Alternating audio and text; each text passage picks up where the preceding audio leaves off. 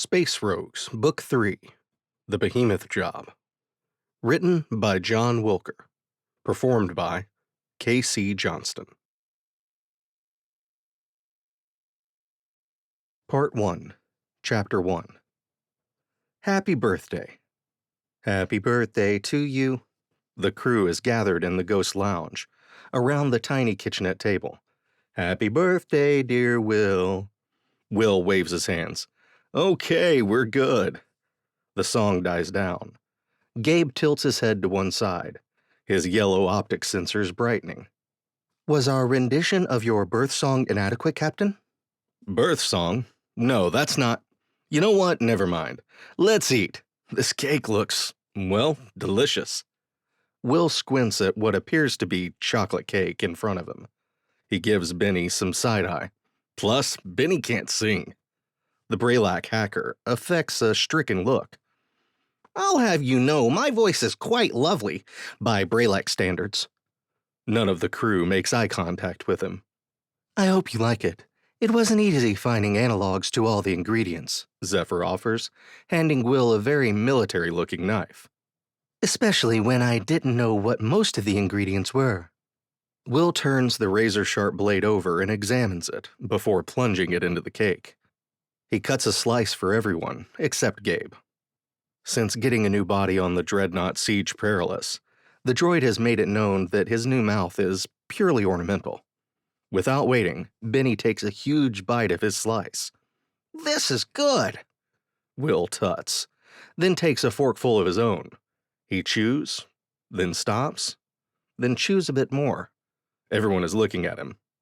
Will, do humans turn red at will? Zephyr asks, concern on her face, the blue-tinted skin on her face darkening slightly. Will snatches his bottle of water, gulping down half of it. In between coughs, he asks, What? He takes another drink, then manages, What is that? He points frantically at the cake. Cake, Maxim offers, looking from Will to Zephyr, his bright green eyes sparkling as he stares at the dessert. I take it one of the analogs I used for an ingredient was incorrect, Zephyr asks, taking a bite of her own slice of cake. She makes a satisfactory-sounding noise. Will coughs again, pushing his plate toward the center of the table where Bennie snatches it, placing it on top of his empty plate. Will looks at him incredulously. How can you eat that? Bennie wipes his mouth on the back of his hand. Because it's delicious? Will looks at Zephyr. Sorry, Z, no offense, but a bit off the mark. I appreciate the effort, though. She nods, lifting another forkful of cake to her mouth. None taken. What precisely was off, if I can ask? Will eyes her fork, then the platter with the remains of the cake on it. Well, first of all, birthday cakes aren't spicy. Nor are they... He pauses, trying to find the right words. Was there meat in it? Zephyr nods. I see. I wasn't sure what vanilla was. She used air quotes. So I used ploth. Ploth? Will says, both a question and a statement. That would explain it. Isn't ploth a fat extract type thing? I didn't even know we had any of it on board. I picked it up in a market on Trow, and yeah, it's a rendered animal fat. Zephyr looks at Will, then Maxim, who is happily taking a second slice of the cake. The big man just shrugs. And the spice? Will presses. Zephyr taps a finger to her chin, thinking. Oh, I used Grombo eggs. At Will's blank stare, she continues. They're known to be spicy to some species. Will shudders again. Yup, definitely going to have to put together a translation matrix if you all are going to try making any more Earth dishes. But let's move on. He rubs his hand together. Present time.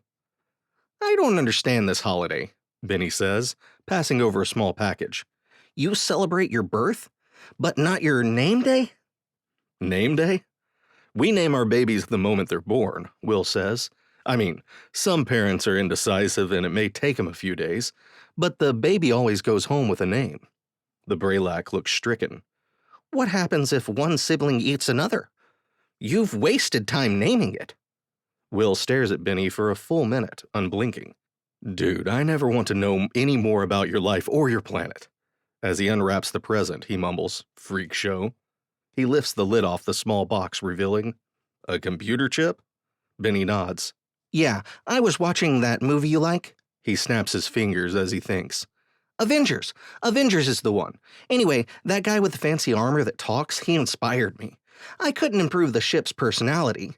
Everyone nods in agreement. But I checked out the specs on your armor. This will give you a basic AI. Oh, and that fifth Avengers movie was really dark. Will nods. Yeah, it wasn't as good as anyone hoped. He turns the chip over in his hand.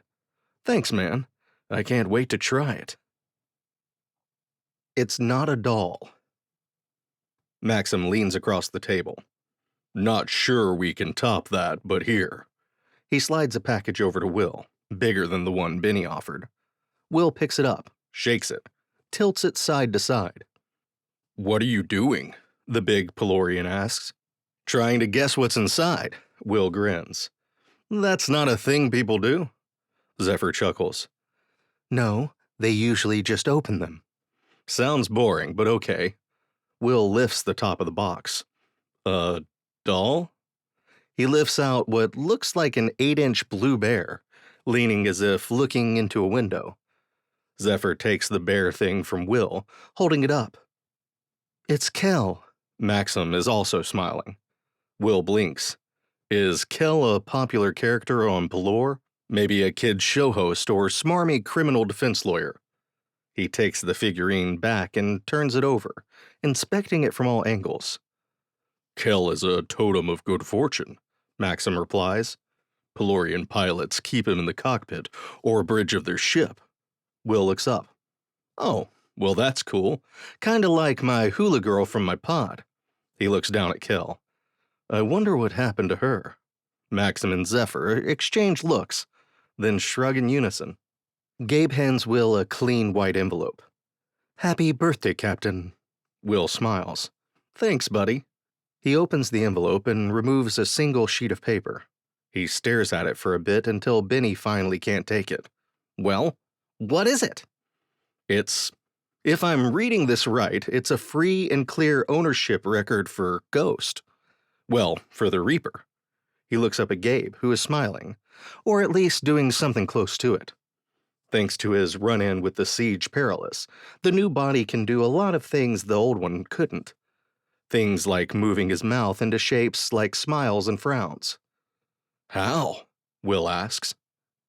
During our recent trip to Zorflaf for the Farsight Corporation, I was able to use my newfound abilities to access the GC Starship's registration database. You had mentioned that Benny changed the registration data for you to enable you to hide. I have cleaned the records, since I assume hiding is no longer needed. Will is beaming. Thanks, buddy, I really appreciate that. I hadn't given it much thought, but this, he holds up the paper. Well, it certainly makes doing legitimate business easier. Because we do so much of that, Benny quips. Just as Will is about to punch Benny in the shoulder, the computer announces, Incoming priority communication for Ben Ari Volvo. Everyone looks first at one another, then all eyes settle on Benny. He shrugs, then looks toward the ceiling. Computer, send communication to my pad.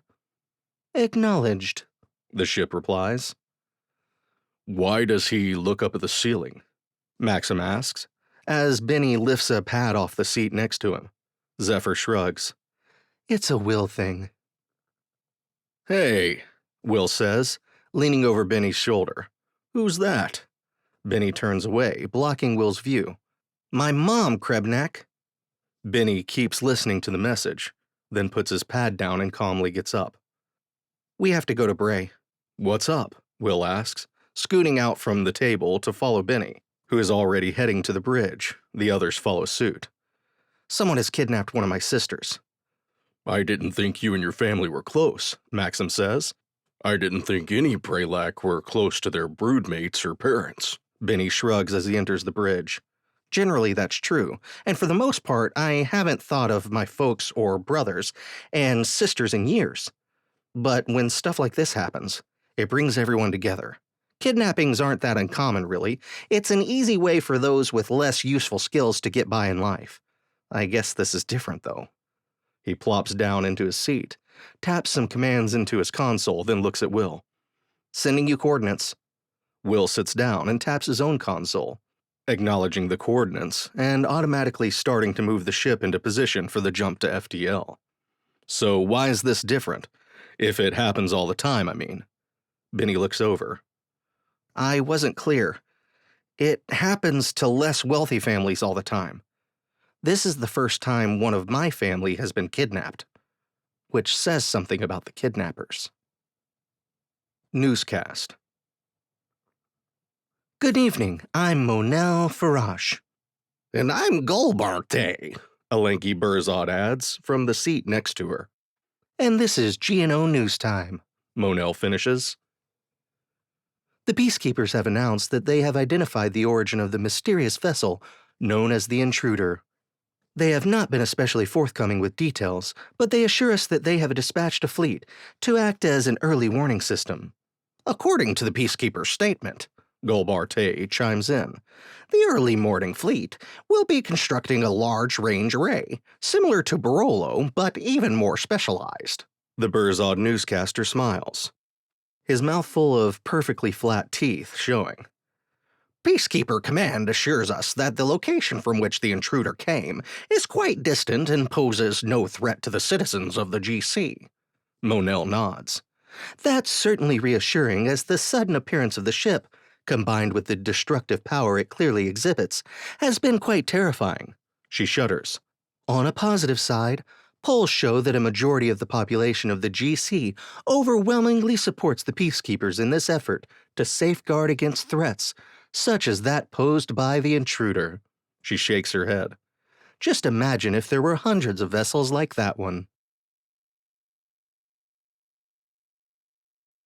Chapter 2. Contraband. Will, long-range sensors just picked up a Peacekeeper corvette, Zephyr announces from her station. Turning to glance up, she adds, looks like it's an interdiction patrol.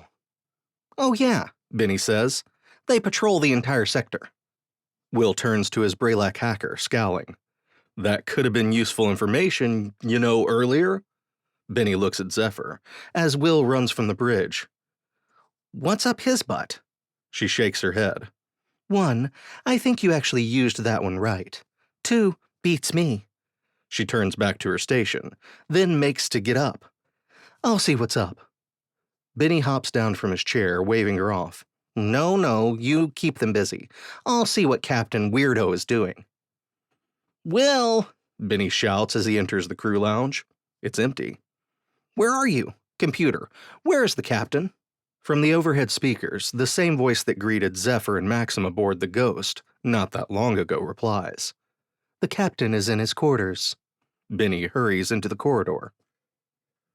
Banging on the door to Will's quarters, he shouts, Hey, what are you doing? The door slides open and Will waves Bennie in. Come help me. Next to the bed are what looks like 24 fist-sized blue crystals. Bennie points. Is that? Trilorium? Yep, lots of it. Will holds up one of the crystals. Bennie walks over to the pile. Sweet boneless zip-zap, he whispers, taking in the dozens of crystals. Where? How? Does that matter? Will interrupts. I mean, yeah, it kinda does. Bennie looks his friend in the eyes. These are blood, he shudders, and worth a fortune. I know what Trilorium is, Will growls. Bennie is still looking at him. Then you know they're incredibly illegal, right? In answer, Will only points to a medium-sized cargo container, which is already a quarter full of crystals. Bennie kneels, taking the crystal Will is holding out and placing it inside. Each time he turns to take a crystal from Will, the captain makes awkward eye contact. Look, I'm not trying to sell them or anything like that, Will says at last. I've had these for years. Once I knew what they were, I took them from Xarrix and just tossed them in this hiding place. He hands Bennie another crystal.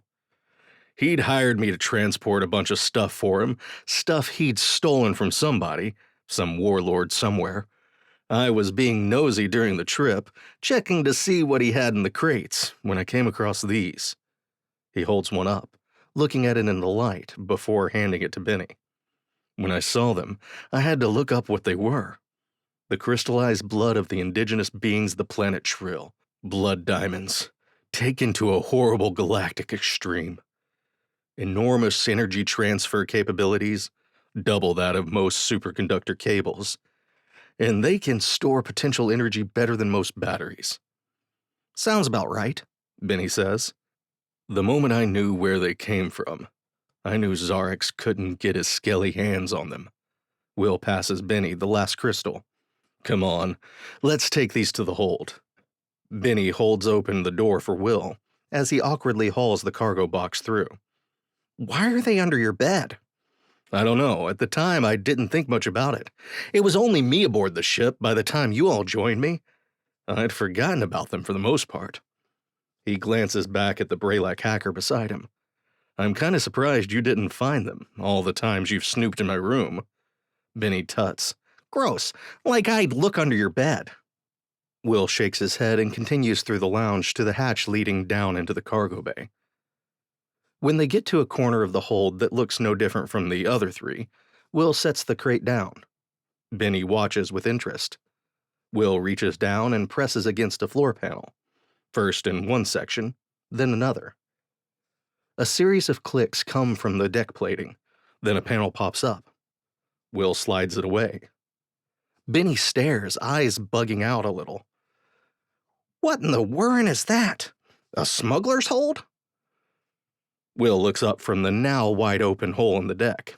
What, this? This hole in the floor you didn't know existed? What makes you think it's a smuggler's hold?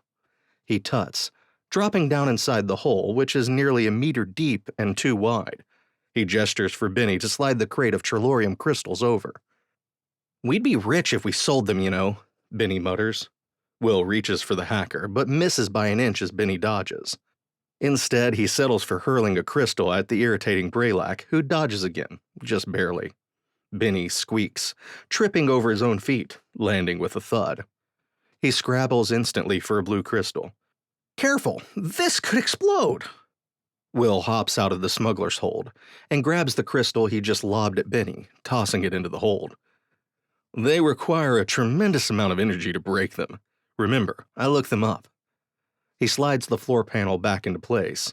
Unseen latches click, securing it in place. Bennie sits up, gesturing to the sealed hold. You know, that could be useful later. No touchy, Will says, pointing to the now impossible-to-see compartment. Seriously, touch it and I'll float you, without a spacesuit. Bennie makes a face. Okay, geez. The small hacker looks at the floor panel wistfully. How'd the Ankarans not find this when they helped you repair the ghost on Harith Prime? Or your under-the-bed hiding place, for that matter? Will shrugs. Luck, I think, for the most part. With Ankarans, it's hard to tell. They may well have found them and just not cared. True, they're weird. Just a routine stop. As Will and Bennie enter the bridge, Maxim looks up from his station. What were you two doing? Bennie opens his mouth and is shoved into his own station by Will. Nothing, Will says. Don't worry about it. What are the space cops doing? Maxim looks at Zephyr, who shrugs. He turns back to Will. They're pulling alongside us now, actually. Will grunts, falling into his seat. Great. Zephyr is tapping her console. We should establish a protocol for letting everyone know which transponder we are flying under. I took the call from the Peacekeepers, and it caught me by surprise when they called us Event Horizon. She puts air quotes around the name. Will shudders. Still gives me nightmares. I'd forgotten that was the ident I picked for the Ghost. The Ghost is equipped with a very illegal mod to its transponder, allowing the crew to change the name and registration data of the ship on the fly. So, how's this whole getting pulled over thing work? Zephyr stares at him a moment. Surely you've been boarded before. Don't call me Shirley. And no, actually I haven't. Will snorts at the joke only he gets. Zephyr quirks an eyebrow. How is that possible? Peacekeeper patrols are in most major star systems. They're as ubiquitous as, well, she thinks about it, Grum and Drinhole bars. And how many major star systems have we visited since you all came aboard? Will asks, his own eyebrows raising. Zephyr pauses, thinking. Her face scrunches a little. Well, Drin, I hadn't thought about it. We really do lurk in crappy parts of the GC. Will nods. Yeah, I tend to shy away from places where, no offense, your people and their warships congregate.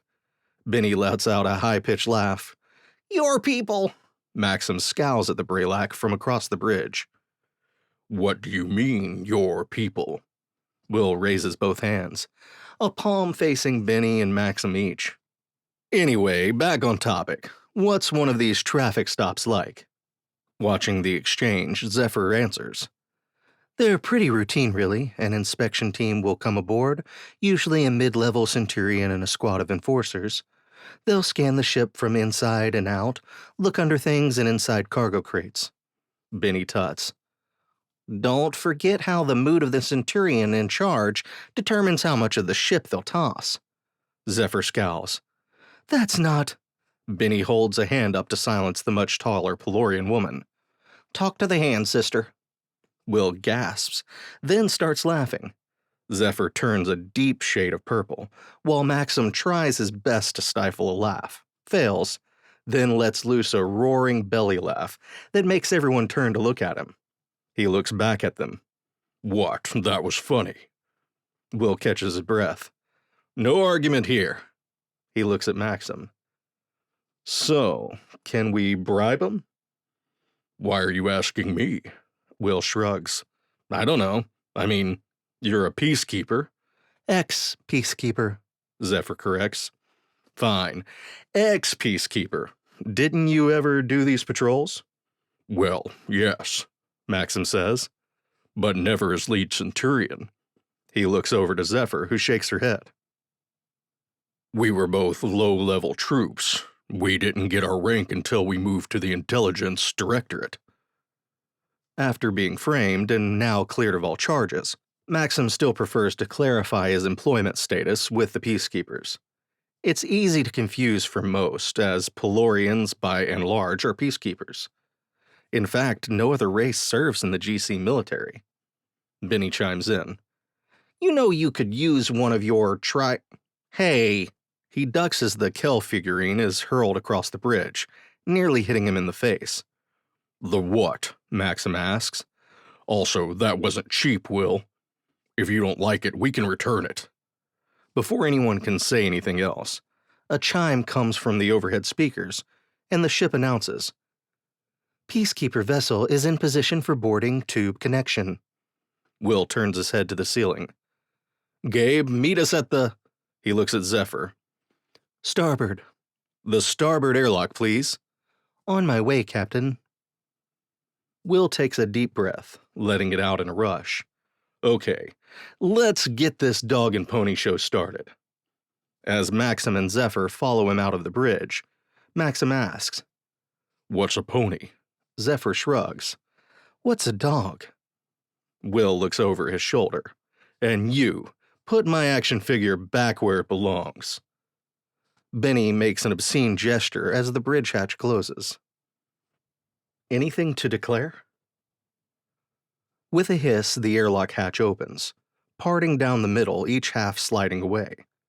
On the other side stand 7 Peacekeepers, tactical armor and all. The one in the front has several markings that stands out from the others. Guess that one is in charge, Will thinks. He bows, spreading his arms out in front of him. Welcome aboard the Event Horizon. Zephyr leans over and whispers, What are you doing? Will straightens, looking at her out the corner of his eye. Nothing. What?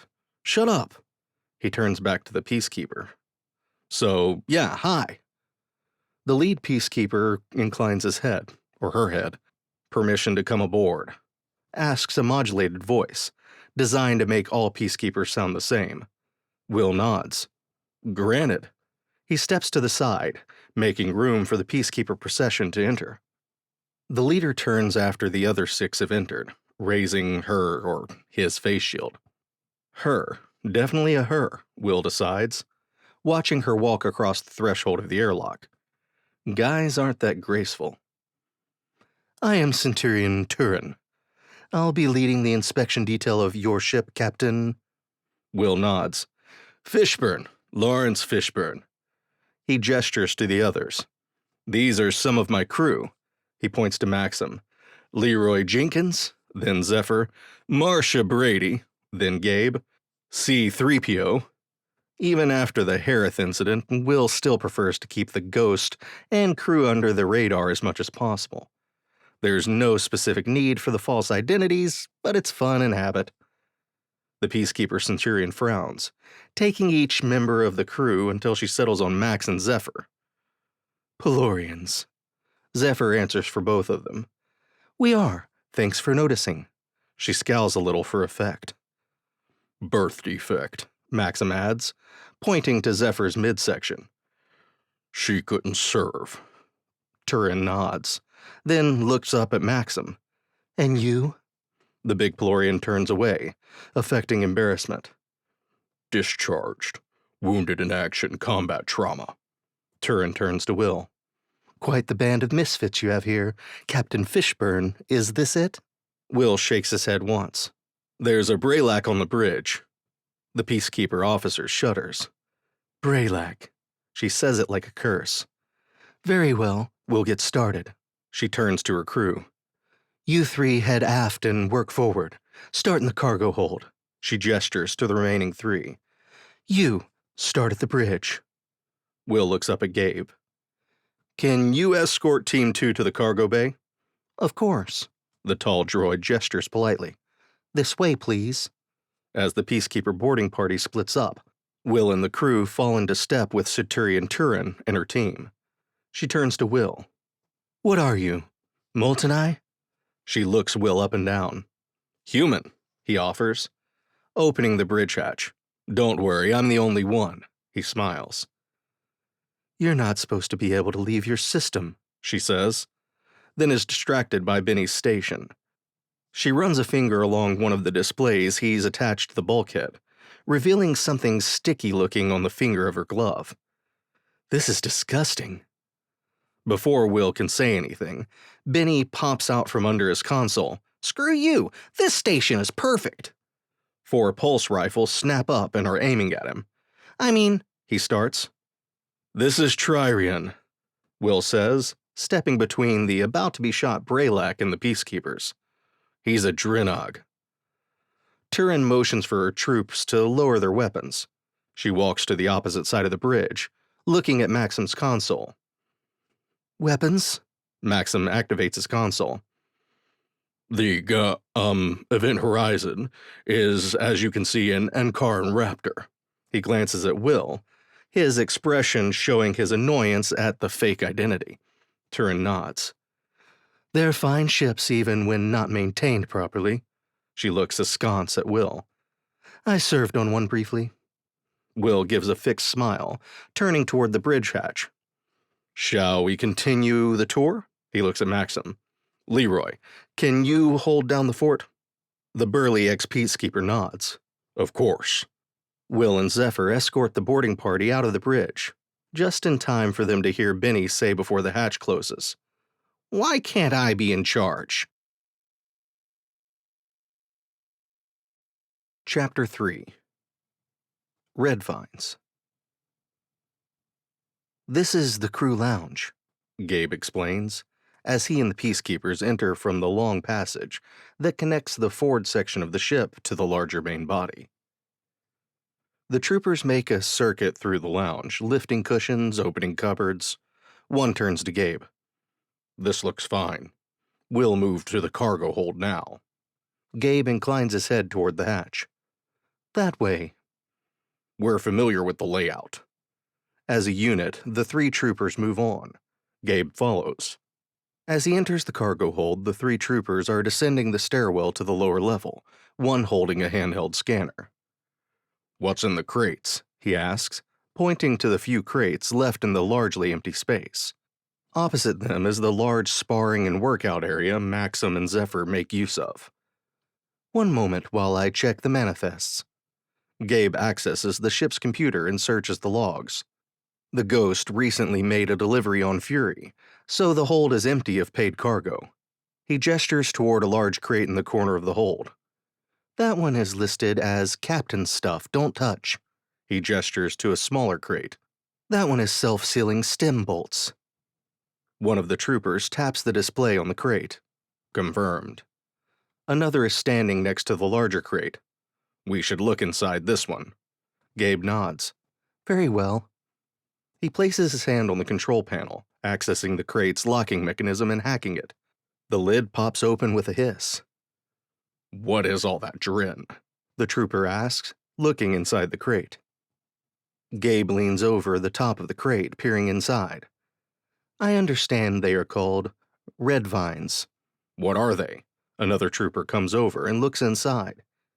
He lifts a round container up, turning it over. It is full of 6-inch-long red tubes. They are a snack food, Gabe replies. Good? One of the Peacekeepers asks. The captain thinks so. Gabe reaches over and plucks the container from the trooper's hand, placing it back in the crate. I believe the contents of this crate are all items from the captain's homeworld. He reaches over to replace the lid. The third trooper, who has until now remained silent, is in the opposite corner of the hold. I'm getting a weird reading over here. Gabe and the other two Peacekeepers join him. So, what's over here? One asks. Gabe shrugs and looks around. This movement is entirely for show. His sensors have already swept the entire cargo hold. I do not see anything. He looks at the floor. I have access to the ship's computer. There is nothing here. He turns back to the first trooper. What is it you detect? The trooper turns his scanner around so that Gabe and his colleagues can see the screen. Not real sure. The readers are weird. I can ask the captain if you'd like. However, according to the ship's internal sensors, what you are likely detecting are several power conduits that power the subflight engines. One appears to have a phase imbalance. Gabe gestures to the deck plating to his left. It runs through here. One of the troopers looks at their own scanner, then to Gabe. That's probably it. Let's move on to engineering. Gabe tilts his head. Please follow me. I think you will find the engineering space impressive. You're a Peacekeeper engineering bot, so I'd expect nothing less, the third trooper says. Gabe grimaces, but says nothing, closing the hatch to the cargo hold behind him. Better homes and living quarters. This is your room? Centurion Turin asks as her team enters Will's quarters. Pushing past them, Will kicks a grum bottle quickly under the bed. What do you mean? He glances around, then rushes over to push a magazine under a datapad. It's a glabstai, Turin mutters, as she walks over to the closet to poke at a shirt. Will looks at Zephyr. What's a glab? Trying to stifle a laugh, Zephyr replies, You know, 6 legs, foul-smelling, 3 tails. Will snaps his fingers. That's what those things are called, I'll be. Remembering a job he did for Xarrix some time ago, transporting the annoying and disgusting creatures. Turning to Turin, he adds, Offense taken. Those things are disgusting. I had a hold full of them once. So gross. Turin says nothing, instead focusing on the small closet in the corner. One Peacekeeper lifts Will's mattress. Nothing. Zephyr leans in to Will and whispers, Is there anything? Anywhere we should know about? You know, before they find it. Will shrugs. No, why do you ask? Zephyr shrugs. Because you're you. Will raises his voice. You guys done in here? It's not that big of a space. Turin looks around one last time, then motions for her troopers to follow her out of the room. Marcia and Leroy's room is across the hall, Will says. I'll show you the way. Maxim and Bennie are watching the 2 inspection teams on the main display. Maxim looks over at Bennie. You know, I don't remember these being so invasive. On the screen, Will, Zephyr, and their group of Peacekeepers are in the room he shares with Zephyr, looking through their closet. Bennie tuts. I've seen Peacekeepers rip panels off the walls if they think it's worth their time. Really? Maxim asks. Sure, you and Zephyr were on some of these inspections, right? You didn't do this kind of stuff? Bennie looks doubtful. No, the ship they assigned me to was in the Gypsal system. We'd board a freighter, look around for anything out of place, and then leave. It usually took longer to board the ships than it did to search them. Ah, well, Bennie says.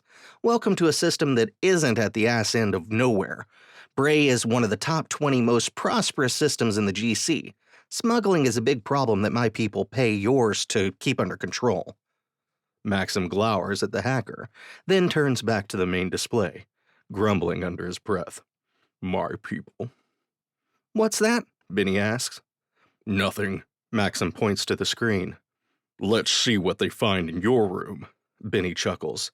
As if I'd hide my contraband in my quarters. What?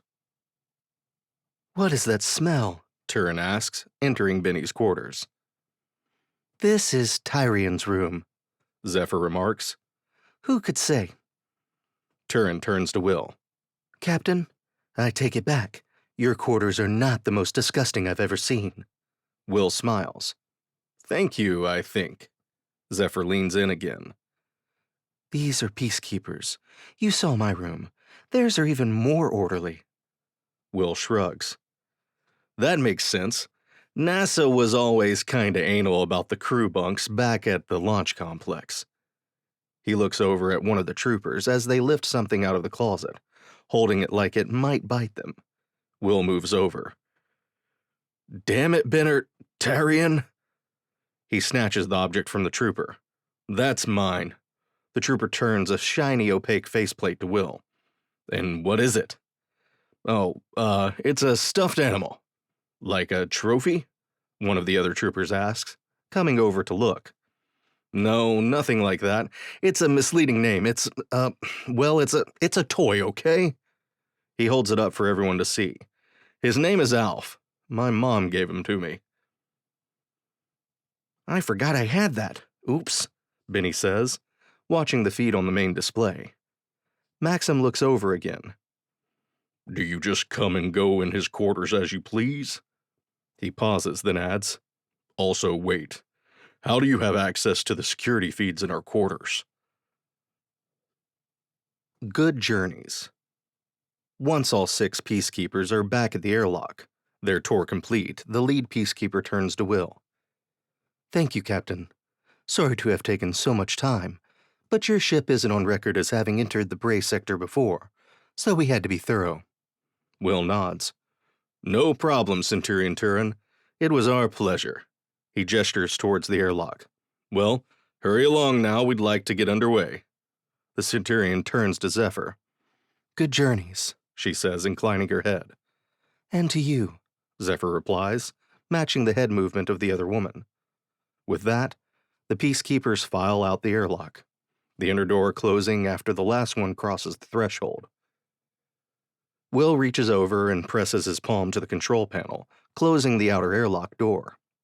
Leaning against the corridor next to the now closing airlock, he exhales loudly.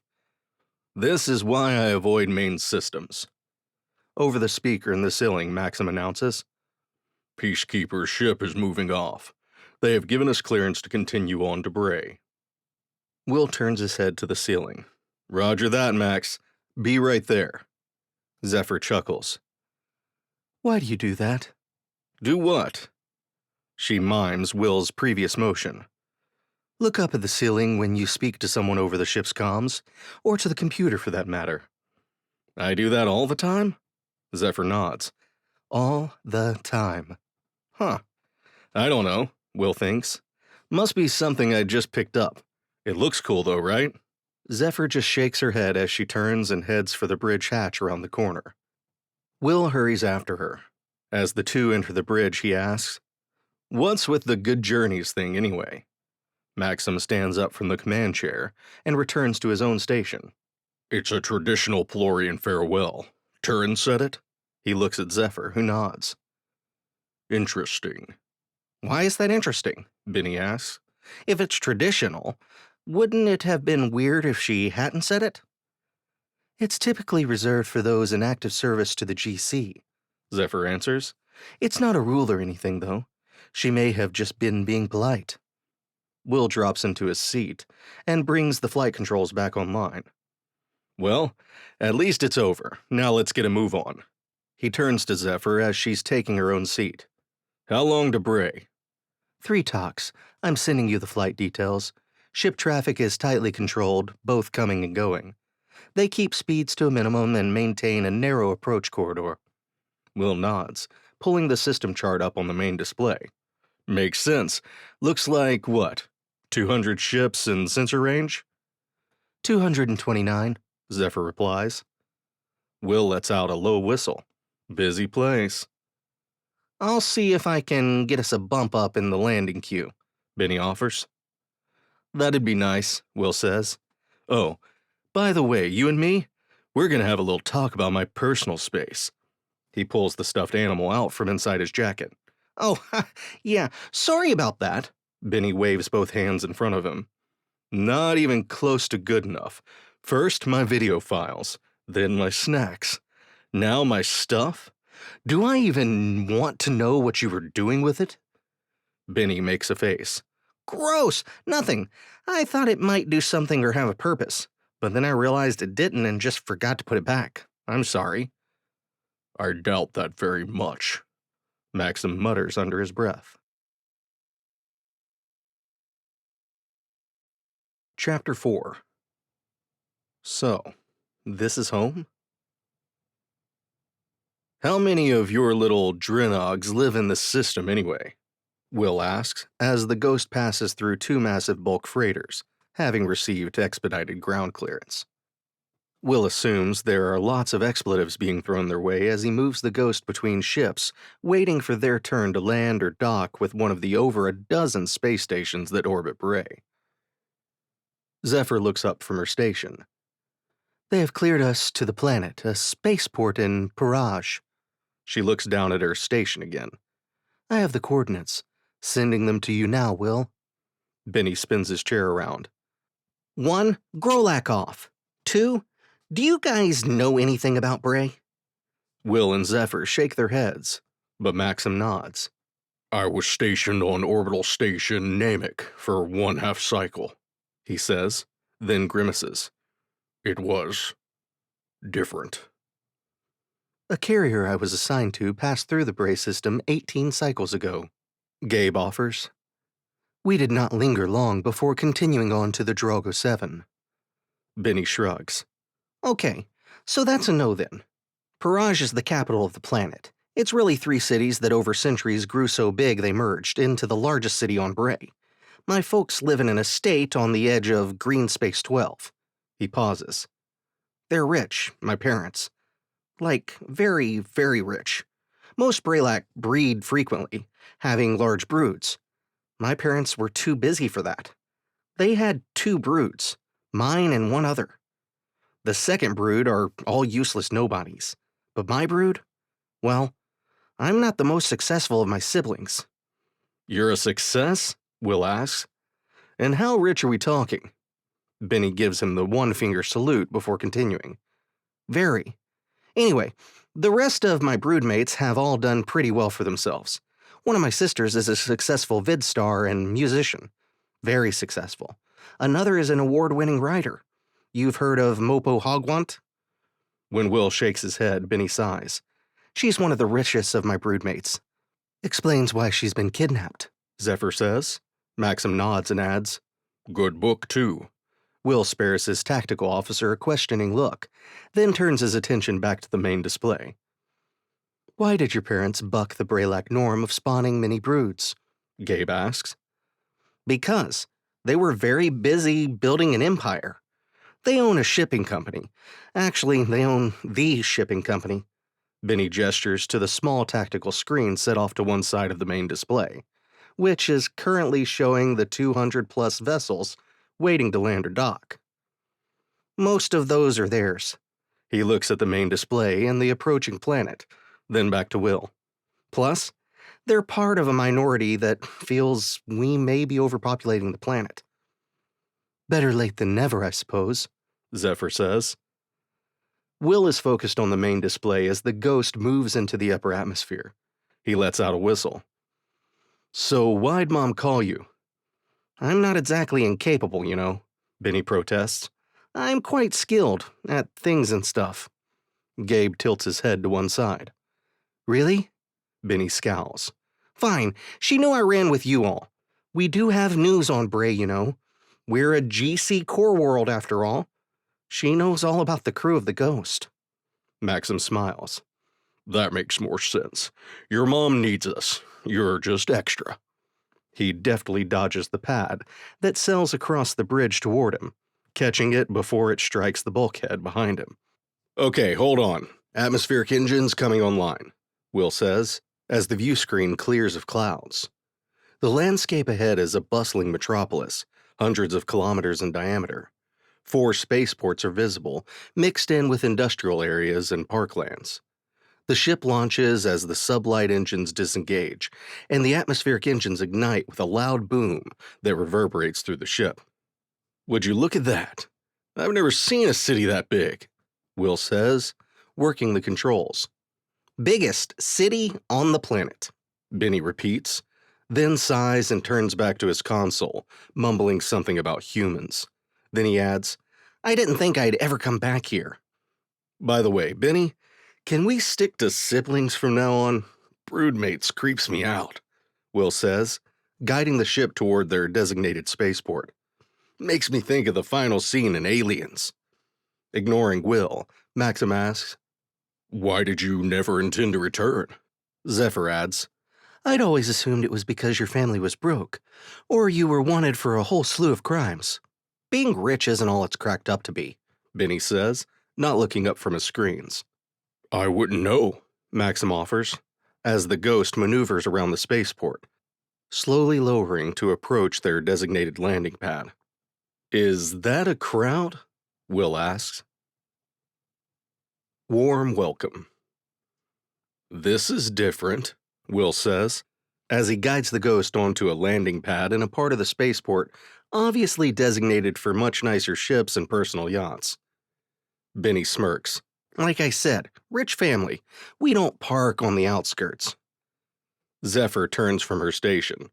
We're cleared through customs and got a kind of oddly warm welcome message. You might be worth more than I thought, Bennie. Hilarious. Come on, let's go get the party over with. Will looks over to the small greenish hacker. Party? Just wait, Bennie says, as he leaves the bridge. Zephyr turns back to her station, then frowns and looks at Maxim. The spaceport controller just asked if anyone aboard has any allergies they should be aware of. Weird, Maxim says. Will jumps out of his seat, quickly securing his station. Well, come on. Free food is free food. As Will leaves the bridge, Maxim looks at Zephyr. He's clearly never eaten Bray-like food before. This should be interesting. He chuckles and offers his hand. She takes it, and they head out of the bridge. As the cargo ramp lowers, Will exclaims, What in the hell is that smell? He pulls the collar of his brown duster up to cover his nose, to no avail. Bennie looks up at him. What are you talking about? Will looks at Bennie, then the rest of the crew, and again back to Bennie. Really? You don't smell that? Zephyr shakes her head, and Maxim shrugs. Gabe offers, My nose is cosmetic. It does not process olfactory information. Bennie grimaces. No one needs to know that. Will pinches his nose.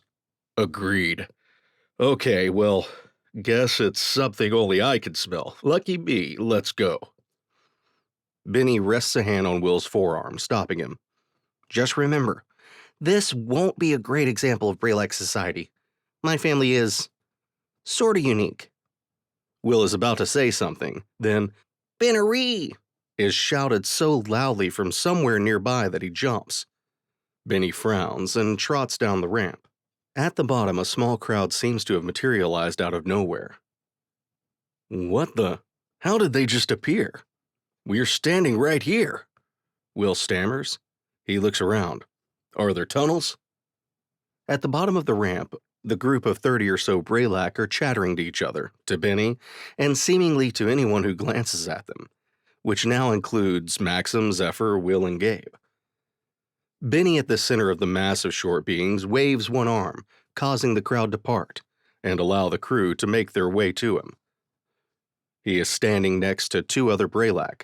The male is in what looks like a business suit to Will, the kind a toddler wears to church. The female, Benny's mom presumably, is in a voluminous muumuu. Benny disentangles himself from the two just long enough to make some introductions.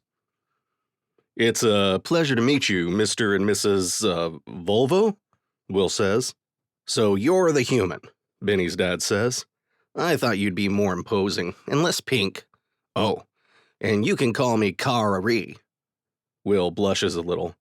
"Well, I mean, there isn't a lot of natural light on the ghost. It's hard to keep a tan." "Oh, look at it.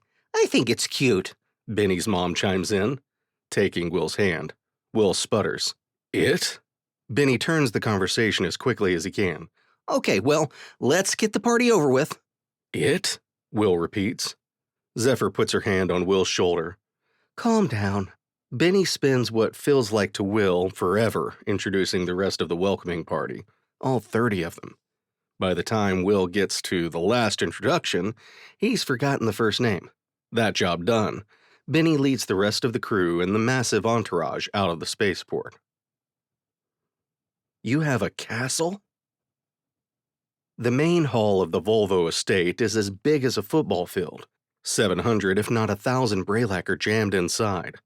At the center of it all, a table 20 feet long is occupied by the crew of the Ghost and Benny's immediate family. "Man, I feel like we need to have a long chat later." Will is looking around the room. "You have literally watched my movies and read my books, and who knows what else in my private data store, not to mention whatever you put Alf through, and none of us knew your folks had a freaking castle?"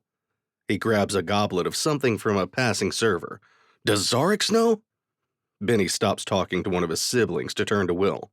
"Well, family castles don't come up all that often. Plus, you've worked with Xarrix. Has he ever shown any interest in your personal life?" "Good point."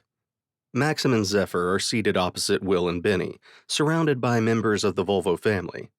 "Benny," Zephyr says, "you said your family is small, but there are hundreds of Braylac in this hall. You're related to them. All of them?" Benny looks around. "Well, sure. I mean, not directly. They're not all broodmoth siblings. Remember, my folks only had 2 broods. Most of these folks," he waves his hand expansively, "they're aunts, uncles, and cousins. That one," he says, pointing to a Braylac not much older than himself, "that's my older brother, Whipparee. He's in finance, one of the smaller banks here on Bray." He points to a Braylac woman 2 tables away. "That's my younger sister, Val Lou." He pauses, then shouts, "Hey, Val, what do you do again?" "Bennie, you Krebnak, I manage our fleet." The woman turns back to the other relation she was speaking with, continuing her conversation. "Oh yeah, that's right. Mom and Dad promoted her last cycle. It was in the newsletter. And that's my cousin Mal Duree. He must be visiting. He actually works on Pelor at one of the larger banks." From the head of the table, Kara-Ree clears his throat. The room falls silent, as every single Braylac at every single table turns to him. Will looks down at them, disoriented. "Are we on a platform? When did that happen? How high are we?" "House Volvo welcomes home one of its own. Bennie, we welcome you." The old Braylac raises a glass in a gnarled little hand. "Welcome home, son." Benny smiles. "Thanks, Dad. It's good to be back." Will nudges him.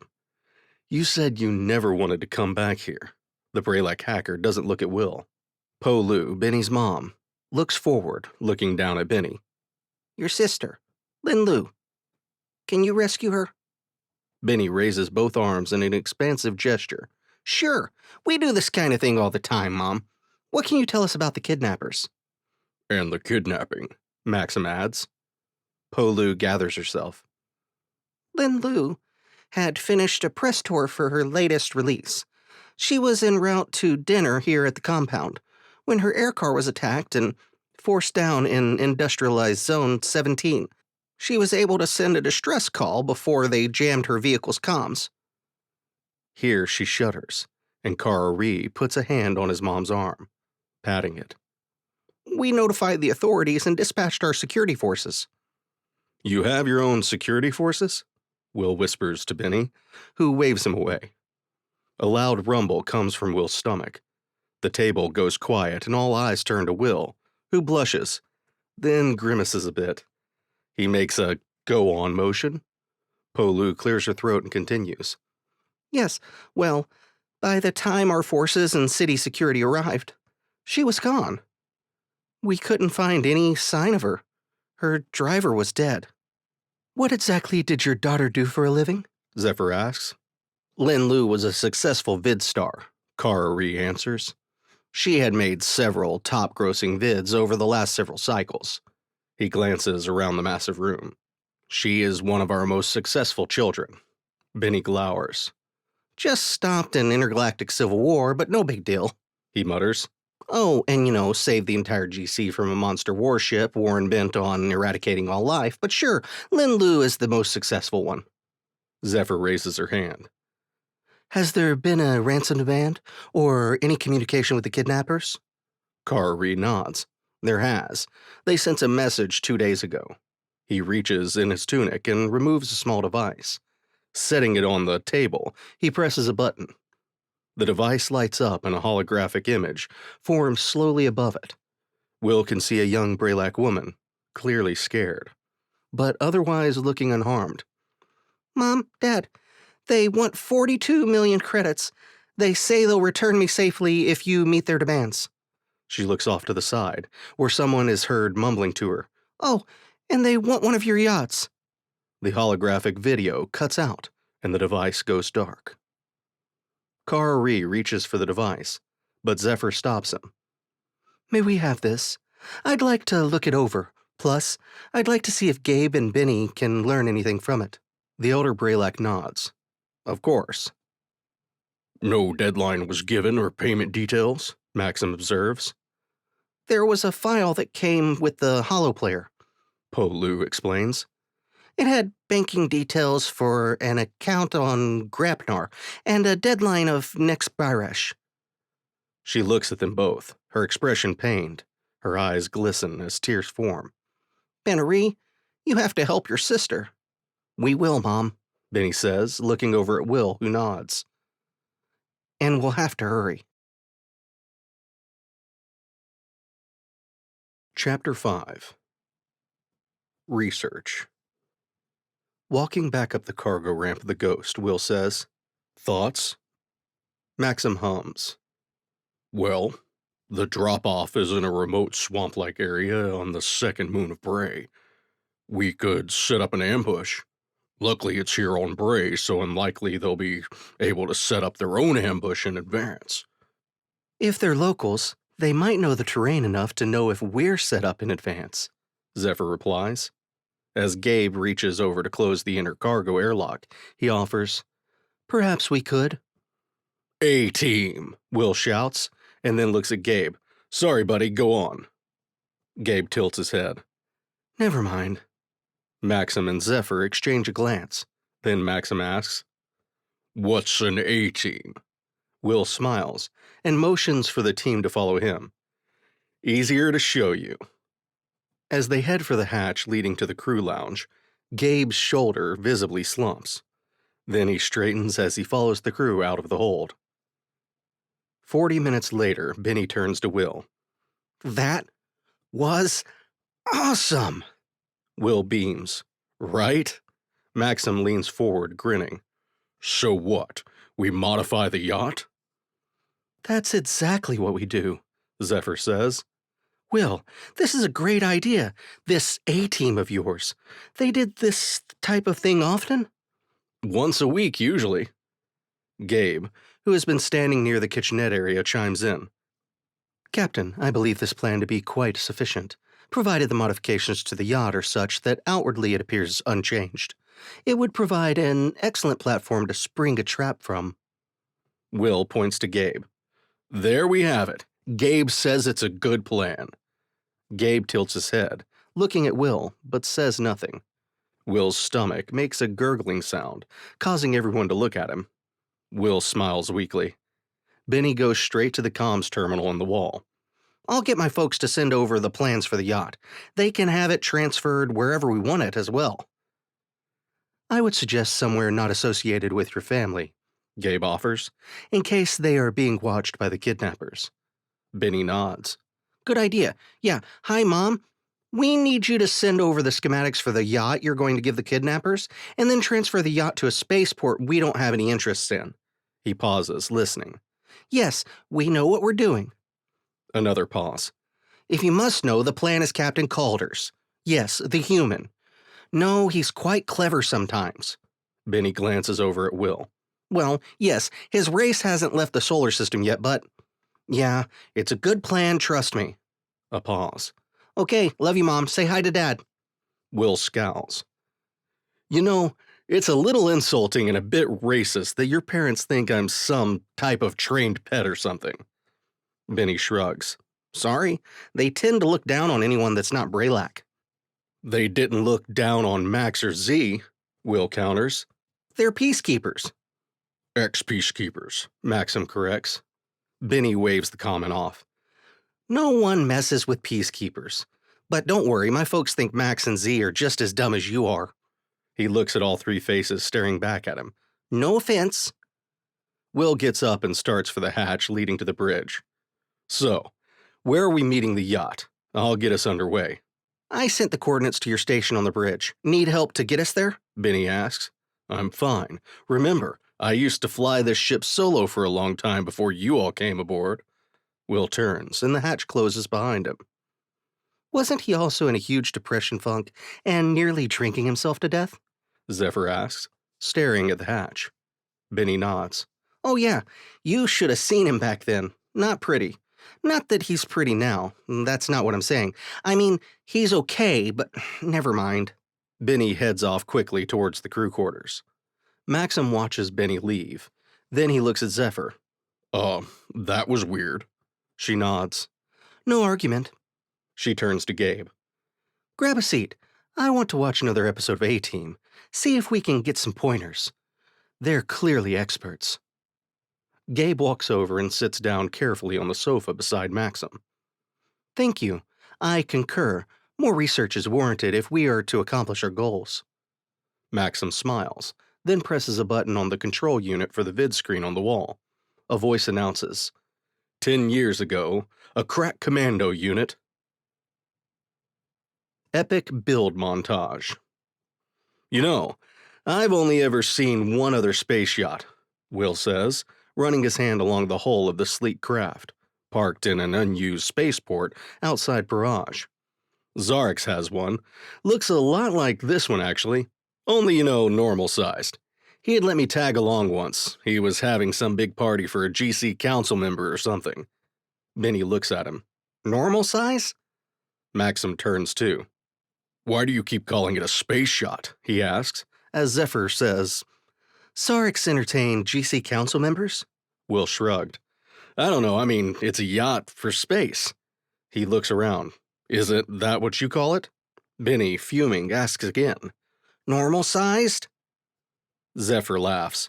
No, we call them yachts. The same as we don't call starships spaceships. But they're in space, Will offers. Your world has yachts, right? Do you call them sea yachts? Will blushes. Well, no. They're just yachts. And ships. They're just ships, not sea ships. Your pod thing wasn't a space pod, just a pod. Bennie raises his hand and turns to walk away, mumbling something. Well, same thing, Zephyr explains. Drop the space part. Will turns to follow Bennie down the lower hatch in the yacht hull. You guys could have said something sooner, he grumbles. Maxim and Zephyr exchange a glance as they follow him onto the ship, Gabe in tow. They all duck to get through a hatch that only comes to chest height. As the crew gathers in the main lounge, sitting on chairs much too small for them, Will gestures to several large windows. Okay, first things first. Those windows. Drop down armor plating. Maxim finishes. Will nods. And we'll need to Add reinforcement to the maneuvering thrusters. Zephyr says. Will beams. Guess you all don't need me. How many episodes did you watch anyway?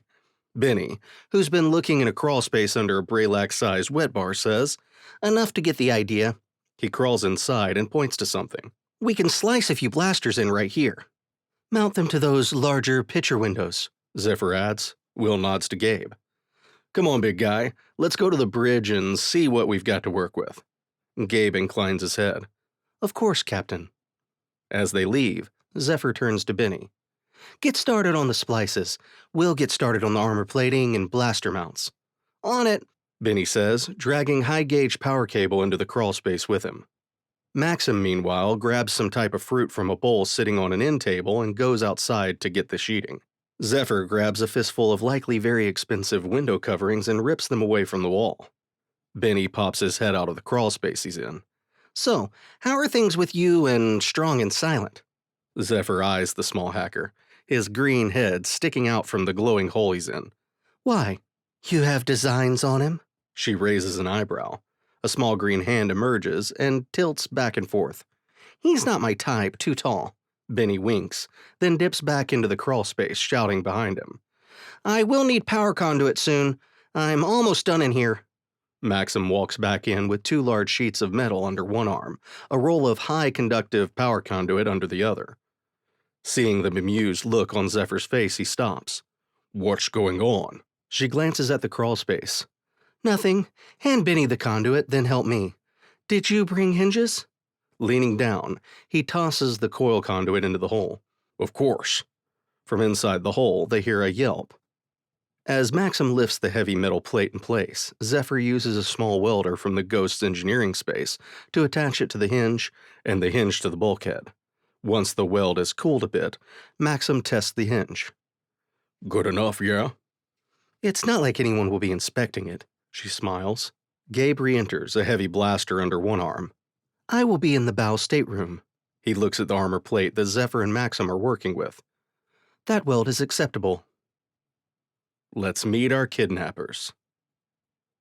When the modifications are complete, the yacht outwardly looks no different. But on the inside, it's closer to the small frigate than personal pleasure craft. Will looks around at the crew of the Ghost, now temporarily the crew of the glorious Gabber. Ready? Zephyr nods. Let's do this. The modifications seem adequate for your plan, Gabe says.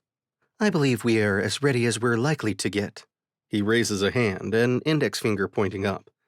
We are also almost out of time. The kidnapper's deadline expires tomorrow.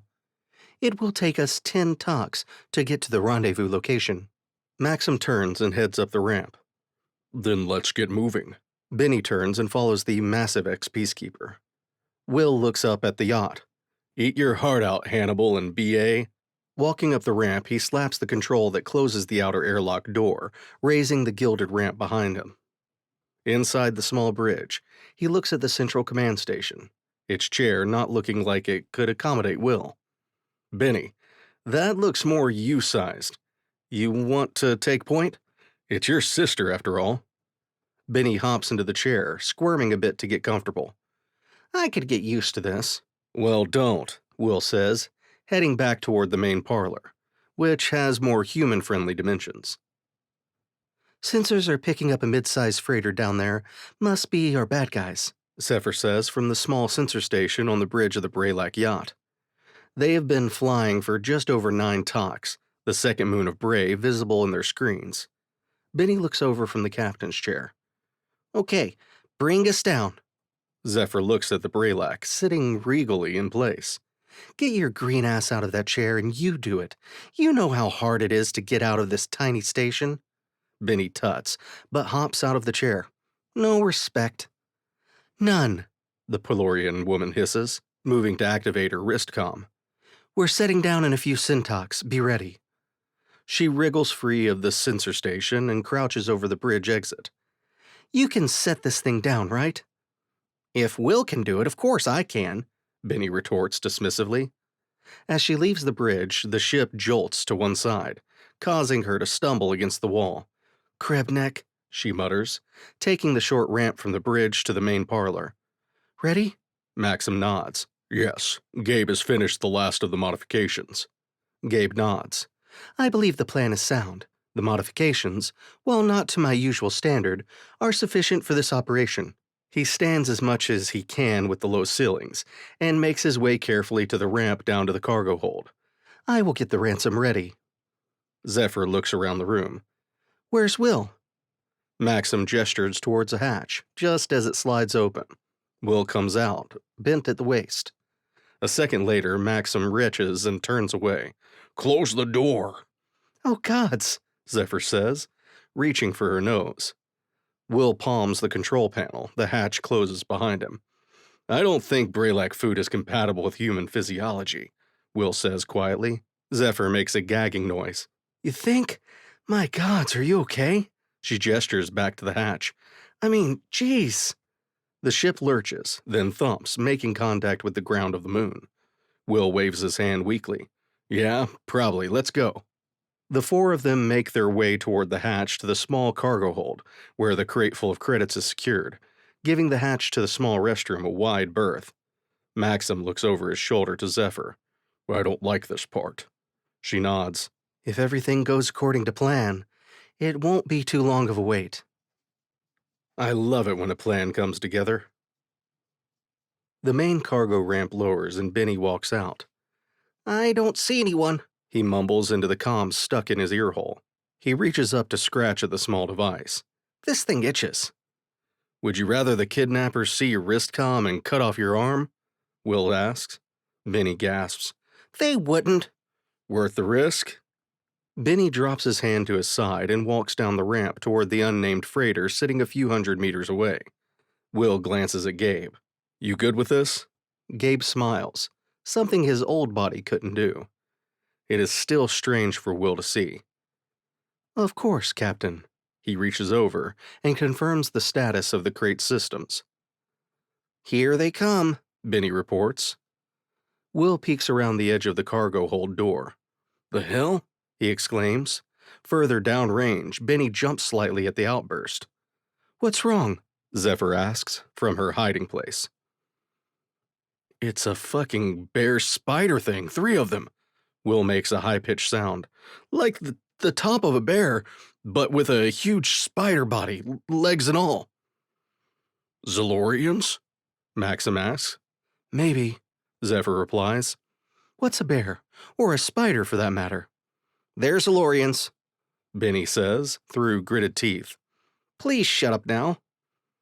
Xarrix are carnivores, Zephyr whispers to Will. They've been rumored to eat sentients from systems near their home star, just beyond the edge of the GC. Eat them? Will hisses. Well, before the Braylac entered the GC, they fought with the Xarrix almost constantly. I've heard Xarrix found them to be quite delicious. The lead Xarrix has stopped in front of Bennie. Its long spider-like limbs lower it so that it's only half a meter over him. You have the money? It looks over Bennie to the yacht beyond. That is a nice ship. Bennie looks up at the snarling, bear-like face. It's on the ship. Where's my sister? She's on our ship. Well? Bennie asks, trying his best not to shake.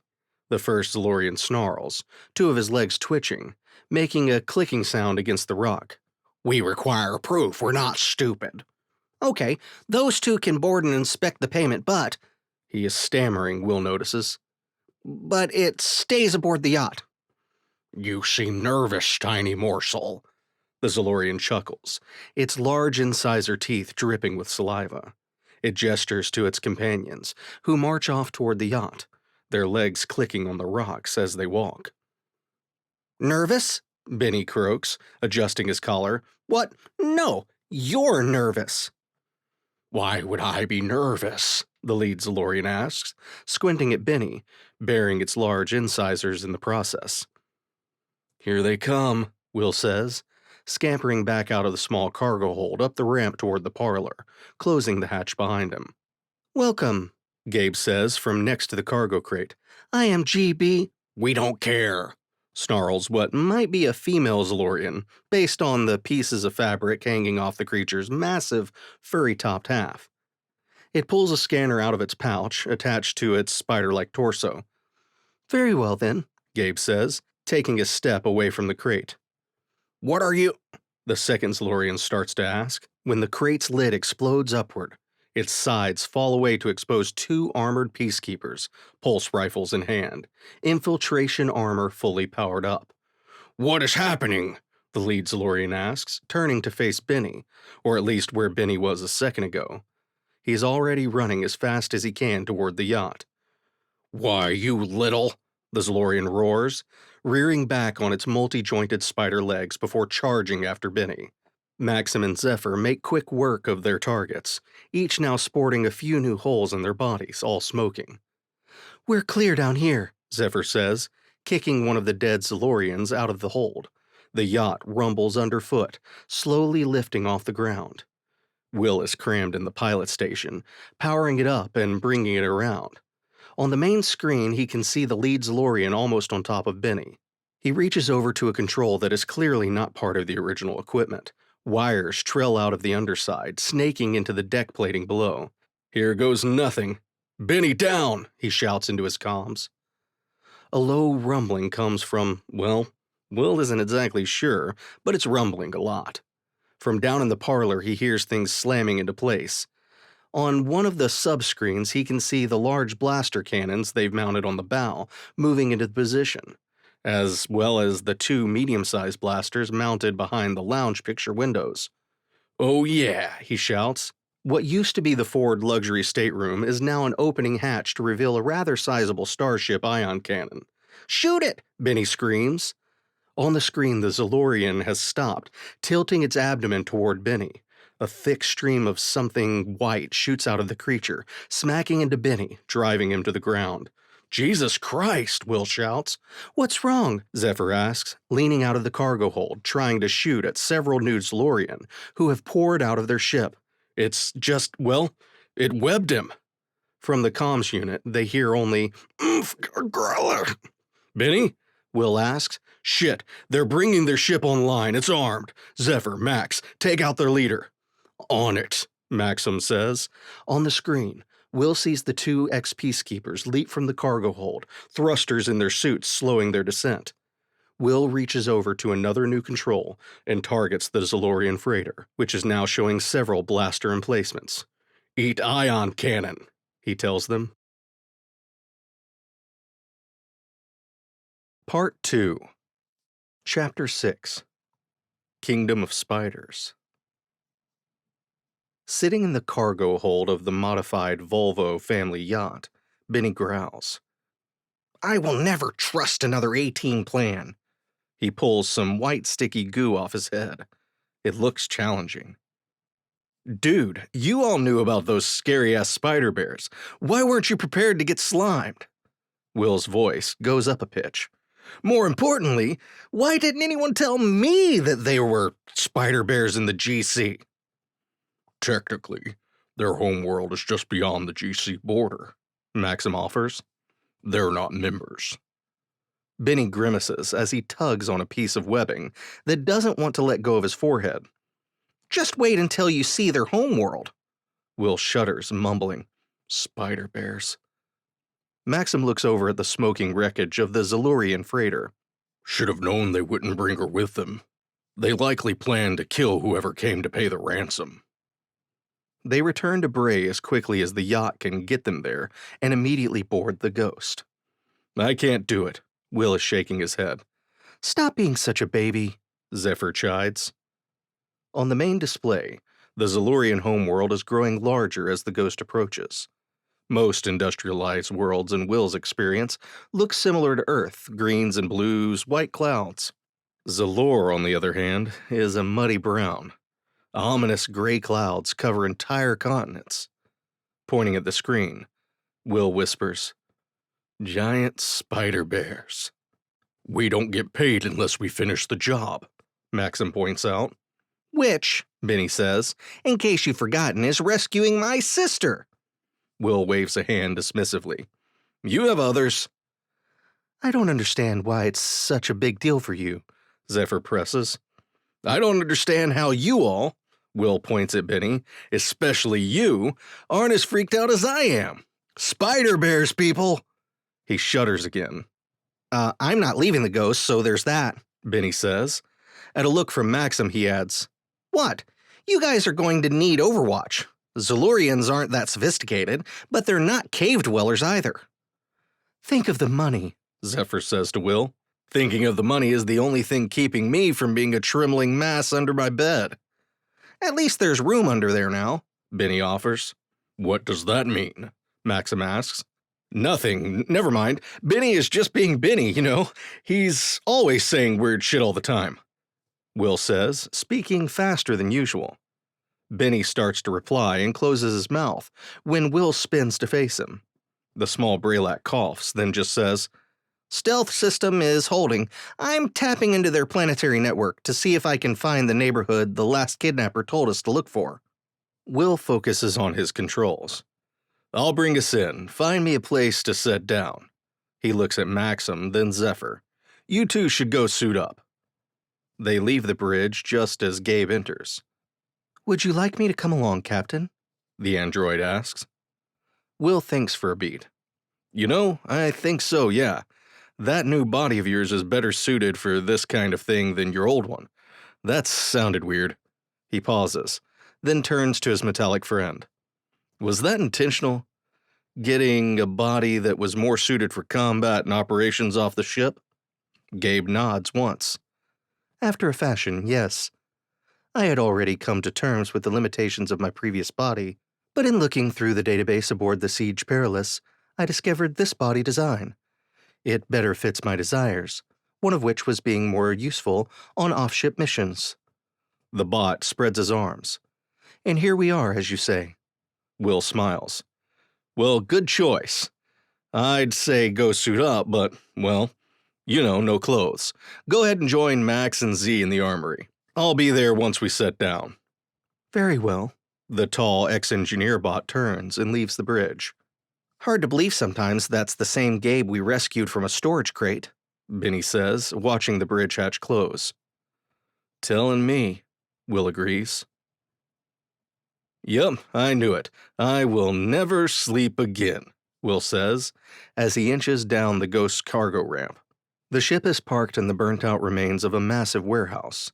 His combat armor is highlighting all sorts of things, tagging them, marking them as targets, and Will isn't sure what else. This is new.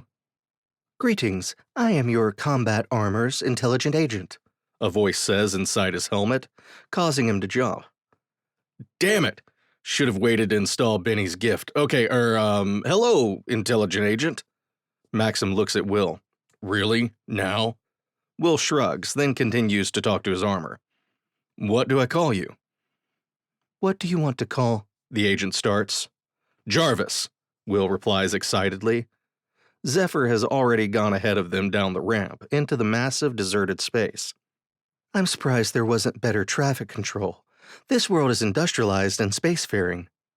She brushes aside a mass of webs that's dangling from a pillar near the ship. Will walks slowly over the outer wall and peeks through a gap in the wall material. Are we sure they didn't just steal the freighters from someone else? This place is gross and does not look industrialized. According to the Galactic Commonwealth records, the Ziller... Jarvis starts. Nope. Jarvis, new directive. Only speak when spoken to, Will says, looking back to Maxim and Zephyr, mouthing the words, sorry.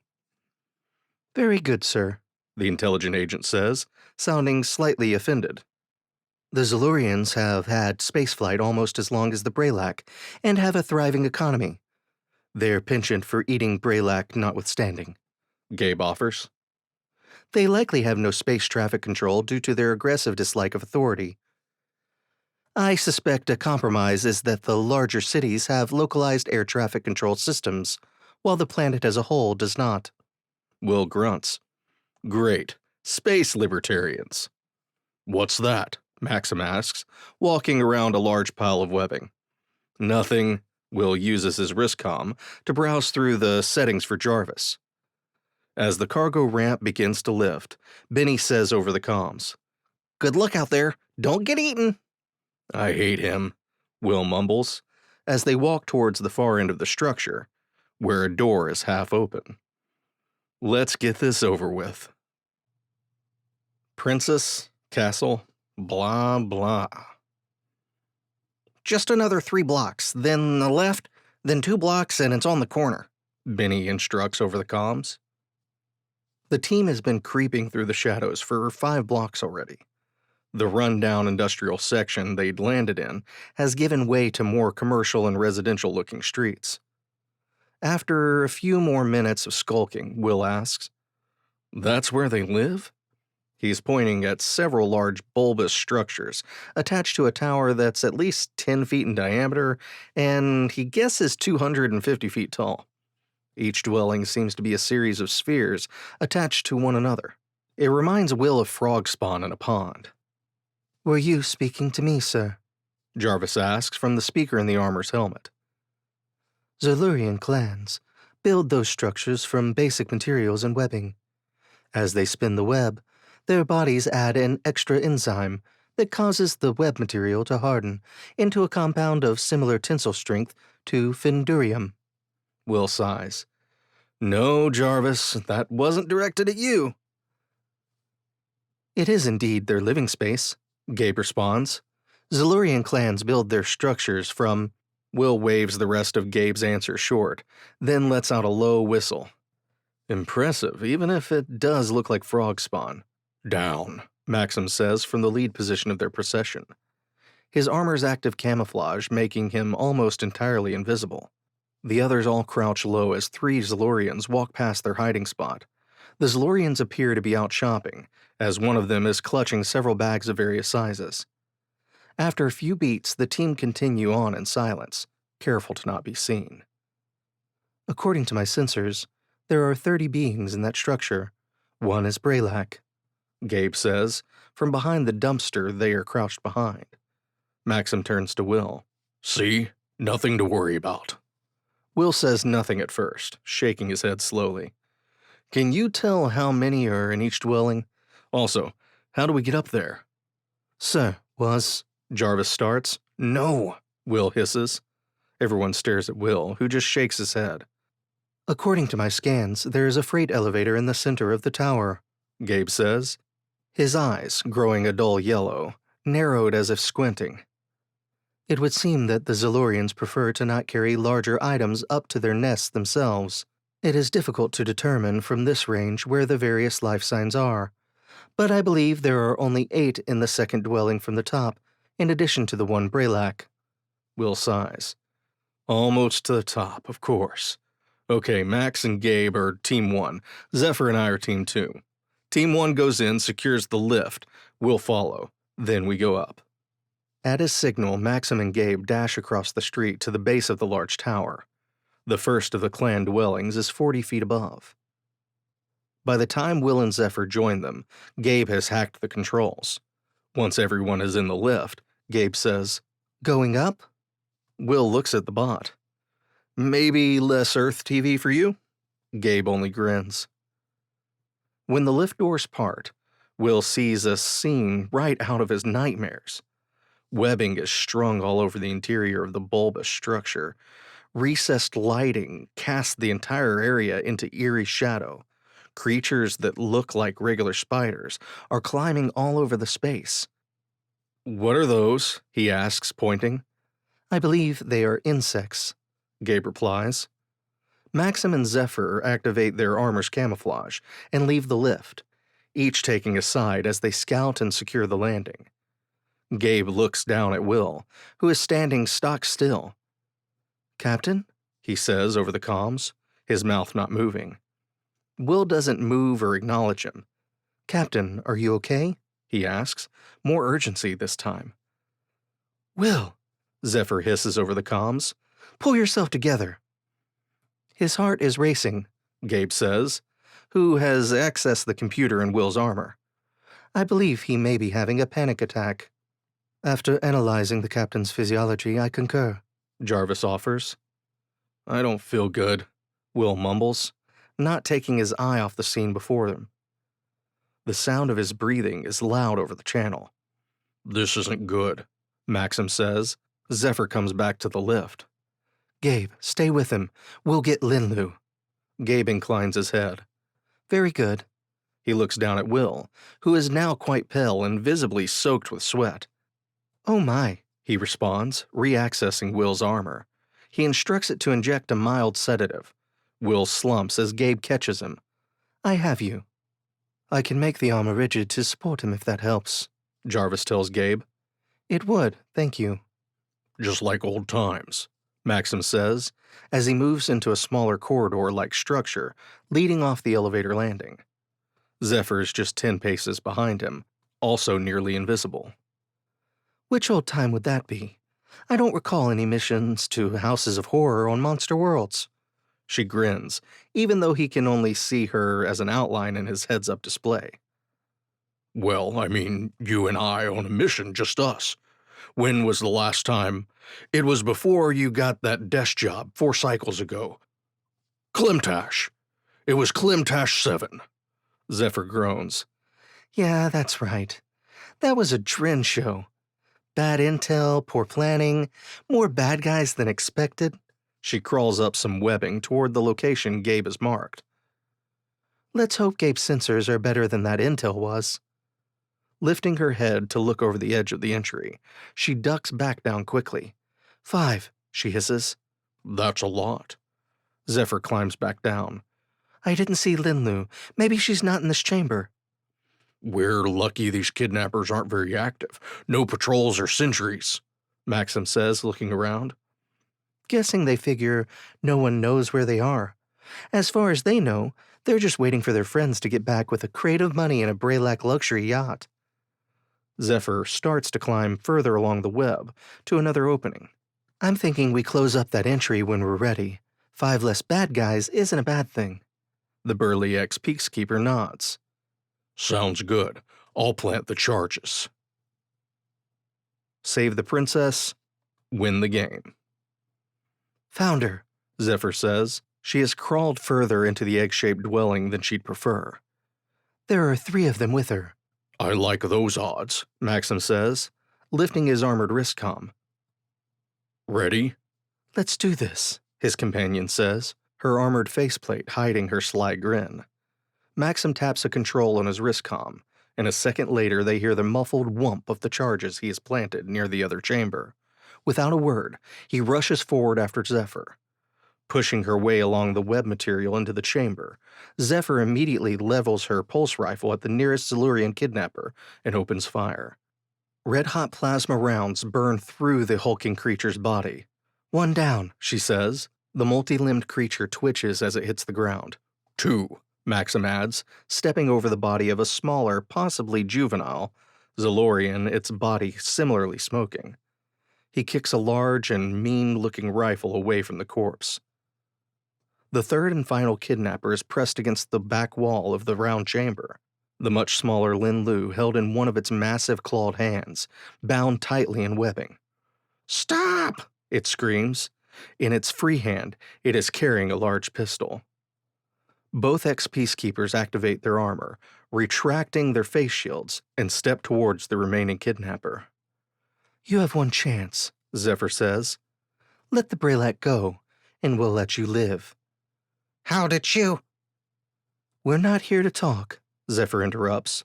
Your friends, the ones who went to the exchange location.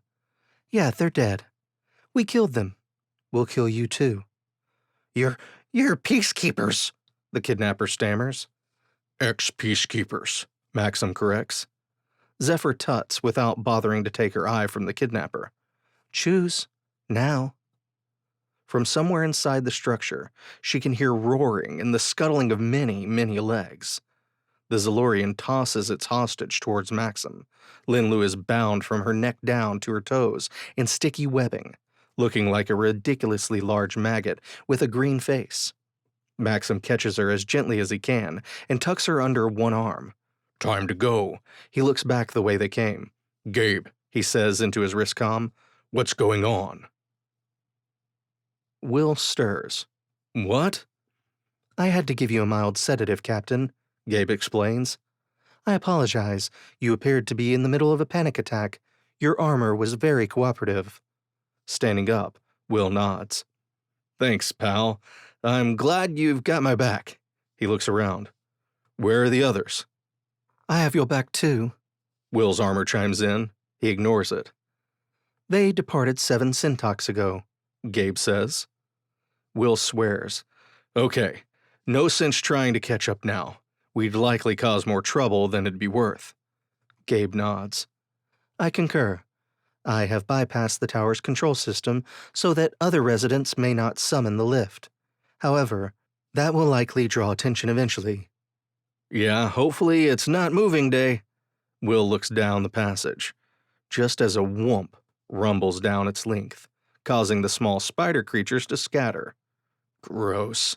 He glances back at Gabe, just as the sound of pulse rifle fire echoes down the passage. Get ready. Gabe's eyes turn red, and each forearm starts to transform.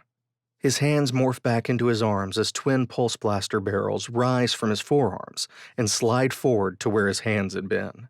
The trapped Zilurians will clear the rubble shortly. Will whistles appreciatively at Gabe's modifications. He nods toward a section of wall. There anything on the other side of that? Besides the outside, no. Will turns to the webbing-turned construction material and fires.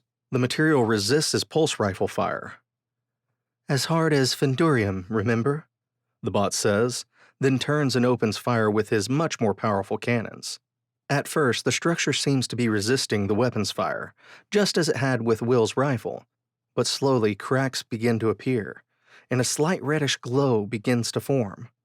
A few blasts later, the material loses all integrity and crumbles, falling to the ground outside with a loud crash. Will leans out the hole. Well, that'll attract attention.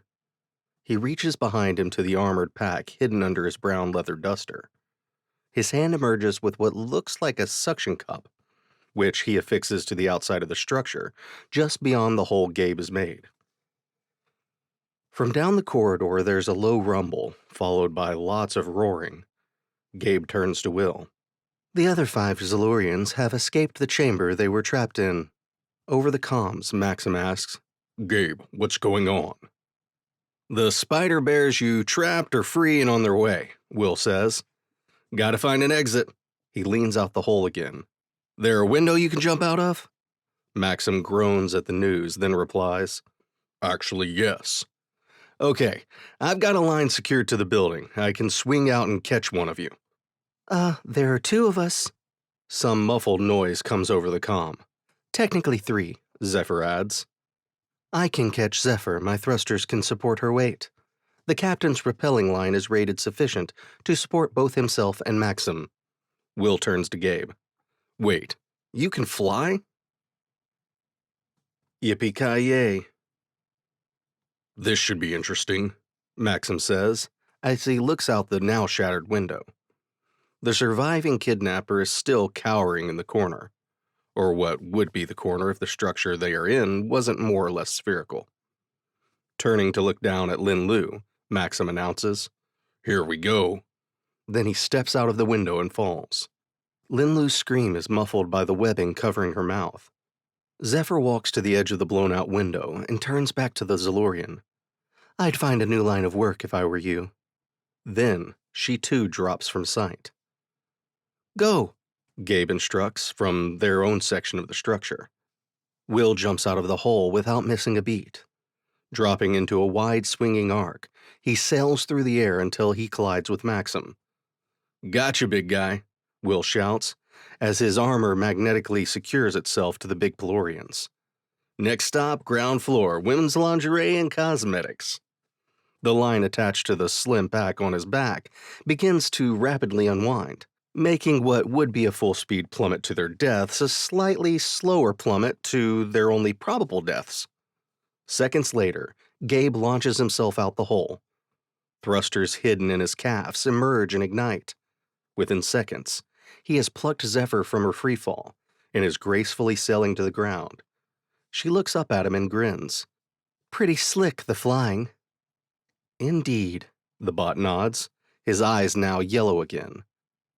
As Will and Maxim pass the structure below the one they're fleeing, Will spies several Zalorians staring open-mouthed out the window.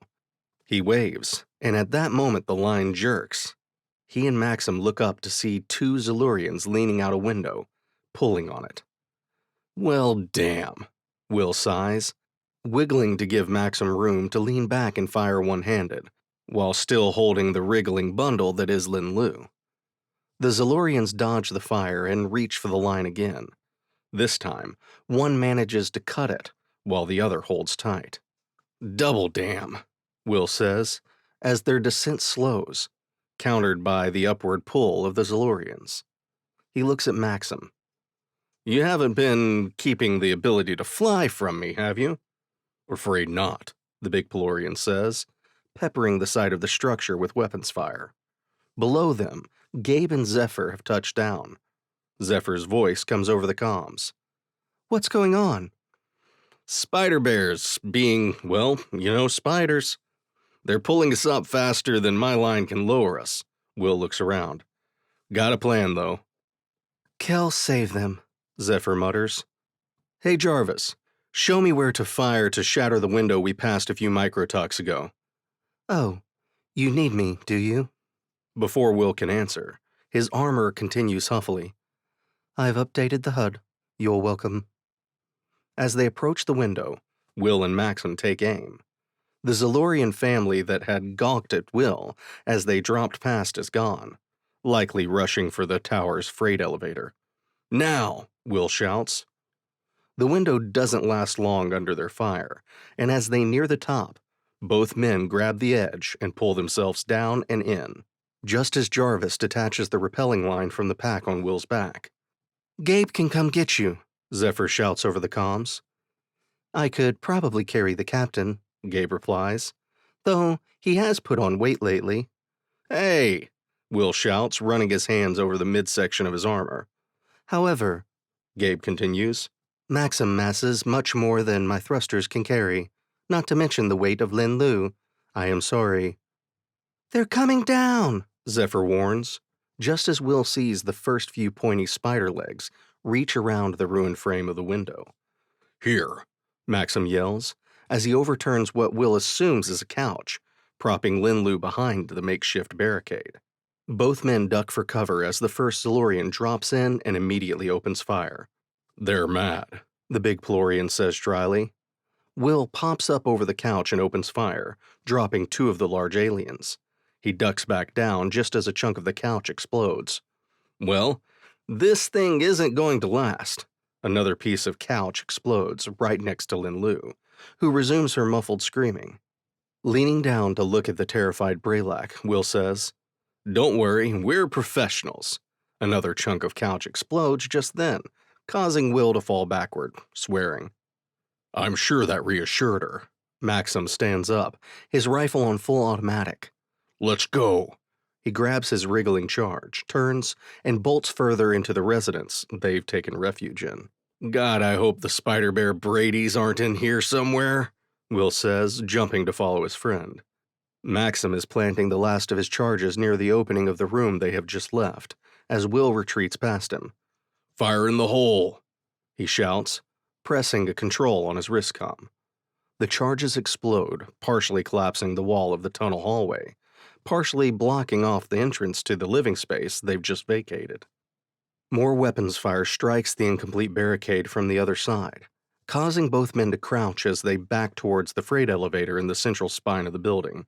Hey, Gabe, can you unlock the freight lift? Work with Jarvis, Will shouts, firing back toward the living space, which is now full of the Zalorians. Of course, Captain, replies the bot. Will, Maxim, we're starting to attract attention down here. Gabe and I are across the street behind a dumpster, but what look like civilian authorities are beginning to arrive, Zephyr warns. Shit, that complicates things, Will exhales, checking the charge on his weapon. Go up, you Drinogs, Bennie shouts over the comms. Daring rescue. Check. The ghost roars into the airspace overhead, causing Zalorians in the street to scatter. The small warship's floodlights are all on, illuminating most of the block. With the repulsor lifts at full power to keep the ship hovering in place, The noise is deafening. Will and Maxim emerge from a service panel at the top of the tower. Lin Lu still under Maxim's arm. "Ready when you are, Bennie," Will shouts into the comms. The Ghost lowers itself, the cargo ramp descending at the same time. In moments, both armored men are clambering up the cargo ramp, and the Ghost is rising free of the tower. Just as Will is reaching to check his wristcom and contact the remaining 2 members of his crew, Gabe, with Zephyr held tight against his chest, rises from below them and gently takes a step onto the ramp, his thrusters powering off. "Captain?" Will whistles appreciatively as all 4 members of the Ghost crew walk up the ramp as it closes, the open cargo airlock door, a welcome sight. "We'll wait for a talk to take off just in case they're looking for outbound craft," Will says, as he spins in the pilot's chair, having relieved Bennie and moved the Ghost several hundred kilometers from the city in the direction of the least populated part of the planet. "Should be safe enough here, I think." The Ghost is sitting in what they assume is an abandoned waterfront. The remains of warehouses line what once must have been a great river, but is now only a brackish trickle in the center of the kilometers-wide riverbed. The stealth system should have confused any sensors they had looking for us long enough to land. Lin Lu, now free of her web cocoon, is sitting at one of the unused bridge stations, picking bits of webbing off of her. Bennie looks at his sister. "Yikes, that's not pleasant. Been there." Lin Lu hops off her chair and rushes toward him, pulling him from his seat and smothering him in a hug. Thank you. I thought for sure I was done for." She turns to the others. "So you're BB's team?" She smiles. "You know, you could have untied me earlier. I'm not used to being luggage." She casts a look at Maxim, who shrugs, loosening his armor. "Yeah, you get used to it. They lug me around like a handbag all the time," Bennie grouses. "His team?" Will says. Maxim, halfway to the bridge hatch, asks, "BB?" Bennie growls. "Lenny, I told you to never call me that." "Well, the bag is on the cat now, BB," Zephyr says, barely stifling a laugh. Will looks at her. "It's the cat is out of the bag. Why would you put a bag on a cat?" "Why would you put one in a bag?" Maxim asks. Zephyr shrugs. "What's a cat?" "Anyhow," Will says, "now that we've got Lenny safe and sound," he looks around the bridge, "let's get out of our fun time outfits and get on our way to Bray." He follows Maxim and Zephyr through the hatch. Linlu looks at the closed hatch, then back to her brother.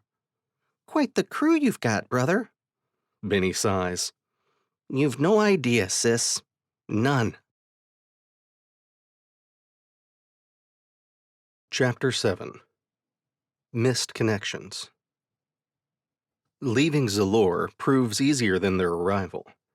With no space control system in place, and the bulk of Zalorian space capability limited to freighters, the Ghost skips the system and jumps into FTL without issue. The ruckus caused by the rescue has already died down. Past the... what did you call them? Will asks, hand outstretched. Maxim picks up the dish full of steaming, tube-shaped things. Bojo noodles. When Will takes the bowl, the big Pelorian reaches for the sauce and hands that over as well. They're delicious. Let's make sure to keep some of these in the fridge at all times. Will passes the bowl to his left, where Lin Lu is sitting, a bit closer to him than he'd prefer. Taking the bowl, she says, "I can't thank all of you enough. I thought for sure I was going to be eaten." She rests a hand on Will's leg under the table. "You were all so brave." Her hand slides up Will's thigh a bit. Will makes a strangled kind of sound, and Maxim and Zephyr exchange a look. "I am sure I speak for everyone when I say you are quite welcome," Gabe replies. He inclines his head in her direction, then turns to the pan he's monitoring on the cooktop. "The main course is almost ready," he adds. Bennie looks around, pleased. "And this time, the Ghost isn't a smoking wreck. That's different." When Will doesn't immediately say something, he glances at his sister, then back at Will, and narrows his eyes. "No," he warns, wagging a finger. "Dude," Will says, scooting away from Lin Lu as much as the crowded bench will allow. Bibi, I'm an adult, so is your captain. Lin Lu sticks her green tongue out at her brother, as Will tries to scoot even further away from the ex-hostage, finally pushing Bennie off the bench and standing up awkwardly. Lin Lu makes a sad-sounding noise as she stares at Will, then snaps at Bennie. You ruin everything. Will clears his throat. Yes, well, how about I help you with dinner, Max? Maxim has taken over the cooktop from Gabe. I'm good. Have a seat. He smirks, and Will glowers. Gabe turns to Lin Lu. If I may ask, what did the Zalorians hope to accomplish with your kidnapping? The ransom sum, while sizable, was not so large. It would not have kept a group as large as that which we encountered flush for very long. He takes a plate from Maxim and moves to put it on the table. Even if they had acquired your parents' yacht, given its configuration, it would not have been advantageous. He looks at Bennie and Lin Lu. It was far too small. The Braylac woman smiles at Will, despite Gabe having asked the question. The matriarch was quite chatty during my captivity, likely because she planned to eat me and any who came to pay the ransom. Well, that's gross, Will interjects. She mentioned plans to expand her clan's influence in the Martok sector. Apparently, there was already a buyer for the yacht, and that money plus the ransom would have helped purchase an asteroid in that sector to use as a base of operations. She smiles at each member of the crew except Bennie, whom she sticks her tongue out at. Then her gaze settles on Will again. Did you kill her? We only killed the two you saw us take out, Zephyr replies. Plus those who came to collect the ransom, Maxim adds. The small Braylac woman looks down. Then no, you didn't.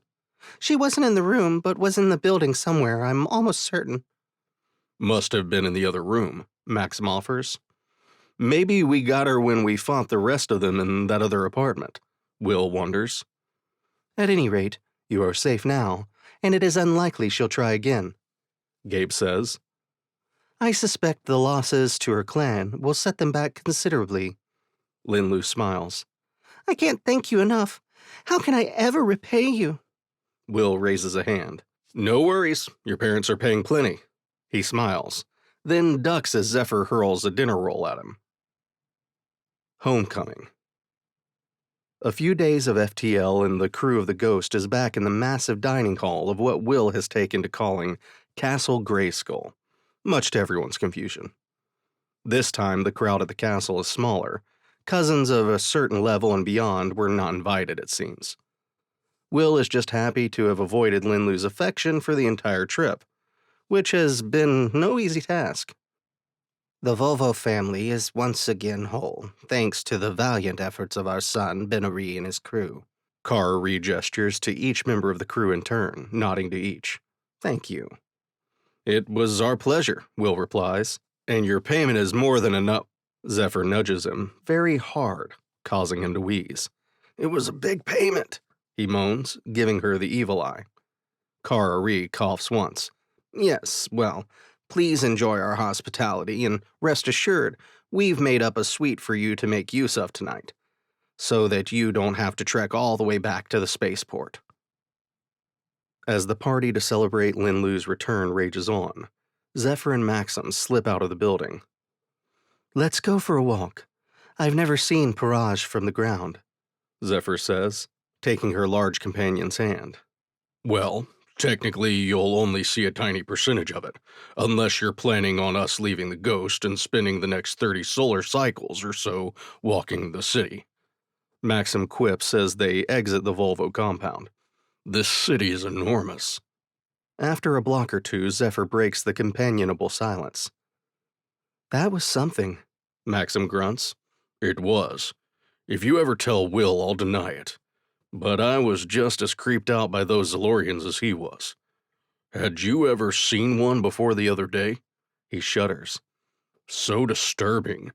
No amount of reading about them could have prepared me for that. He looks up at the night sky. I know it's insensitive, but geez, what nightmares. Zephyr chuckles softly. Your secret is safe with me, my love. And no, I hadn't. I mean, I knew of them, same as you. I'd read the descriptions, the intel reports, but nothing can prepare you for the reality. Even when they attacked Braylac assets at the fringes, we never saw them. Just blasted or chased off their ships. I mean, that webbing stuff? It was so sticky. It is her turn to shudder. Glad it was Bennie and not us. Indeed, her companion agrees.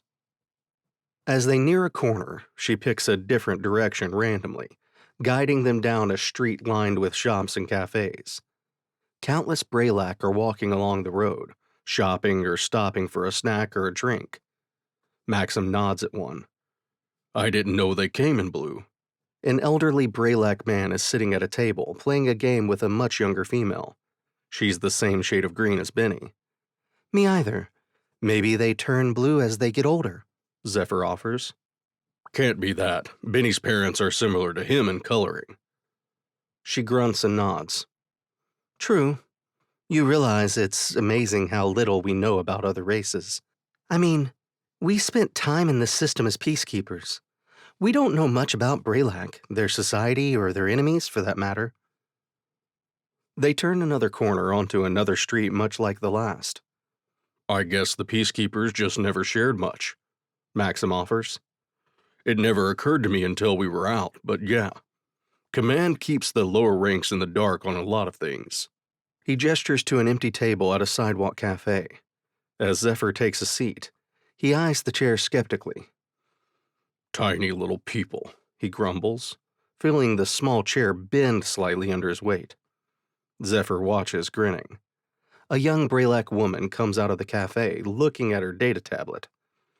"What can I get you?" she asks, then looks up. "Oh my, Peacekeepers." Zephyr smiles. "Ex-Peacekeepers, a grum for me, please."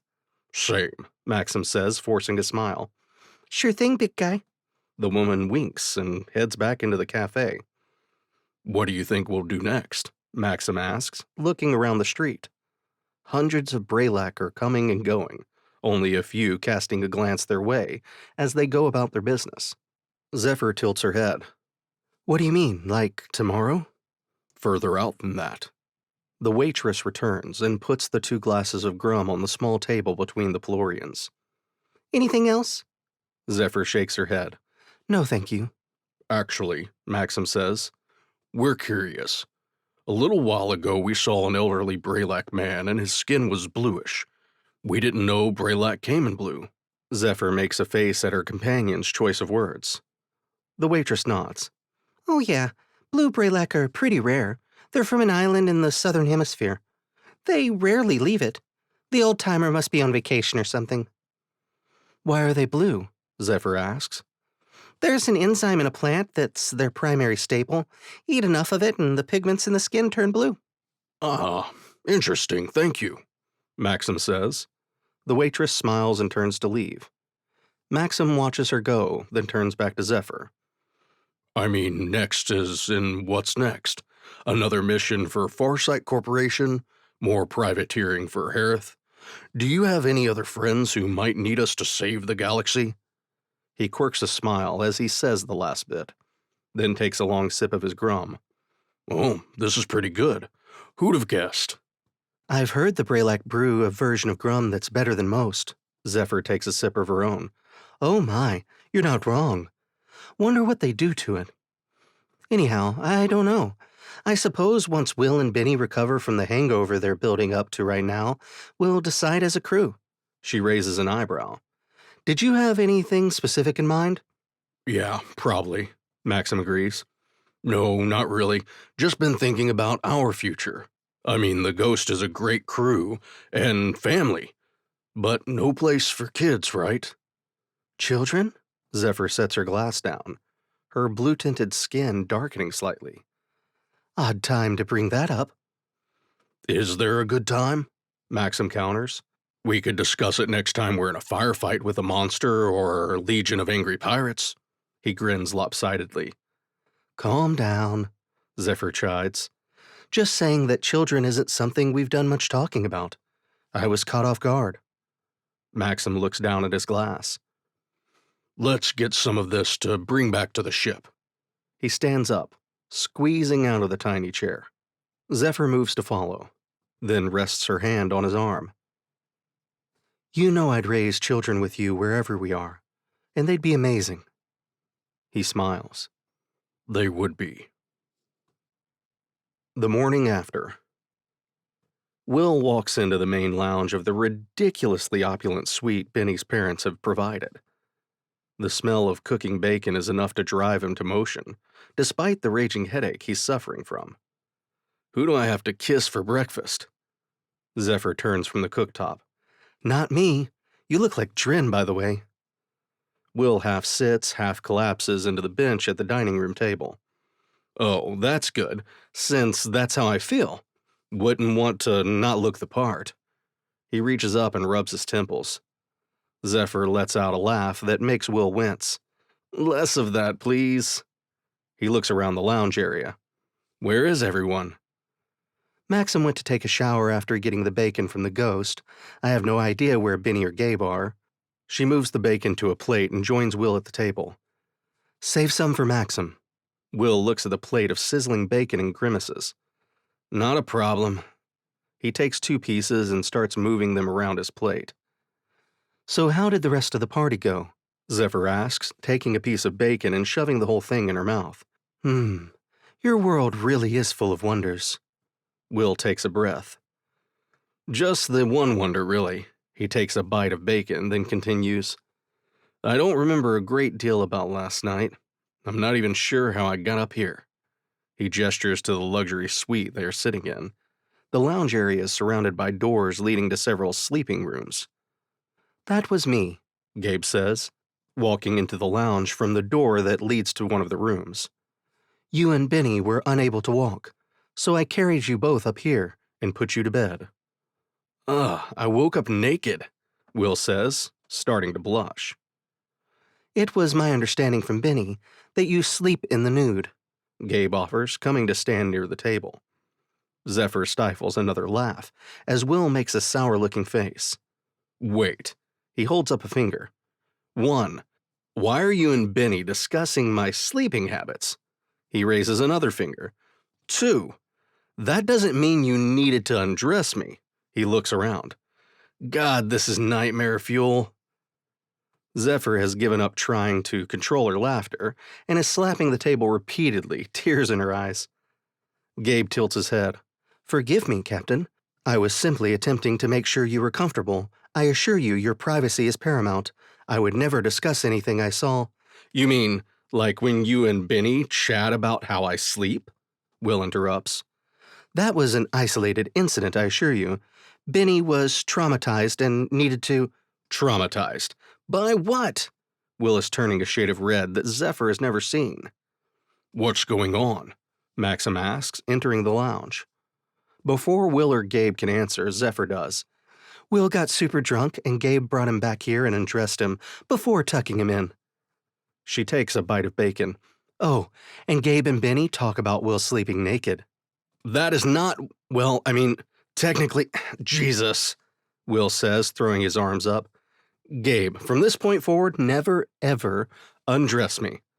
What if... Never. Will cuts him off. His face and voice are making it clear that no further discussion is needed. Of course, Captain, Gabe says, inclining his head. Maxim, who has stopped at the threshold of the lounge, is just staring at each of his crewmates in turn. He shakes himself and walks over to the table to grab a piece of bacon. Putting one hand on Will's shoulder, he says, Don't worry. I doubt he's seen very many. He won't have anything to compare against. Zephyr erupts in laughter, nearly falling off the stool she's been sitting on. Will turns an even deeper shade of red. Fuck off! I have in fact seen, Gabe begins. Will levels a finger at Gabe. One more word. Gabe closes his mouth. Why are you all being so loud? Bennie asks, walking in and rubbing his temples. Will got drunk and Gabe, Zephyr starts. No, Will shouts, then winces. Standing up, he announces, I'm going back to that super comfy bed in my room. Mama Spider Bears. We've been cleared out of the brace system, Zephyr reports, looking up from her station. Sounds good. Will brings the ghost on to a heading out of the gravity well of the planetary system. Looks like 10 syntax to FTL. He turns his chair to face Benny's station. So, that's your family, huh? Benny looks at him deadpan. Yes. Pretty rich, Will adds. Very. Benny hasn't taken his eyes off of Will. Maxim and Zephyr are watching intently. Maybe. No. Whatever you were going to say, no. I don't like visiting Bray. I don't have any intentions of returning anytime soon. No, whatever it is, no. But dude, Will starts. No, Benny says, turning back to look at his myriad displays, which he stabs to punctuate his reply. Fine. I think it... Ouch! Will rubs his forehead, where a red mark is forming from the data pad that just careened off his head to clatter to the floor near the main display screen. Asshole, he groans. Will, picking up a small craft on an intercept course, Zephyr says, breaking Will out of his thoughts of bloody revenge on Benny. Putting it on screen. The main display flickers to a zoomed-in view of a small craft. A freighter, possibly. What is it? Will asks. Unknown. It's not broadcasting any identification, Zephyr replies. Raising shields, arming weapons, Maxim says. The lighting in the bridge shifts to a red color. I guess Heltham doesn't look like they're much of a threat, Will says, making minor adjustments to their course. The small vessel adjusts too, definitely trying to intercept them. Picking up power readings, Maxim warns. The small craft is now a mere 2 million kilometers from the Ghost. Going evasive. Z, call your pals on that Corvette. What's its name? Enforced Peace. This is their job. Will throws the controls hard to one side, banking the Ghost in a tight arc up and over from the original trajectory. The small craft continues to close in. Missiles, Maxim says, slightly louder than his regular voice. The sound of the aft weapons opening fire reverberates through the ship.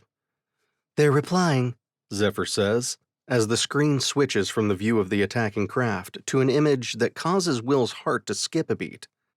A Zalorian has appeared on screen, but where the bear-like parts of the Zalorians they've encountered up until now have all been brown or black, this one is more like a polar bear in appearance.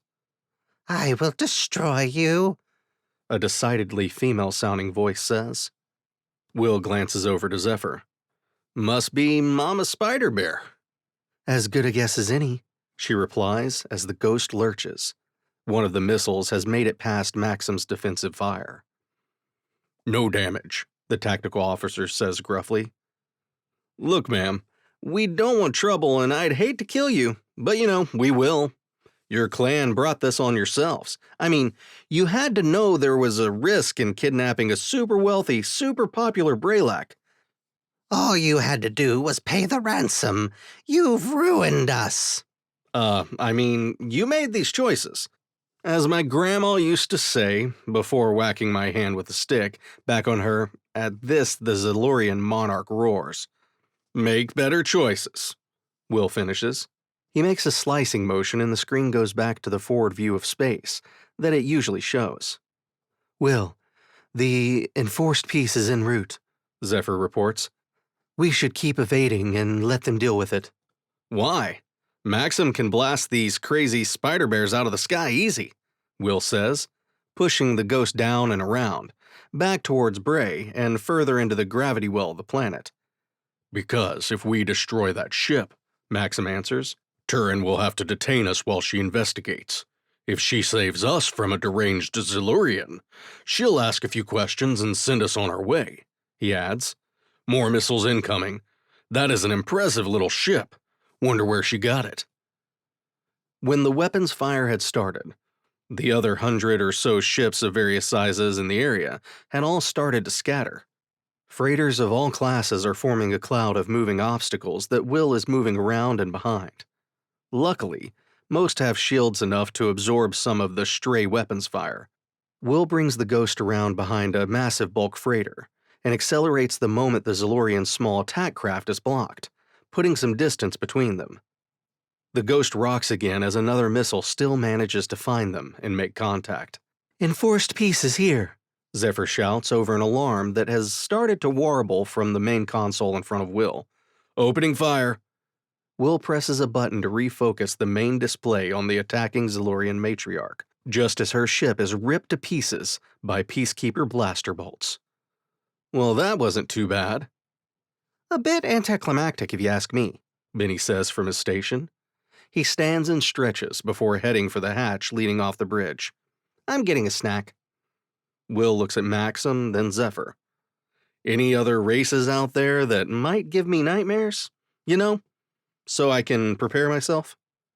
Maxim raises his hand. You've never seen Gwarptars, right? He shudders. Chapter 8. Old Bosses. As the ghost approaches the edge of the gravity well of Bray, Zephyr looks up from her screen. Will? Incoming comm. Will looks up from his station. Okay, who is it? Xarrix, Zephyr says, her disgust not well hidden. The fuck does he want? Fine, put him through. Will sits up straighter in his chair. The main display switches from the ship's diagnostic it was displaying to the familiar reptilian visage of infamous crime boss and all-around horrible being, Xarrix. The fuck do you want, lizard face? Will growls at the screen. Xarrix smirks. Come on, you can't still be mad. Will cuts him off. You put a price on our heads for doing a job for you. Xarrix waves away the retort. Oh, come on. That was ages ago.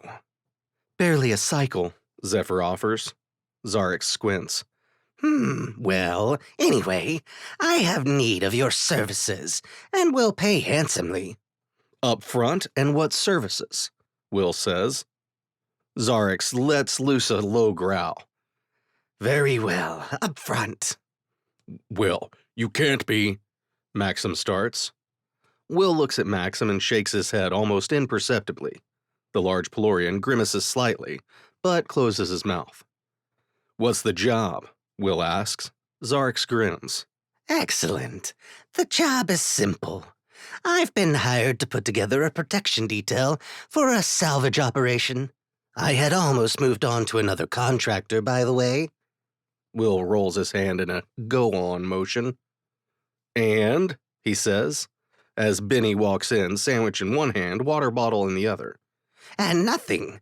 You and your crew have exhibited a propensity for staying alive, even against incredible odds, and protecting others while you do it.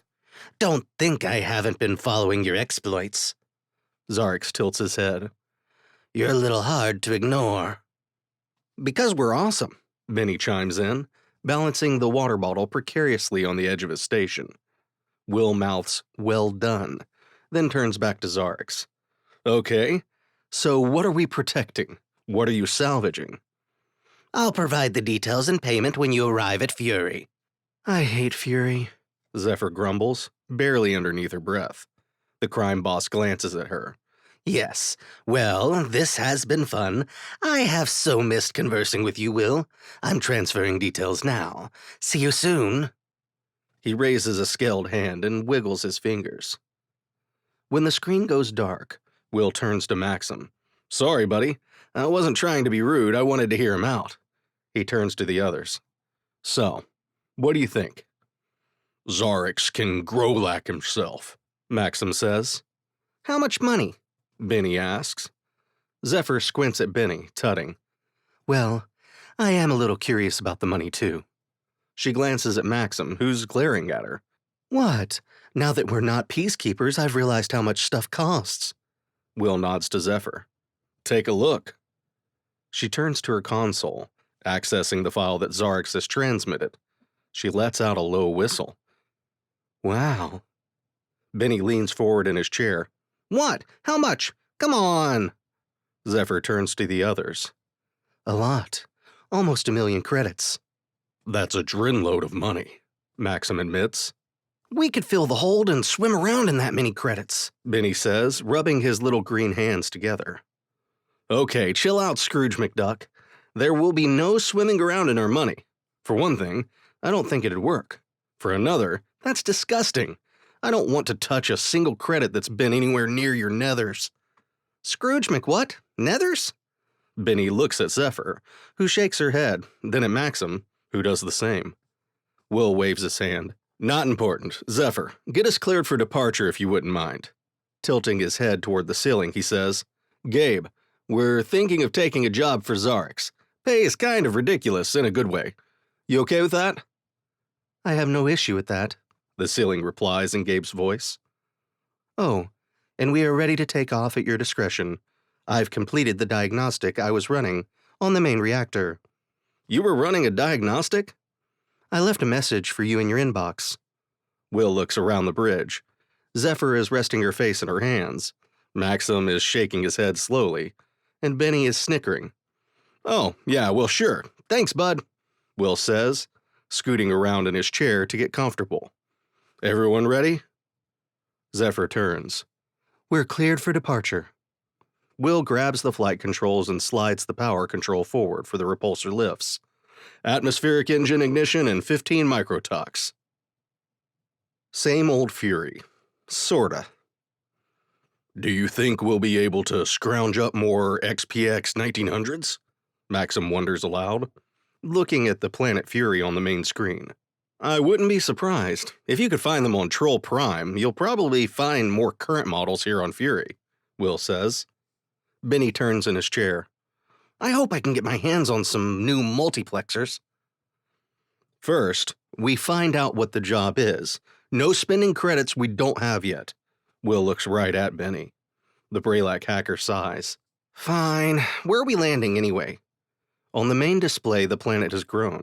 Cities and spaceports are now visible. Will nods toward the screen. Polto. Never heard of it, Maxim says.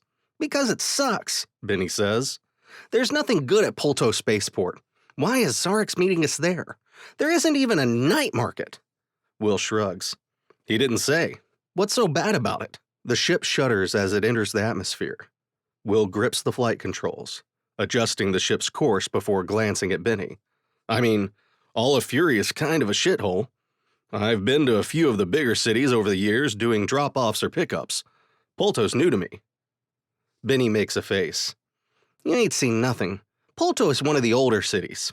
You know, from when the world was being settled. Fury wasn't always the mostly lawless hellscape it is now. From what I understand, the original settlers were a religious group escaping persecution. Persecution from what? Maxim wonders. Bennie shrugs, either not knowing the answer or not caring about the answer. I had no idea, Zephyr says, turning to listen more intently to Bennie. How long did you live on Fury? Bennie scratches his chin. I think around 12 solar cycles, maybe 13. I didn't pay much attention. You know, until you and the big man over there, he gestures to Maxim, who scowls at him, barged in and got my workshop destroyed. Blame Will. He sent us to you, Maxim offers. Me? Will says, not taking his eyes off the screen. You should be thanking me, all three of you. I mean, two of you would likely be dead or working in a boral mine on a Partherian penal colony, and one of you would still be living a really boring life hacking government servers and carrying out corporate espionage for hire. Definitely better thanks to me. I liked boring. It paid tremendously well and no monsters ever tried to kill me, Bennie retorts. Anyway, the early settlers, in an effort to jumpstart their new world, were very welcoming of others, offering large swaths of land and such. Partly to boost population numbers quickly, but also to show that being closed off isn't a good idea. You know, to rub it in their persecutor's face or something. Well, they were a little too welcoming, and within 10 or 20 cycles, there were more towns and cities populated by wildcatters, and those looking for refuge than there were the... He rubs his head with one hand. What were they called? He clapped his hands once. The Oolop, that's right. Anyway, yeah, they quickly lost control of the planet. Now they're more or less confined to Polto. The rest of the planet leaves them be, and they're too few to do anything to the other cities and towns. I'm kind of surprised they haven't been run off by the rest of the population, Maxim says. Can't. They're the ones that hold the colonial charter. Technically, they run Fury. If they left, the GC would come in and crack down. Interesting, Zephyr muses. Will turns slightly. So, why is it so bad? Bennie smiles. Oh yeah, that. They are hyper into their religious beliefs and tolerate zero infractions of their religious code. I guess tolerance only goes so far, and it stops dead at breaking their laws. He turns back to his console, then turns back to Will. Oh, and Zephyr and Maxim will have to stay aboard the ship. They aren't fans of Peacekeepers. Maxim starts. I know, ex-Peacekeepers. We can certainly stop every 4 steps to explain the difference, or you two can stay aboard the ship. Bennie shrugs. Doesn't matter to me. As the Ghost begins its final approach toward Polto, and its only spaceport, Zephyr looks at Maxim, then Will. We'll stay aboard and keep an eye on things. Maxim nods in agreement. Will looks at the ceiling. Hey, Gabe, when we land, meet us in the hold. It's field trip time. Acknowledged, the voice of Gabe replies. You know you don't have to look at the ceiling to activate the ship-wide comms, right? Maxim asks. Will glances sideways at Maxim. I know, but then none of you think I'm talking to you. That actually makes sense, Zephyr says, smiling. I hadn't thought of that. You're going to give him a big head, Bennie says, hopping down out of his chair and walking toward the bridge hatch. I'll be in the hold. Don't crash. Asshole, Will mutters, bringing the ship down into the large 2-kilometer-wide bowl of a spaceport.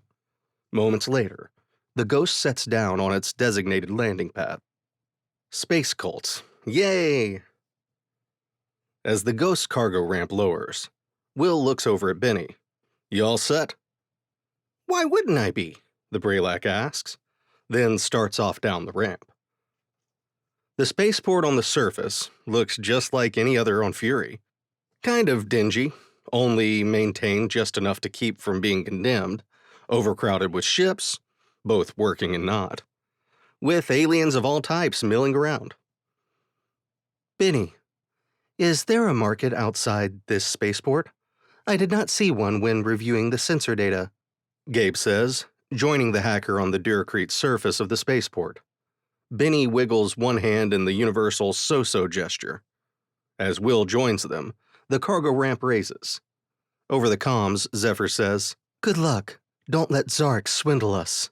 Will tuts. Come on, son, he says in a deeper voice than his normal one. Bennie looks up at him. What's that supposed to be? Never mind, come on. Will starts off toward the exit of the spaceport. Wow, this is like Frontierland, but with aliens, Will says. The city beyond the walls of the spaceport is a weird mix of modern and rustic. In the distance, the main residential area is a series of mid-height towers, made of polished stone of some type.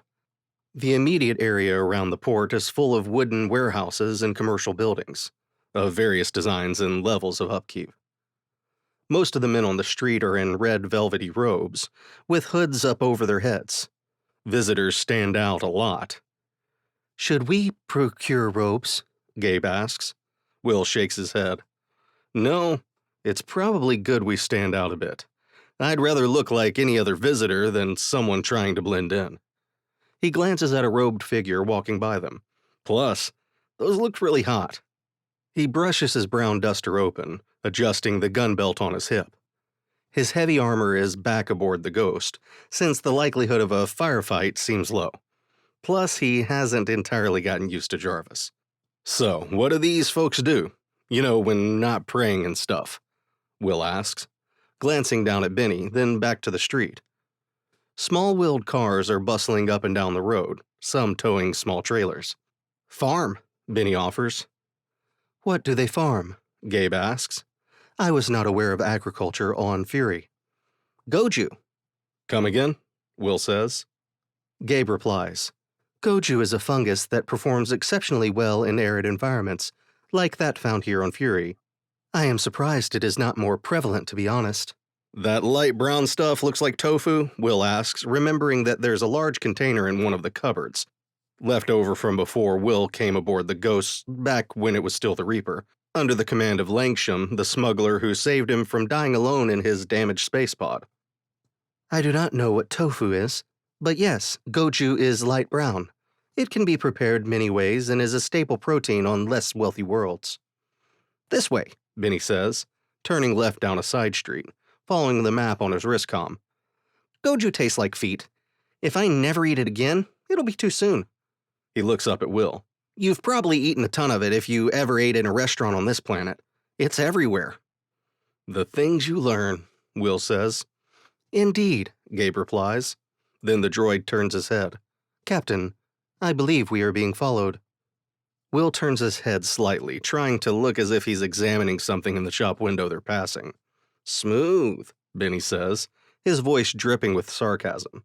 Shut it, Will mumbles, then takes a quick glance behind them. Without moving his mouth too much, he says, I couldn't see anything. 4 beings approximately 100 meters behind us. Well, that's some distance, Will says, then looks up at Gabe, a full head and a half taller than him. Guess it wouldn't be that hard to keep tabs on us, Beanpole. Bennie cranes his neck. Yeah, you kind of stand out, Gabe. Gabe is silent for a minute as they continue down the street, then says, I believe I can remedy that. With some whirs and clicks, Gabe begins shrinking with each step, until he's the same height as Will. We should take a slight detour before our pursuers reacquire us in their sights. He takes a right down a narrow alleyway. Will and Bennie hurry to keep up. Man, you're just full of all kinds of tricks, Will pants. Those, what did you call them, originals? Must have been all kinds of fun at parties back in Super Robot Intelligence Land. Gabe studies his friend. Nothing in the data I had access to indicates that the originals engaged in partying. All indications point to them being a ruling class of cybernetic intelligence. I suspect they took their role quite seriously. Bennie chuckles, but continues walking. Come on, we're almost there. What is that phrase Will uses? Penny for your thoughts, Maxim says, sitting at the kitchenette table across from Zephyr, who's been sitting there silently for several syntax now, slowly spinning her glass of water. Has he ever said what a penny is? They must be tremendously valuable to be offered in exchange for one's thoughts, Zephyr replies. Maxim shakes his head no. I was thinking about what we talked about back on Bray. I mean, here we are working for Xarrix again, when it didn't end so well last time. To be fair, in a way it did. That is. I mean, we rescued Gabe, cleared our names, saved the Hearth system from being forced to join the GC, and exposed a massive conspiracy within the GC and Peacekeepers. The big man shrugs. That's not nothing. Zephyr nods. You're right, on the larger scale, we did a tremendous amount of good. On the smaller scale, we nearly died, more than once. We were hunted by the consortium for months, and we really didn't get paid all that well. Zephyr takes the glass from his companion, drinks the last bit of it, and gets up to put the empty glass in the cleaning unit. I never thought I'd worry so much about money. Me either. Tea, anyone? I believe this is our destination, Gabe says, as they walk up to what looks like a bar, but has a sign outside showing that it is a tea house. Bennie points. This is where Xarrix is operating out of? Will shrugs. Maybe he just likes tea. He didn't say this was one of his holdings, though I've never known him to meet anywhere he didn't own or at least control. He does, in fact, own this establishment, Gabe offers. How do you know? Will asks. Gabe shrugs. I hacked into the public records, which indicated a company called Xarrix Holdings owned the building. Further research showed that Xarrix Holdings is a subsidiary of Lothrop Incorporated, which, after more research, turns out is majority owned by Xarrix Kruthop. He leases the building to Little Zadie's Tea Emporium, which he also owns. Bennie looks up at Gabe. Hey, the team already has a hacker. He glares at his metallic friend. Will chuckles. Better watch out, man. Gabe might come for your job. Ow! Will sidesteps as a small fist strikes his groin. Low blow, he wheezes. Bennie grins and pushes through the doors of the tea shop. Gabe looks at Will. I did not intend to insult Bennie. I am sure that if he had a wireless receiver within his body and the ability to control it without manual input, he would have accomplished the same thing. Gabe's new, more expressive face is much easier to read, and Will can see he's genuinely worried that he's offended his friend. Will pats his shoulder. Don't sweat it, I think Bennie is just annoyed with himself that he didn't think to do that research back on the ghost. So when you did it just standing here, Will shrugs, he probably felt a little silly. He motions for Gabe to follow. Come on, let's make sure he's not getting into trouble. They enter the tea shop, and Will is immediately surprised to find that it's an actual tea shop. I kind of thought it'd be a bar, he thinks, scanning the room. He spots two of Xarrix's goons standing near a booth, the privacy screen engaged. He motions to Bennie, who's standing near the bar, flirting with a quillant bartender.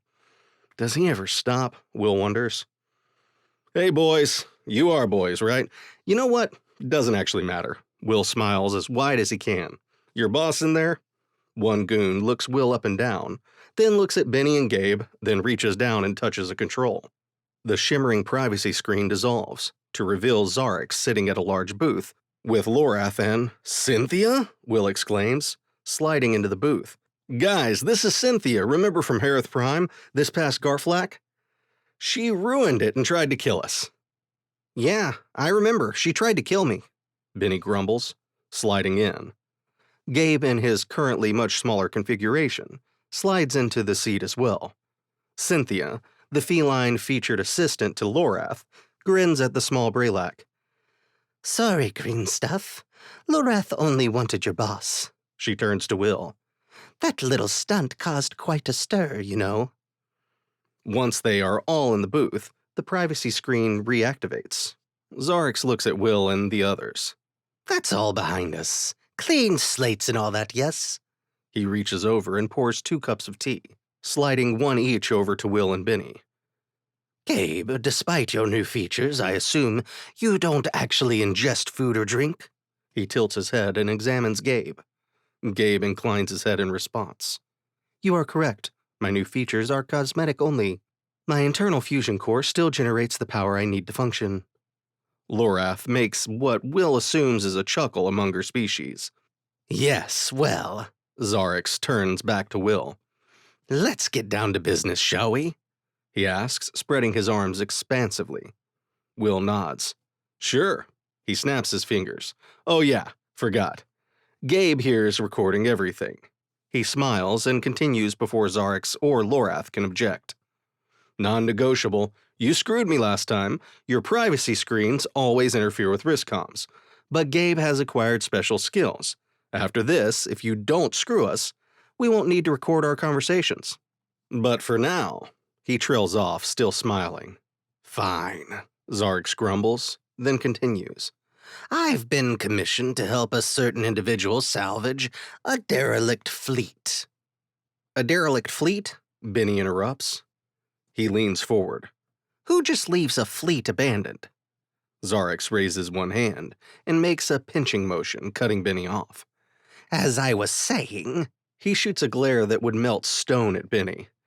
This fleet is apparently a collection of rather massive cargo vessels, old, but still quite useful to my client. What type of vessels? Gabe asks. I don't know and don't care, Xarrix replies.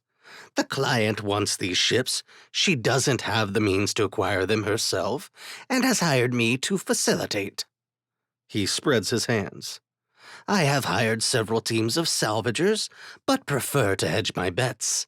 The client isn't, how do you say, trustworthy. Then why are you working with her? Will asks. Because. Her credits are good, of course. The Trinball gangster smirks, taking a sip of his tea. So what? You want us as muscle? Will pushes. I mean, we're not scrappers or salvagers. Score one for the human, Xarrix says, sliding his teacup away. I need you and one other group I've worked with before to safeguard the expedition. The derelicts are in a more wild region of space. My understanding is that there could be some disgruntled ex-employees and the like in the area, plus having some additional muscle will help ensure that the client doesn't get any ideas. Will nods slowly. Seems straightforward. Bennie starts choking on his tea. Gabe leans forward to look at his small friend as Will continues, extending his hand. I need to run the details by the others, but I think we're in. Xarrix extends his own hand and shakes Will's. I still don't understand the significance of this, he says, tilting his head toward their two clasped hands. Let's just say it's a human thing. Will lets go of Xarrix's hand and nudges Bennie, who is still trying to catch his breath, to exit the booth. I'll be in touch. Don't take too long. The expedition departs in 30 talks, Lorath offers, leering at Will as he slides out of the booth. Was great to see you too, Lorath. And you, Cynthia. Always an absolute pleasure. Will smiles and shoves Bennie to hop out of the booth. With a wave, he leads his crew away from the booth, the privacy screen reactivating behind them. He turns to Bennie. What the hell's wrong with you? Bennie looks up. Sorry, must be allergic or something. So weird. All right, thoughts? I assume you are asking about working for Xarrix, not Bennie's allergies? Gabe offers. Will nods. Yeah, he's a dick of the highest order, no doubt. But money up front and sounds like a ton of it. That's enticing. I concur, Gabe says, as they turn a corner heading back towards the spaceport. But I suggest, should we take this opportunity, that we be extremely vigilant. Too many crimes to remember. Ah, crap, Bennie mutters. Gabe and Will both look up the street at the half-dozen aliens of as many different species waiting there, all in dark red robes, hoods up over their heads. Who are those guys? Will asks. The only difference between these 6 and every other robed alien nearby is that the 6 approaching have dark gray sashes with some type of badge on it across their bodies. I believe 4 of them are the same beings who were following us previously, Gabe says. Great, Will mutters. We haven't broken any of their laws or whatever. He looks down at Bennie. Have we? Bennie shrugs. No, I don't think so. You don't think so? Gabe asks. The group of robed aliens has changed their course and is following them towards the alleyway that leads back to the spaceport. Gabe stops. Captain, this alley does not have an exit. Will sighs and stops dead in his tracks. He turns back toward their pursuers. Hi there, fellas. Is there something we can do for you? The leader of the group steps forward, reaching up to lower his hood, revealing quillant features. He points to Bennie. Bennie, Volvo, you must come with us, by order of the High Clergy of Ulap. I knew it, Will mutters, looking down at Bennie. Can't take you anywhere, he hisses. Looking back at the quillant and his friends, he adds, Listen, fellas, we're not sure who this Ben Array Volva is, but, gesturing to Bennie, this isn't him. This is my valet, Alfred. Bennie bows, but says nothing. The quillant smiles. A DNA scan can clear this up easily. Please, travelers, come with us. The quillant turns, gesturing back toward the alley's only exit. His compatriots step back, creating an opening. Please. What exactly did this Bennie character do? Gabe asks, not taking a step. Bennie Volvo is accused of hacking into the church's mainframe and stealing highly sensitive information. The leader glares at Bennie. They weren't paying their taxes, Bennie starts, then clamps his mouth shut. Sweet boneless nudon, dude, Will says, pushing his long brown coat aside to quickly draw his pulse pistol, shooting at the building over the heads of the crowd of now angry robed aliens. Everyone on the ground, Will shouts. Beside him, he hears a whirring sound from Gabe and glances over. One of Gabe's hands has transformed into a large blaster. That's new, Will says. Gabe nods. I have been experimenting with my body's ability to reconfigure some of its components. A side effect, as it were, of being designed by the amalgamation of parts. What do you think? He raises his gun arm and tilts it from side to side. Before Will can answer, a shot rings out and an energy blast strikes Gabe in the chest, narrowly missing Will's head. Without missing a beat, Gabe lowers his arm and fires at the offending zealot, dropping the being to the ground. Stunned, Gabe offers, moving toward the others, all now lying prone on the ground. You cannot escape, Bennie, the lead zealot says, looking up from the ground. He starts to rise, then jitters slightly and collapses, a wave of energy washing over him. Will glances at Gabe, just as his blaster arm is reconfiguring back into his hand. "Let's go already," Bennie says in a loud whisper, as they exit the alley and jog toward the spaceport. Gabe reaches down and picks the little hacker up, tucking him under his arms. "Bennie, I hate you sometimes," Will says. "What did you steal?" "Gods, I don't even remember," the little hacker shouts as he bounces under Gabe's arms. "I was hired by, who was it? Oh, that's right, some syndicate guys hired me. I think from Odalar, to dig up the data the church guys were hiding." "What was it?" Gabe asked, glancing down. They've slowed their pace after taking several turns. "The data, I mean. You mentioned that the church was not paying their taxes." "Beyond that, no idea," Bennie says, as Gabe lowers him to the ground. "You expect us to believe you didn't look?" Will asks. "You've gone through everyone's quarters and rummaged through their stuff. Of course you looked." "Oh, I definitely looked. It just wasn't interesting. I got to the tax stuff and started to zone out. I sent the file to the client, archived my copy, and went to dinner, if I recall correctly." He looks up at Will and smirks. "Also, I only go through your stuff." "Why, you little..."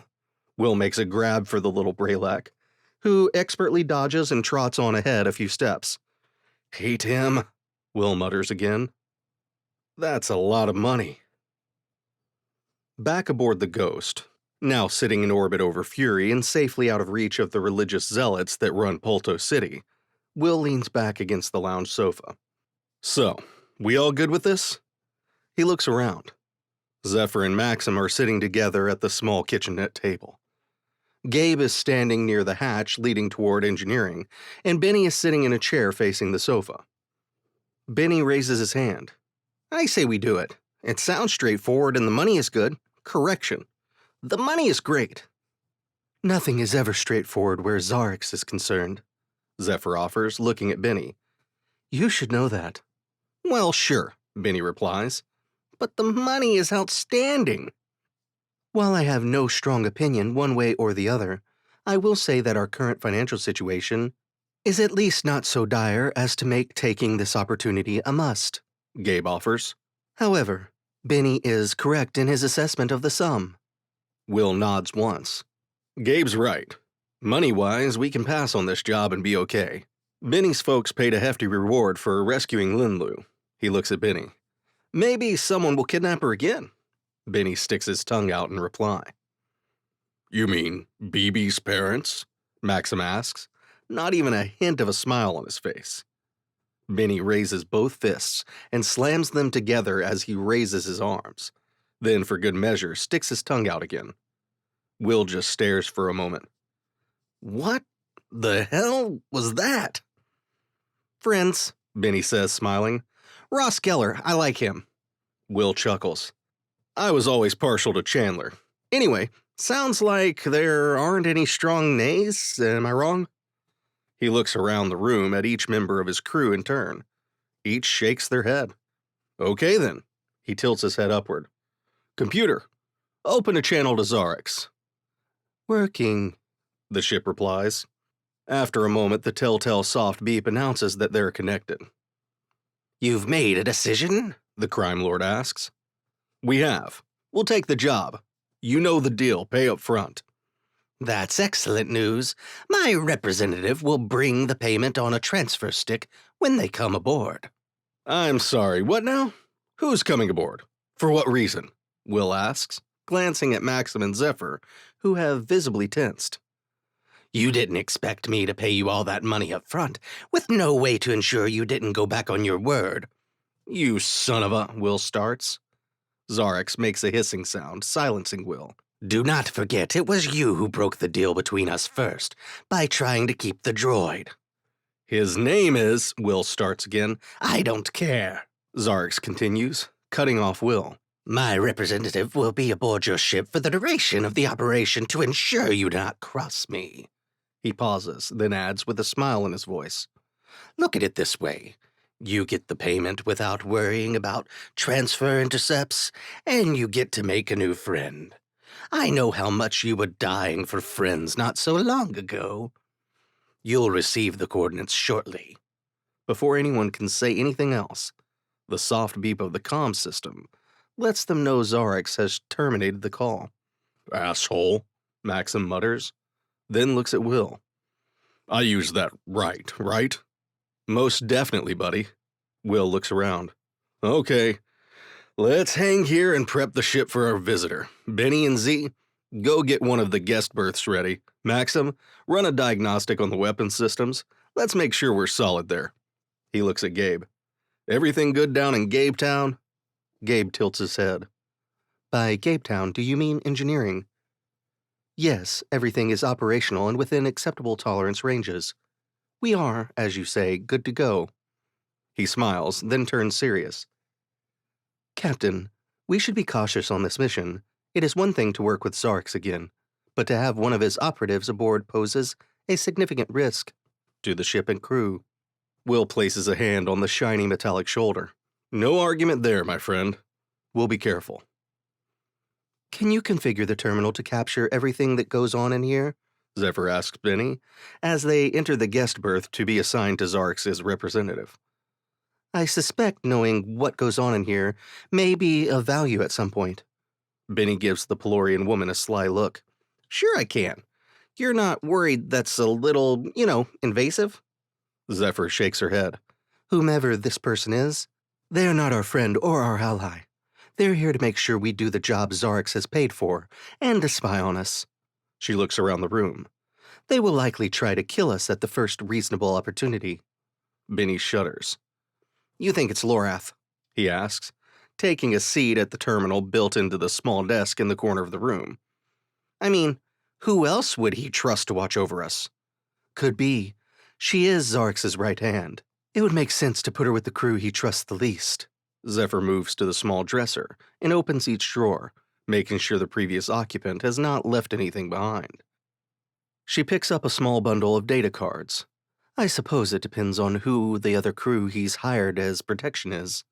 Over the ship's address system, Will's voice announces, We're about to dock with Xarrix's ship. Maxim and Zephyr, meet me at the port airlock. Zephyr glances at Bennie. Looks like we're about to find out the answer to that. Hurry up in here, she adds, as she stalks out of the room. Any communication with the ship? Zephyr asks, joining Maxim and Will outside the airlock. Will shakes his head. Nope, just got the coordinates, then this shuttle arrived. He looks at his wristcom. They're docked. He reaches over to the control panel and presses a button, opening the outer doors. A single space-suited figure walks in and presses a control on the inside of the airlock, closing the outer doors. Will presses another control, and after a brief moment allowing the airlock to fill with breathable atmosphere, the inner doors open. Welcome aboard the Ghost, Will says as the figure steps into the ship, dropping a duffel bag to the ground. The new arrival reaches up and twists the helmet, releasing the seals, then lifts it up off its head. Thank you, Captain. It's a pleasure to be aboard. Cynthia, Zephyr growls. Chapter 9. Weirdlow? Never heard of it. Cynthia walks over and hands her helmet to Zephyr. Long time no see, She purrs as she walks by. Zephyr only growls again. Oh, this should be fun, Maxim says, turning to watch her leave, then exhaling loudly as Zephyr thrusts a spacesuit helmet into his midsection. Zephyr storms after the feline-featured criminal. What could go wrong? Will says, turning to follow the two women, patting Maxim on the arm as he passes him. Entering the lounge, Will finds Cynthia sliding her spacesuit off and handing it to Zephyr, who promptly tosses it onto the couch. Okay, so we're stuck with you. But there are ground rules, Cat Ninja Assistant Crime Boss Lady. Will levels a finger at Cynthia. I'm Tigrin. Have you really never met another of my people? She smirks and drops into a chair, where she drapes one leg over an arm, her tail swishing lazily. Will shakes his head once, then continues. You're a guest aboard this ship, so you can come and go as you like in the lounge and crew berth section. If you shed, you clean it up. Once we get where we're going, you're welcome on the bridge, but not before. Engineering and the cargo hold are off limits. He gestures to the kitchenette in one corner of the room. We tend to eat meals together. You can join or not. Sounds fine to me. Anything else? Yes, Zephyr answers. How did you survive that firefight on Harith? Or get away from the authorities? Or that crime boss, what's his name? Will adds. Hoob. Cynthia offers. Yeah, him, Zephyr says. It might surprise you how far Xarrix and Lorath's reach goes, even on Harith. The Hoob character was a handful, I admit. I lost some good men fighting him and his goons off. When the Planetary Security Service showed up, he crawled back under whatever rock he came from before they secured the area. We sat in detention for a day, no big deal. She shrugs, smiling. Overall, it wasn't too bad. She arches her back, stretching. The bed wasn't very comfortable, though. Just then, Bennie walks in from the crew berth area. Cynthia? Hi, Pipsqueak. She waves. Bennie gestures to the lounging woman. This is who we have to keep with us? Afraid so, Zephyr says, grabbing the discarded spacesuit and heading back toward the airlock and armory. I'll grab her bag. Great. Bennie gestures back toward the hatch he just came through. Your room is that way. Cynthia starts to get up before Will says, Not so fast. There's the little matter of payment, and then details. Xarrix said you'd have both. He gestures over to the terminal set into the bulkhead near the kitchenette. Cynthia reaches inside a pocket of her tight-fitting jumpsuit and retrieves a small device no more significant than her thumb. She tosses it to Will, who throws it to Bennie. Check it. Bennie nods and heads to the terminal. Okay, while he does that, details. What are we doing? Cynthia sits up in the chair and looks right at Will. Holo projector? Will gestures to a console set in the coffee table next to her. She retrieves another data stick and inserts it into a slot on the table console. The surface of the table comes to life, showing a section of the galaxy Will isn't familiar with. Just as Zephyr walks in with Maxim and takes a seat on the couch next to him. This is just outside the Negru system, Cynthia says. The image rotates and zooms to show several blue dots. Dozens, in fact. These are our targets. They're all adrift in a relatively tight formation here.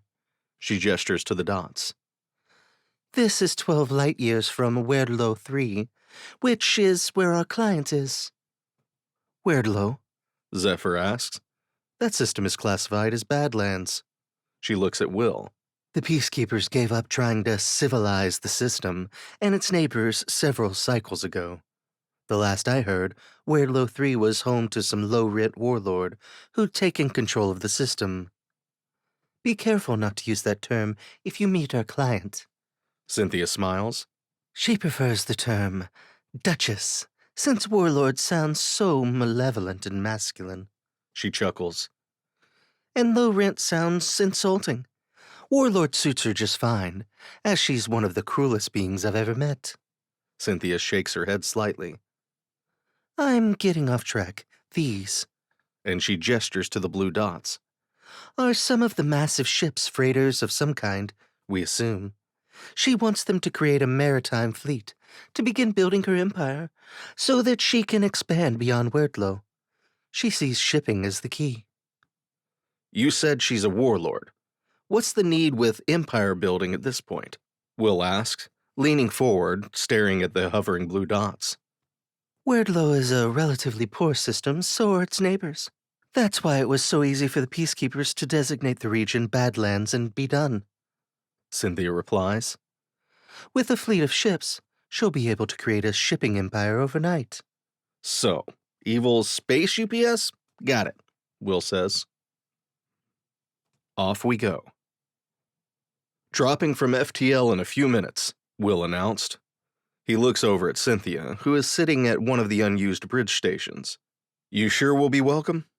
The feline-featured criminal nods slowly. Xarrix and Lorath are already here. So are the other security contractor and the client. You'll be fine. Maxim looks up from his console. Since we're almost there, why don't you tell us about this other group that Xarrix has hired?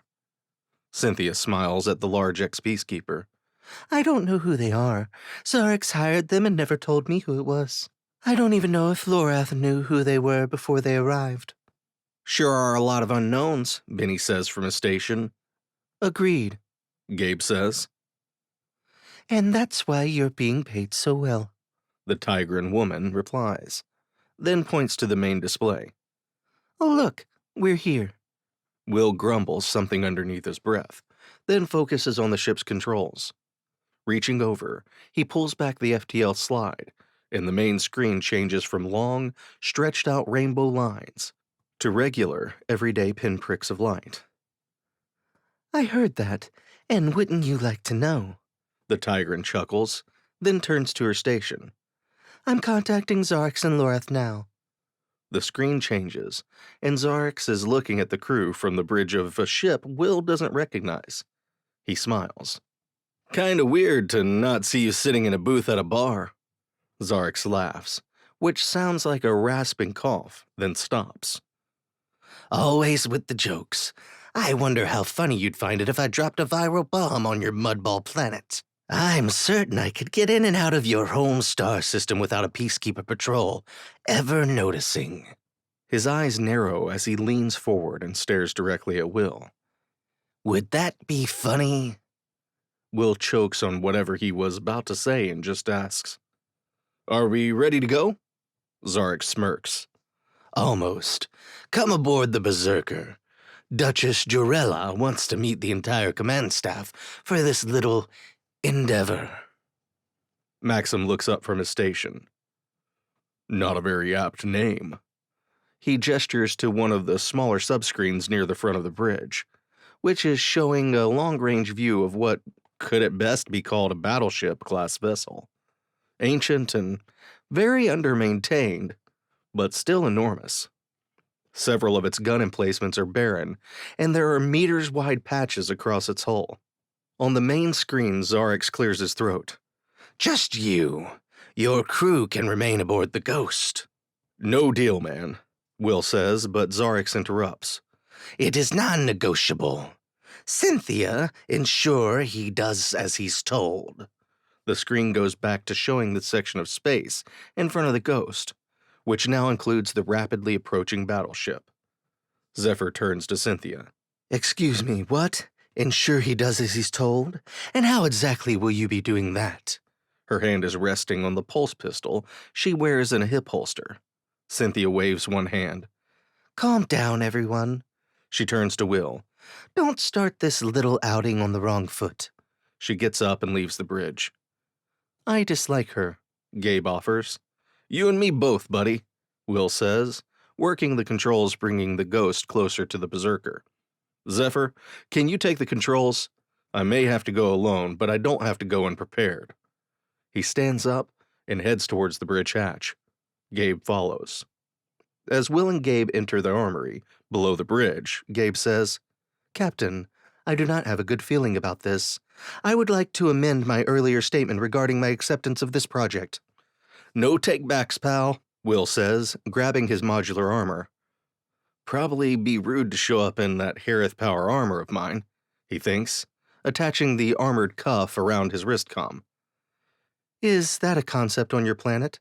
Taking back things that have already been said? Gabe asks, reaching up on a high shelf and grabbing a slim combat pack that Will can wear under his duster without it showing. Will takes the pack and slips it on. Thanks. No, well, sorta. The no takebacks thing is a phrase as old as Earth, I'm sure. It's just my people's way of accepting that what's in the past is past.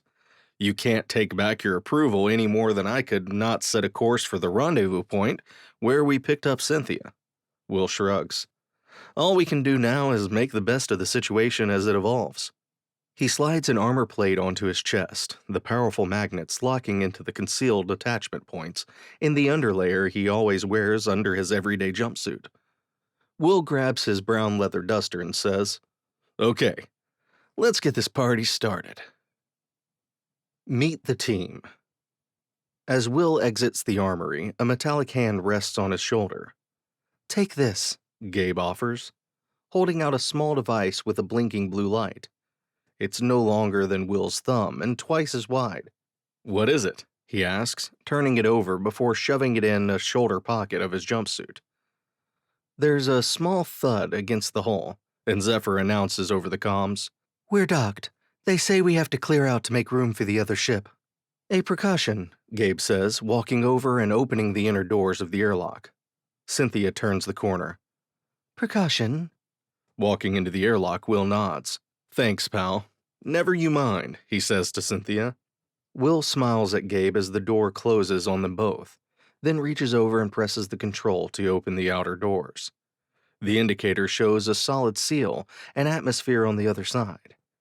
The outer doors slide open to reveal a telescoping boarding tube connecting the Ghost to the Berserker. He looks over at Cynthia. "Come on, pussycat." It takes only a moment for the two to drift from one ship to the other, the outer airlock doors opening as they arrive. Once inside the airlock, the exterior doors begin to close and the docking tube retracts. On the other side of the inner doors, Will can see Lorath waiting for them. Will glances over at Cynthia. "Oh, look, your boss." Welcome aboard the Berserker. The lounge is right this way, Lorath says, turning and heading off down the corridor without looking to see if Will is following. Looking around himself, Will comments, "So, Lorath, old pal, who's the other group Xarrix is hiring as security?" The scales along the back of Lorath's neck shift, pink then purple, then a reddish color then back. She doesn't turn her head. They're docking as soon as your ship vacates. You'll meet their captain soon enough. "Awesome. Surprises," Will says, as they enter the central lounge. As lounges go, it's somewhere better than the one on the Ghost, but not quite as opulent as the one on Bennie's parents' yacht. Will lets out a low whistle, taking in the scene. Xarrix is sitting near the back of the room, next to a raised dais with what might charitably be called a throne. On it sits a woman, judging by the sari-like outfit she's wearing. An elaborate headscarf is wrapped around the top of her head. Her skin is a jet black with bright blue freckles. Her yellow pupilless eyes seem to take in the entire room. The rest of the room is filled by several long tables, with assorted alien species sitting at them, talking amongst themselves. Seeing Will enter, Xarrix motions to him. Will Calder, come over here. The reptilian gangster seems happier than he had been a little while ago. Lorath and Cynthia peel off from Will as he heads towards the throne, finding something to discuss that isn't near the female warlord. Will Calder, captain of the Ghost. I have the pleasure of introducing you to the Duchess Jarella of the planet Worlo 3. Xarrix says, pulling Will closer to the throne. Will bows slightly. "It's a pleasure to meet you, Duchess." He looks up at her smiling face. The smile doesn't reach her eyes, and Will notices that each of her teeth seems to be filed to a point. It doesn't look natural. "Lovely ship you have here." He gulps, trying to back away, but is stopped by Xarrix.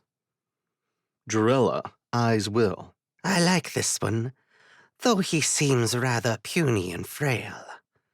Her teeth make her words rasp slightly.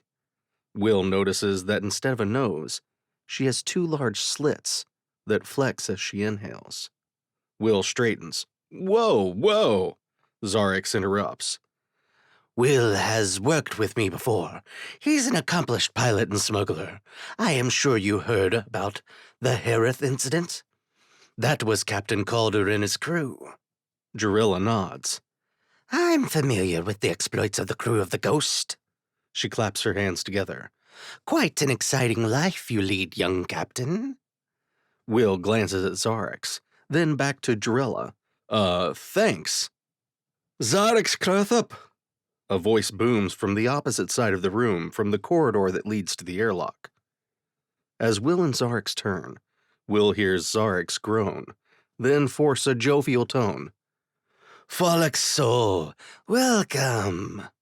Will turns to see what he can only describe as a leprechaun. Not the cereal box kind, but the horror movie kind. Oh, and it also has a mechanical leg and arm. The hell is that thing? Will asks under his breath. Xarrix murmurs. Butoxin. He walks towards the diminutive starship captain. Folix Sol, it's been too long. Xarrix places a fist across his chest. The butoxin reaches up and matches the gesture, his mechanical arm making small hissing noises as it moves. Indeed it has, you old scoundrel. I see you haven't driven old Lorath off. He turns and nods to the imposing henchwoman, who nods back. No idea why she stays with you. He smiles a gilded and jeweled smile. Any teeth not encrusted in jewels or covered in gold are yellow. Xarrix shrugs. I pay well, and let her do as she likes. Come, meet our host. Awkward dinner parties. Now that everyone is here, introductions are in order. Jarella announces, walking down the steps of her throne. She gestures to Xarrix. Please, do the honors. Xarrix nods and clears his throat. Will notices that the rest of the room must be hangers-on of Jarella's and ship's crew. Yes, thank you, Duchess, our esteemed client and ruler of Werdlo 3. He gestures to Folix Sol. Folix Sol and his crew have worked for me many times, doing some of the more unsavory work that is often required in my line of work. He's a consummate professional and will keep our salvage team safe. My number 2, Lorath, will work aboard his vessel as a liaison. He nods to Folix Sol, who nods back, smiling widely. Will Calder is a human, Xarrix says. He pauses as Jarella and many others start to murmur. His world is not a part of the GC. He and his crew are responsible for stopping the Peacekeepers from invading the Xarrix sector. More murmuring and head nodding. Will is blushing. You may have heard about the incident out near the edge of the GC at Barolo. That was them too. He and his crew are very dedicated and will make sure no harm comes to the salvagers. He smiles his reptilian smile at Will. They're excellent at not dying. The introductions continue.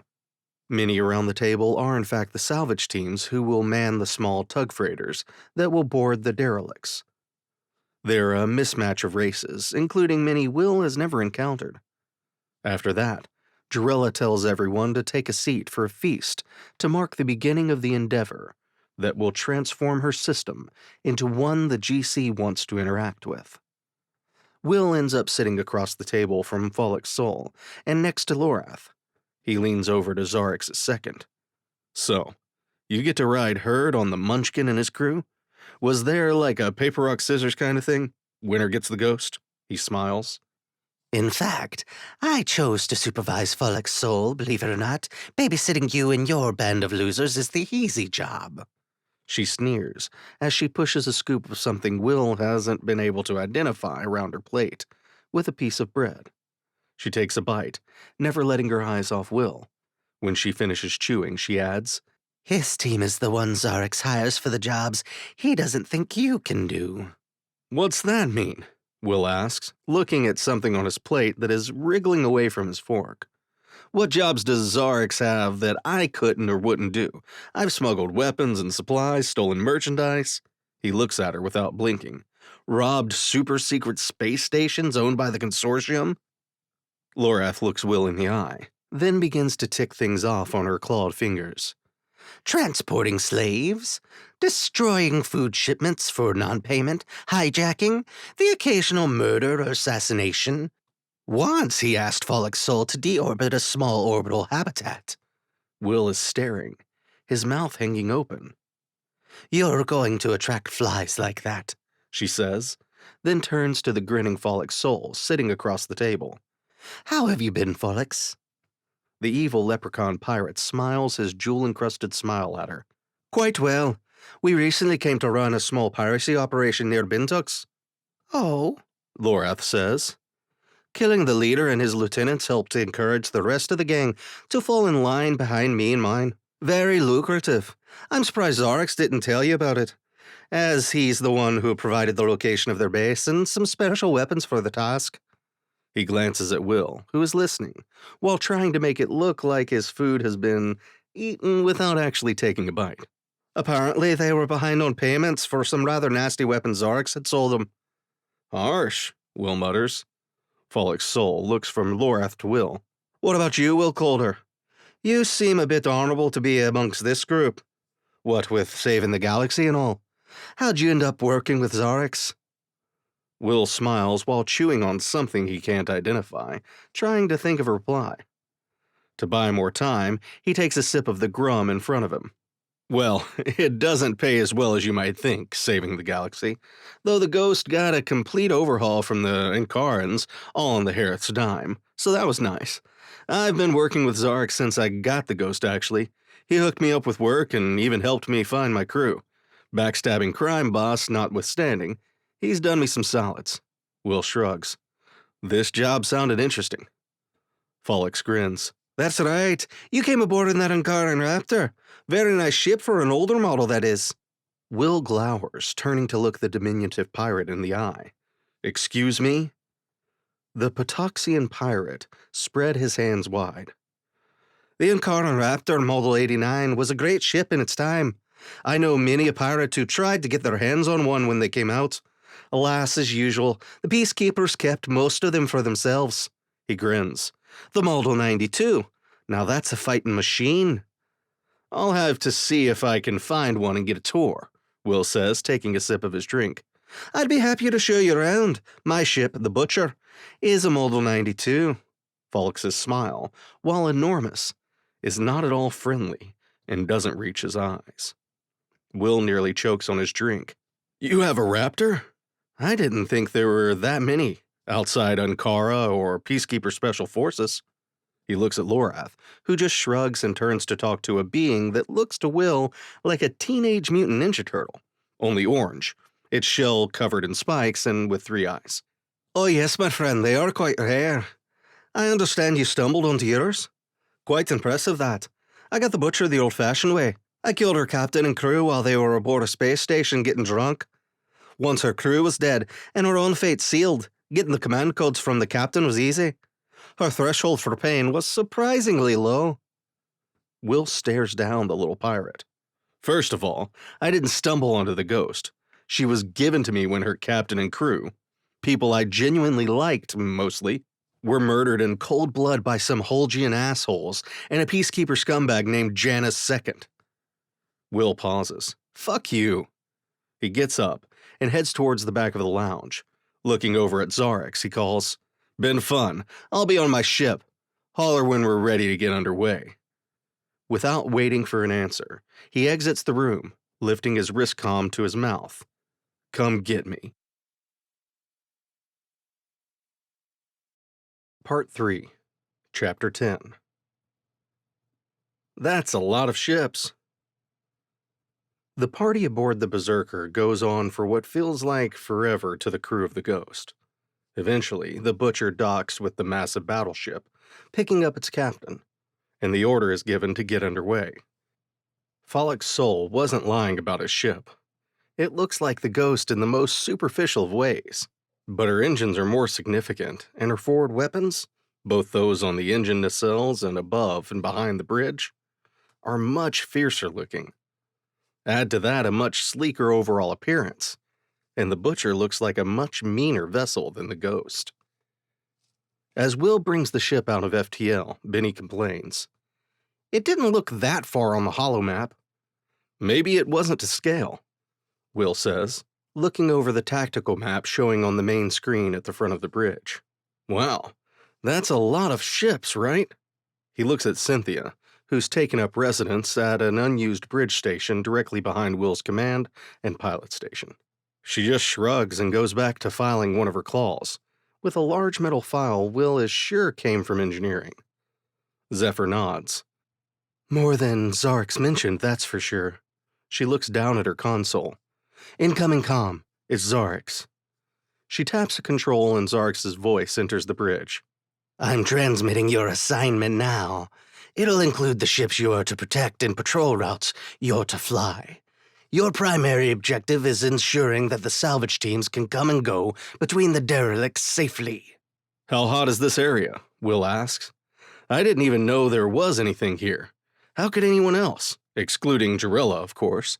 Far as I can tell, we're light years from the nearest trade route or system. Xarrix smiles tightly. Our client's organization isn't as airtight as, say, my own. She believes word may have gotten out. He looks past Will to Cynthia. Make sure our best interests are looked after. The Tigran looks up, making a purring noise. Of course. The screen goes black, then switches back to the tactical overview of the region of space the Ghost is in. Will presses a control, changing the view to the forward sensors. The display now shows at least 100 ships drifting at odd angles to one another. Weirder still, they're all nearly identical, Will comments to no one in particular. You're right, Maxim confirms from his station, looking down at his tactical scanners. They're not all the same size or mass, but design-wise they're nearly identical. He looks over at Zephyr. Have you ever seen a ship like this? His companion consults her own displays briefly, before answering, shaking her head. No, nothing like these are in the database, at least not that I could find. They're so beautiful. She looks at the main display, where the massive green flattened egg shapes are floating on screen. Each ship is at least half a kilometer long, with many coming in at nearly 2. There aren't any discernible engines to indicate which is the front or back of the vessel. Cynthia clears her throat. Very pretty, yes. We should get going. Look. She gestures to the lower corner of the main display, where the salvager ships they've been assigned to protect are on the move. Don't want to fail in the first talk of your assignment, right? She grins. Standing up, she adds, I'll be in the lounge. The mix of freighters and tugs moves as a unit towards what Will assumes is a randomly selected ship. The tugs begin using bucking cables to pull themselves against the giant ship's hulls. I really don't like her, Zephyr growls. I don't know. I'm warming up to her, Bennie says, hopping out of his chair. I'll be in the lounge. Maxim makes a face. Explains why there are so many Brelak in the galaxy. Will and Zephyr both laugh. Then Will turns his attention to the main display and his flight controls. I'll keep us 100 or so kilometers from the derelict, per Xarrix's instructions. Zephyr, can you reach out and let them know? Roger that. I wonder why he didn't want us to get too close to the ships, she asks. I wonder the same, Will says. By the way, Max, keep an eye on the butcher. I don't trust that little Lucky Charms motherfucker as far as I can throw him. Lucky Charms? Maxim asks, then shakes his head. Never mind, and I concur.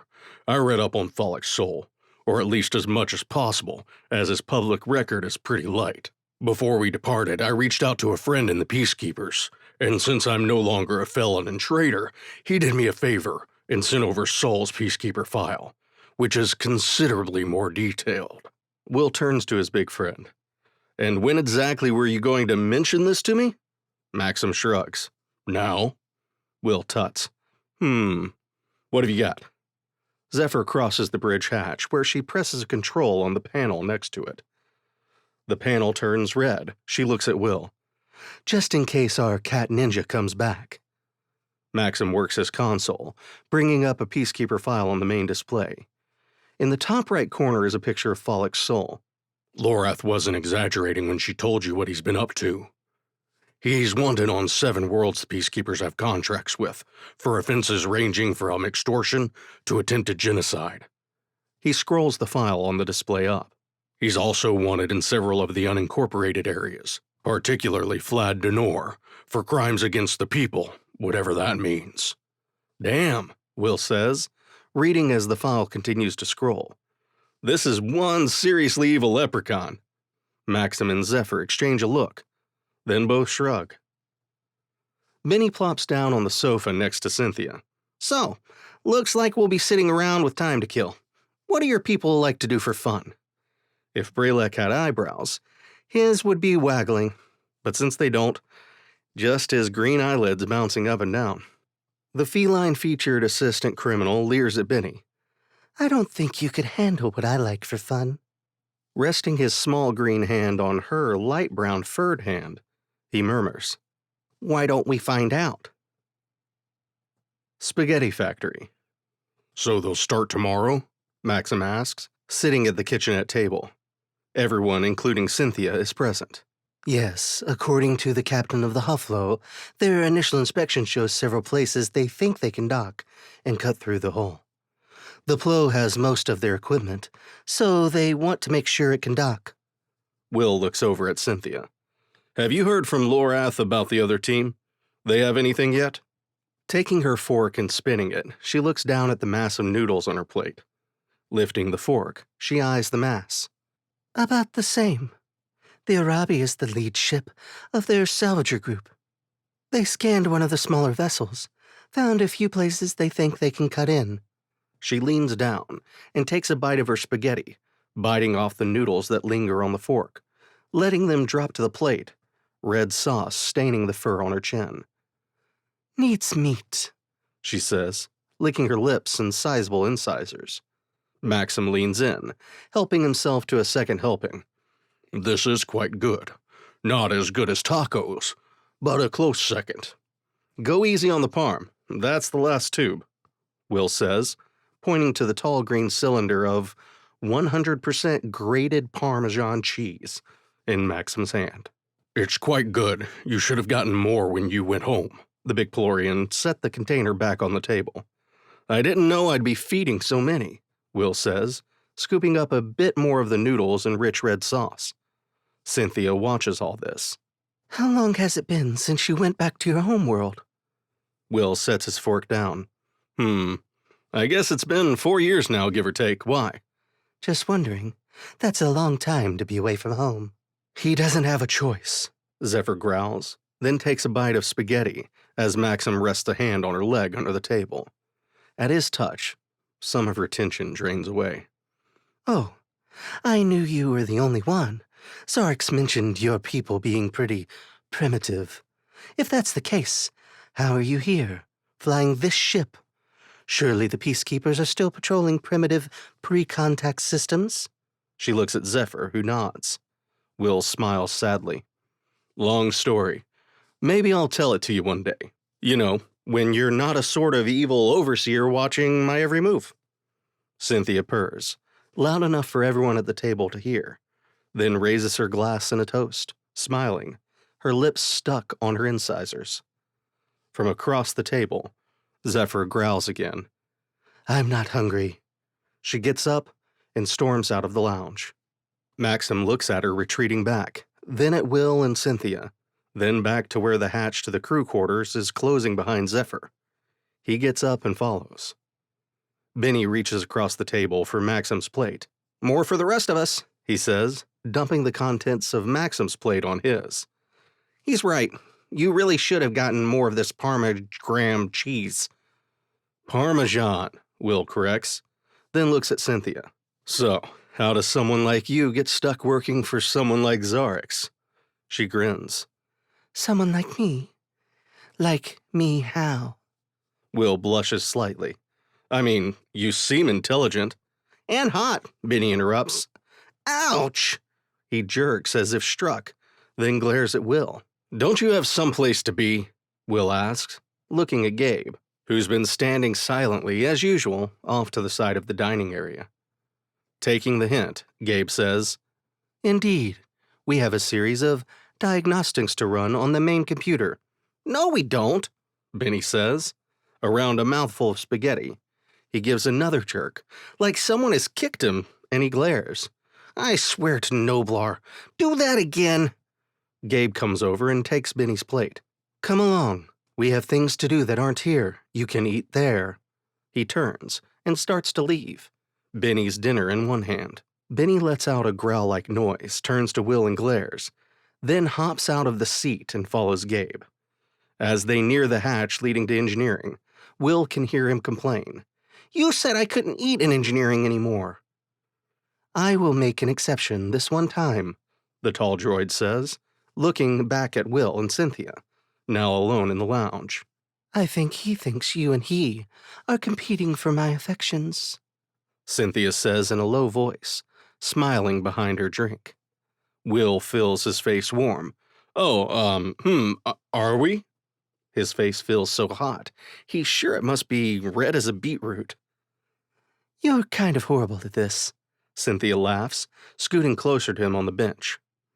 "So yeah, you never answered my question," he protests weakly.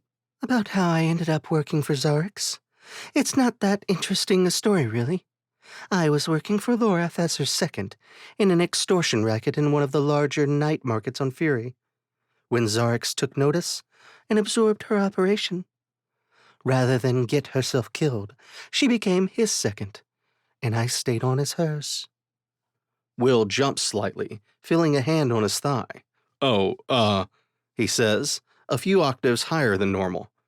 "When I met you, you were her secretary." "A convenient cover. I set out there in case any nosy officials or anyone else popped their head in. We didn't get many visitors, and those we did, we were usually expecting. Like you." She smiles broadly, her very sharp-looking incisors gleaming. "Though, I'll admit, we weren't expecting the Peacekeepers to be following you." He affects a stricken look. "Hey, they weren't following me. They raided you separately." The pressure on his leg moves up slightly. "Uh-huh," she says, smiling slyly. Movie night. "The Hufflo is docking now," reports Zephyr, looking up from her screen to the image on the main display. On it, several of the small salvage vessels have latched themselves on to one of the larger derelicts. The larger Plo is also sliding into position alongside the derelict, guided by the smaller tugs. "I guess now we wait," Will says, spinning in his chair. "How's the B team doing?" "According to scans, about the same. Their salvagers have just docked." "Pass me more of that. What did you call it? Popcorn?" Cynthia says, reaching across Will, who's next to her on the sofa in the lounge. Maxim is on her other side, while Zephyr next to him. Gabe, now that his frame shares proportions similar to his crewmates, is in the large chair next to the sofa.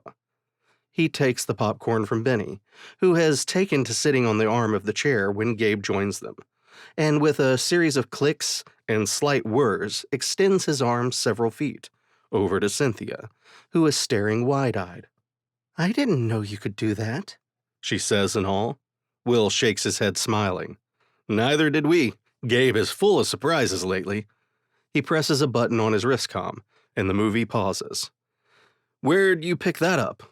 Gabe retracts his arm, which makes soft clicking sounds as it settles back into place.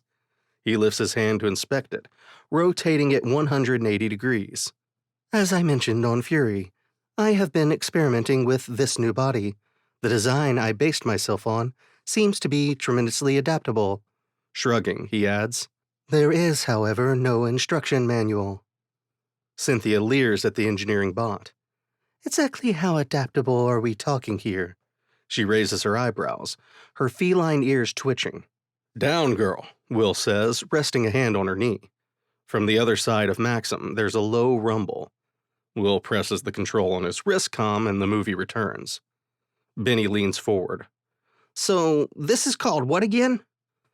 Without taking his eyes off the screen, Will answers, "Ghostbusters." Zephyr reaches over and takes the popcorn from Cynthia. "I like that the main characters are all women." Cynthia nods, which only irritates Zephyr. Will nods. "There's an older version, it's just as great. We can watch it next movie night and you guys can compare. I like this one a lot, but both are pretty awesome." "What is the role the blonde male serves?" Cynthia asks. "I mean, he is quite attractive for a human, but he seems mentally deficient." He's the secretary, or I guess he's supposed to be. I think they intentionally made him dumb as a brick as a bit of social commentary, Will explains. I see, Cynthia replies, thinking. She turns to Will. I prefer brown hair. Her grin highlights her sharp incisors. Maxim coughs once, then gestures to the screen. Those weapons look quite powerful. On screen, one of the characters is destroying an alleyway with her out-of-control weapon. This is, what did you call it? Slapstick? Will clears his throat, reaching for his drink. Oh, yeah, more or less. Physical comedy like this was pretty popular when this movie came out. I was pretty young, but the main characters were in several movies with similar antics. Oh, there's a funny dance sequence in this too. I do not understand why in the middle of battle anyone would choose to dance, Gabe remarks. Bennie shakes his head. This is a comedy, sort of like Quiznar and the Wonkins, but with humans. I see, Gabe says, his face now more emotive than before. And ghosts, Bennie offers. I was an engineering bot on a Peacekeeper command carrier. I did not watch entertainment vids. Didn't the engineers have a break room? Zephyr asked. Gabe nods. Droids were not allowed in the break room. Everyone finds something else to look at. On the screen, two of the characters are now dressed all in black, doing an interpretive dance. Gabe stands. I will be in engineering. Always with the secrets. First derelict looks like it's on the move, Zephyr reports.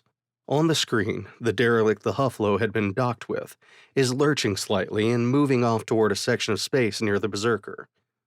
Jarilla wants each ship to take up a position around her flagship once it's online. The newly reactivated vessel is moving like its pilot is drunk. From her now usual spot at one of the aft stations on the bridge, Cynthia's wristcom beeps. She looks down. Go ahead, Loreth, she says. There is a pause. 1 second. She stands, looks at Will, then Zephyr, then leaves the bridge. As the hatch closes, Will looks over at Bennie, who has already turned in his seat, waiting for Will to look at him. He nods. Bennie grins and turns back to his console. Will taps a few controls on his chair, and one of the smaller displays on his console comes to life. A wireframe of the ship appears, with a blinking yellow dot moving down the long corridor that connects the forge section of the ship to the larger main body. They watch as the dot moved all the way to Cynthia's quarters. Why the sexy flobbing? Bennie mumbles. Everyone turns to Bennie. Will says, I'm sorry, what now? Bennie looks up. She has a scrambler, a good one in her quarters. He looks at the ceiling, mimicking Will's habit. Gabe, can you help us with this? What do you need? The ceiling asks. There's a scrambler in use in Cynthia's quarters. From the overhead speakers. Of course, 1 moment. Bennie turns his attention back to his console, mumbling a little here and there. Then Gabe is back on the speakers. Did that help?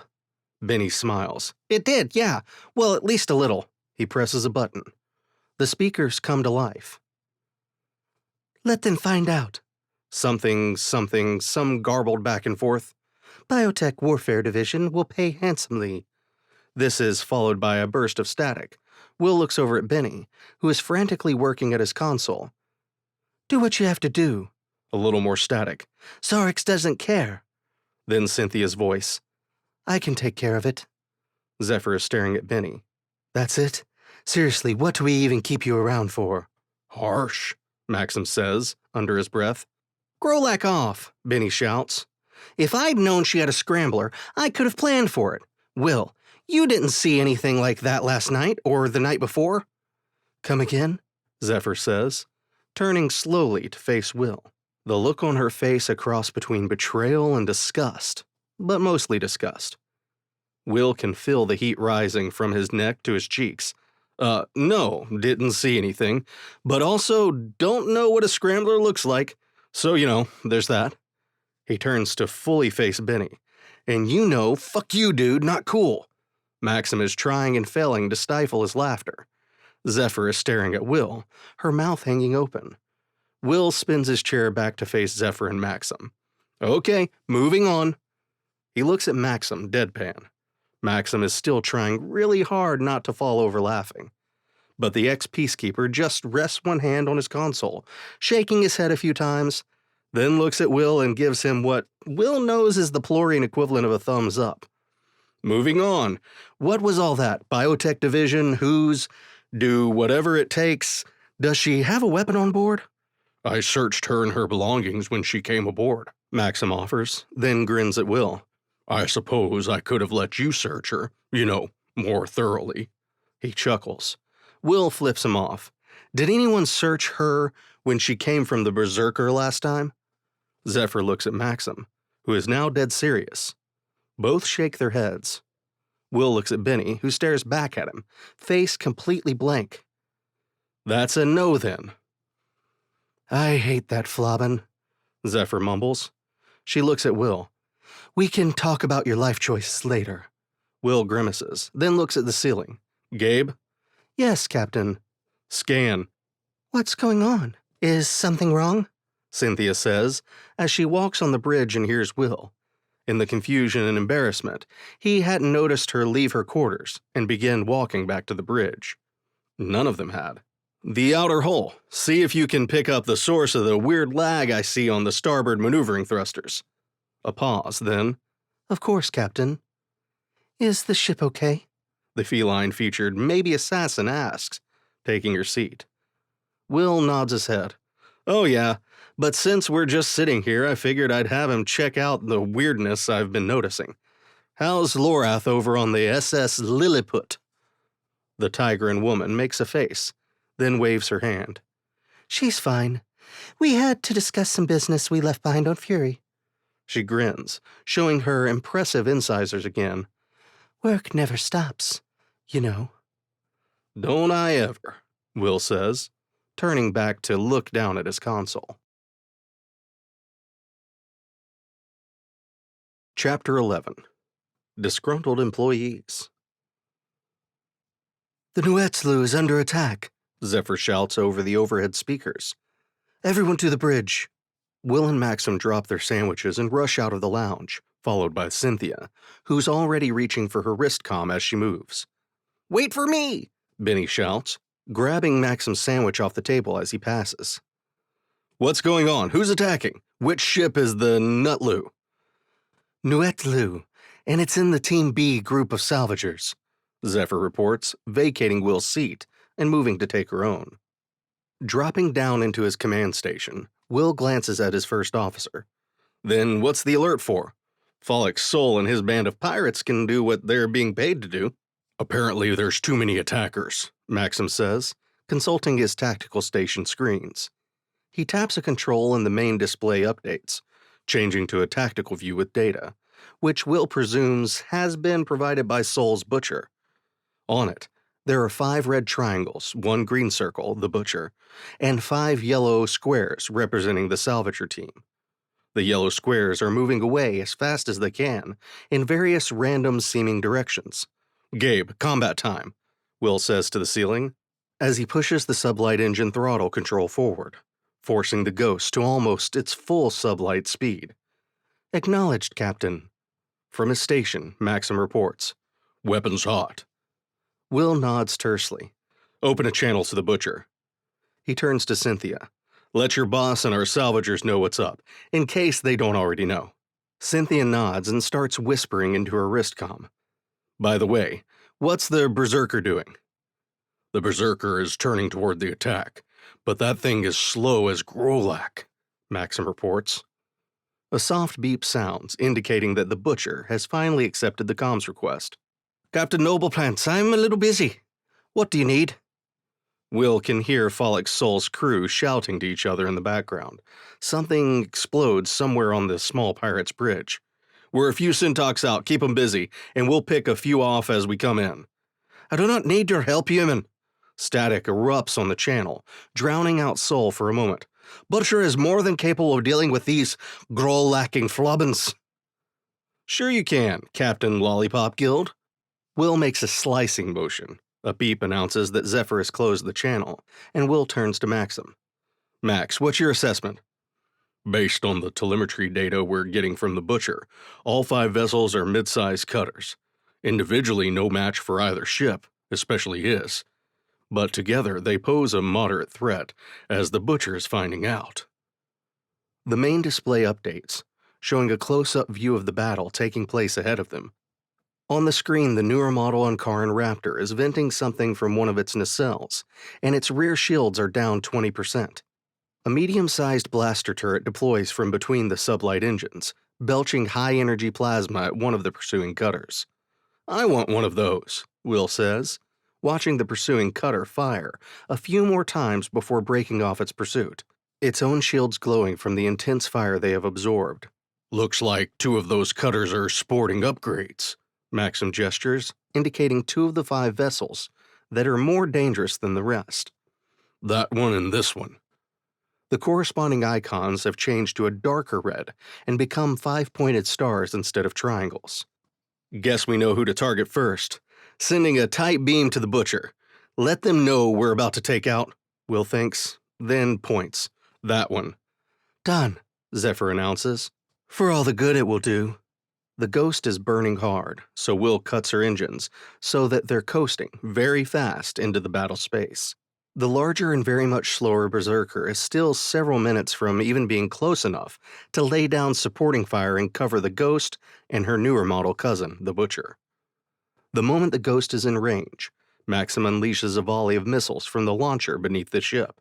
Will brings the Ghost in fast, only firing the retro thrusters as they swing through the mass of fighting vessels, sending 3 of the attackers scattering, including their target, one of the more upgraded cutters. "Targets have sustained damage," Maxim reports, over the sounds of the engine nacelle-mounted blaster cannons firing. "Another missile salvo should do it if they'll hold still." He turns slightly in his seat. "Also, Bennie, I know that's my sandwich, and when this is over, if there isn't a newly made sandwich on my plate in the dining area, I will squeeze you until your head pops off." Bennie has a mouthful of the sandwich in his cheeks when he turns to Maxim, trying to reply around shoes. Will grins. Ah, family. As he brings the ship around in a tight arc that a pursuing cutter can't match. "I can take care of that." Just as the Ghost is lining up to make another run on the upgraded cutter, it explodes. "The hell?" Will says, as on-screen the Butcher blasts through the expanding debris cloud, flames from the destroyed cutter lingering on it, before vanishing into the vacuum. "That bastard!" Will shouts, bringing the Ghost around as several blaster bolts strike their shields from another of the attacking cutters. "Starboard shields down 5%, Zephyr announces, gripping the side of her console, as Will brings the Ghost into a maneuver tight enough that the inertial dampeners don't adequately compensate. The hull groans in protest, as does everyone on the bridge. "Captain," Gabe says over the speakers. "She'll hold together," Will says through gritted teeth, his vision graying slightly. "It is not the ship I am worried about." Never trust pirates. "Incoming port side," Zephyr shouts, as one of the attacking cutters emerges from around one of the dormant ships, its blasters raking the Ghost shields. Will brings the ship hard to starboard, driving towards the attacking ship so Maxim can fire the forward blasters, before diving under the same derelict. On the main sensor display, the Butcher is giving chase to the ship they just exchanged fire with, destroying it. "That son of a bitch keeps taking our kills, what the hell?" Will checks the tactical display, seeing that there are only 2 of the attacking cutters left. "It's not a contest," Cynthia says from behind Will. "Shows what you know," he growls, twisting the controls. "The Berserker is on station. They're opening fire," Zephyr announces. "About damn time," Bennie says, glancing over at Cynthia, who has been sitting at her station monitoring the battle. She turns to him. "Don't look at me, little green. It's not like I'm in charge over there." "You're not in charge anywhere," Zephyr says, not bothering to look over. Will growls again, bringing the Ghost around towards one of the last 2 attacking vessels. "That asshole isn't getting this one, Max." And Will glances over briefly, before turning his full attention to the other craft. The cutter has turned to put distance between itself and the Berserker. Its aft weapons are still blasting the Ghost's forward shields. Firing, Maxim reports, as 2 missiles streak up from the bottom of the main display, followed by several bright energy bolts from the nacelle and bridge-mounted blasters. The weapon's fire converges, and the cutter's shields flare, then fail, an explosion ripping apart the ship. boom! Will shouts, thrusting one fist in the air. An awkward minute passes before Maxim reports, The last cutter looks like it's being brought aboard the Berserker. "Incoming comms, the Berserker," Zephyr announces a moment later. The main display changes to show Xarrix. The Duchess would like you aboard the Berserker for the interrogation. Interrogation? Will asks, looking back at Cynthia, who shrugs. On the large screen, Xarrix shrugs too. She's paying us. We do what she wants. Be here in 1/2 talk. Do unto others. Well, this is kind of dark, Will mutters, as he and Cynthia walk into the large lounge that had been the site of the massive feast and now looks like a medieval torture chamber. In the center of the room is a device that looks like something from ancient Europe back on Earth. There are straps, bars, and chains all over. Cynthia moves to take a seat next to Lorath, who's on the far side of Folic Soul. What do you see? Maxim asks over the comlink Will has in his ear. After the last visit, the crew had agreed they wanted to have at least ears in the room when Will was aboard the Berserker. The link is paired to his wristcom, just like the old Bluetooth headsets he used to have on Earth. Some kind of weird-looking doodad in the middle of the room. Jarilla's throne is where it was last time, but now there are, like, bleachers or something set up. Will walks over to Xarrix, who motions for him to sit down. On Xarrix's other side is Folic Soul, who makes what Will assumes is a rude gesture on his world.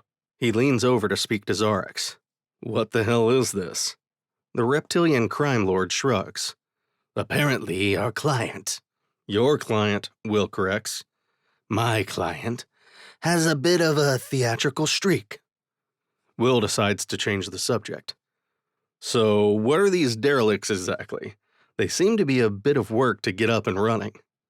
A shrug from Xarrix. They're an old design. Once the salvagers get the hang of it, things should speed up. Why? Do you have better places to be? Other than away from you and this, Will gestures to the room around them. Freak show? No, not at all. From the opposite entrance that Will and everyone else had come through, Jarella and 2 guards stride in, followed by what looks like 2 droids and 2 Quillant. What the hell? Will whispers. What is it? Zephyr asks. From behind Zephyr, Will can hear Bennie. We should have added a camera. To what, his forehead? Will can hear Maxim retort. Will coughs to get his crew's attention. Must be the crew of the cutter, 2 Quillant and 2 droids. One looks like a light-duty engineering bot, and one is a model I've never seen. 4 eyes, 2 arms, 2 legs. Kinda big head, flat, matte black, eyes are huge. An intelligence and command droid, Gabe offers. They're typically assigned to frontline Peacekeeper platoons as liaisons to division commanders. They are tremendously loyal and incredibly intelligent. I wonder how this one was enticed to join a pirate organization. The smaller engineering droid is being led by 2 additional guards toward the device in the center of the room. The droid's design is similar to Gabe's original body, but shorter and lacking the extra set of smaller utility arms. Jarilla takes her seat and gestures to the droid being attached to the device. These vermin are the crew of the vessel we captured. The crowd, most of whom must be her crew and the same various hangers-on that Will saw before, all cheer. I have a bad feeling about this, Will mumbles. Xarrix turns his head slightly, looking at Will askance. Jarilla leans forward on her throne. Did Bunto hire any more ships? Where are they? Where is Bunto? Mr. Bunto hired 5 vessels with crews. One of the Quillant offers from beside the device the droid, clearly terrified, is hooked up to. The warlord Duchess nods to one guard, who grabs the Quillant and drags him forward. How many ships did he hire? I told you, the terrified alien screams, the catfish-like whiskers around its mouth twitching.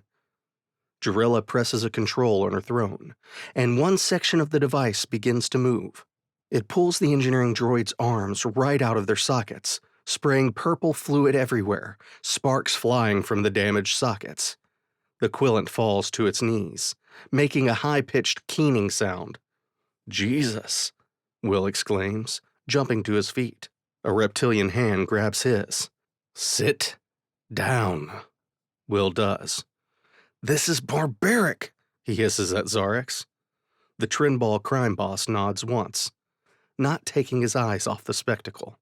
One of Jarilla's guards walks up to the sobbing Quillant, pressing a pulse pistol to its temple. The whiskers twitch as it cries out. Jarilla looks around the room. Bunto hired this Strenog to take what is mine. The crowd in the room roars in anger. She nods, and the guard fires one shot. As the guards remove the body, the matte black intel droid speaks up. He was telling you the truth. Mr. Bunto contracted 5 cutters and crews from my owner.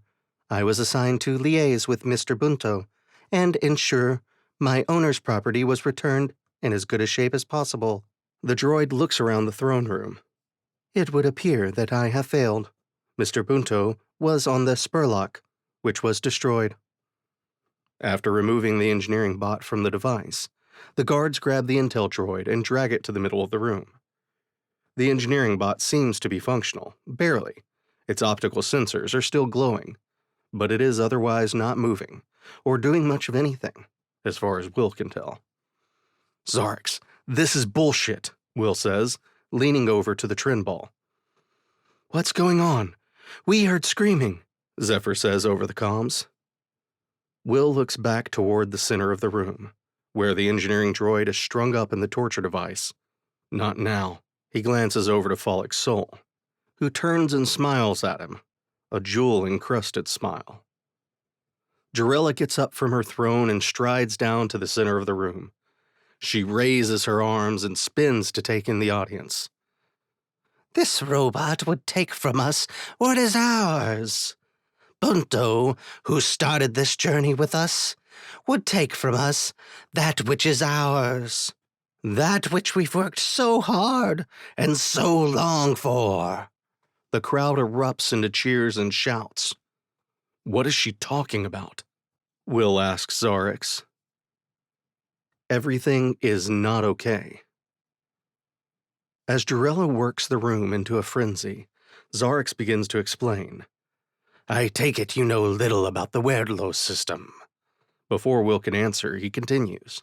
When the Peacekeepers gave up trying to pacify this system, they not only left, but took their toys with them. The residents of the planet found themselves suddenly on their own. Deservedly, some would argue. They had to learn to farm and trade with the few traders who would visit the planet. He's right, Zephyr whispers in Will's ear. Jarilla's family united most of the colonies on the planet, Xarrix continues. By force when necessary. But usually it wasn't. Her father and grandfather were charismatic leaders. He gestures toward the Duchess, still working the crowd, while the trussed-up intel bot watches. The remaining Quillant is standing silently between the 2 guards, its eyes unfocused. Follick's soul turns and hisses. Would you 2 gossips like to take your chat outside? The show is getting good. Will flips him off, just as Jarilla stops before the intel bot. You worked for the enemies of Werdlow. You took part in an attack that could have cost our world its freedom and prosperity. I repeat, I am only... Jarilla motions to one of her guards, who activates the device which immediately separates the droid's limbs from its body. It emits a low warbling kind of sound. What was that? Bennie asks over the comms. She just ripped the droid's arms and legs off, Will says under his breath, so as not to alert anyone to his comms device. She is torturing her, Gabe says matter-of-factly. Her? Will whispers in unison with Zephyr. The intonation of her voice suggests she has affected a female persona. She answered the Duchess's questions honestly, Gabe informs them. As the body of the droid slumps to the ground, held up by a few stray wires coming from its now separated limbs, the crowd once again erupts and cheers. The droid's optical sensors flutter before going dark. Zephyr leans over. Her father purchased this ship with the entire savings of the colony. They used it to run freight at first, then to pirate when it was safe to do so. Every credit they stole and earned went to the colony, and they sold every unit of production and refined goods the colony could produce to fill the coffers. Jarella learned of the derelict fleet from her cousin Bunto. Apparently, Bunto wanted to sell the ships. And she wanted to build a maritime and military fleet, with your help, Will finishes. What's happening? Bennie pushes. The remaining Quillant crew member is standing before the remains of the intel bot. Was Bunto operating alone? Jarilla asks. He and his thieving mate Wicklu left together. I never met any Wicklu, The captive replies, trembling. It is wringing its hands worriedly. You lie, The Duchess shouts, encouraging the crowd to scream at the captive, who shrinks back against the verbal onslaught. Without a word, one of her guards walks up and shoots the Quillant in the back of the head. God, Will says. Then to head off his team's question, he whispers, She just executed the other Quillant. Jarilla turns to the crowd, then points to the last survivor of the failed attack, the armless engineering bot. This one will fight tonight. Fight? Maxim asks. Fight? Will asks Xarrix. A popular pastime on Wordlow 3 is droid fights, The crime boss replies offhandedly. That's not okay, Will grinds out. It doesn't even have arms. Yes, that will be a handicap for sure. You're welcome to stand up and tell her that. I trust your crew is prepared to carry on the assignment without you, though, given what we've just seen, she may just torture and kill them all, except your droid. She'll make him fight. He's too unique to just destroy outright. Xarrix pauses to think. She might sell him, though. He really is unique. Will growls and gets up. This is Grolact. He makes his way toward the exit, while Jarilla watches. Chapter 12. Things we don't think about. Gabe is pouting, Maxim says, as Will closes the airlock door behind him, having thankfully left the berserker behind. Can't say I blame him. This mission just took kind of a dark turn. Will slips the earpiece back into a pocket on his jumpsuit. Let's put some distance between us and this nightmare. We can take our salvagers out to the far end of the flotilla. Maxim nods. I'll get us going. You go check on Gabe. He can see Will take a big breath and exhale, then nod. Can I come in? Will asks, as the door to engineering slides open. Of course, Captain. It is your ship. The engineering bot's voice comes from somewhere behind the main engine. How are you doing, big guy? That must have been rough to hear, back aboard the berserker. Will takes a few tentative steps into the engineering space, letting the hatch close behind him. To be honest, Captain, it was nothing I have not encountered before. Except for a few minor outlying colonies, droids do not have civil rights. We are routinely tortured for sport and treated as property to be abused as desired, and discarded when too damaged for any use. As Will comes around the reactor, he sees a space he doesn't recall ever seeing before. It is a small maintenance workstation that's been reconfigured into what he can only call a bedroom, though sans bed.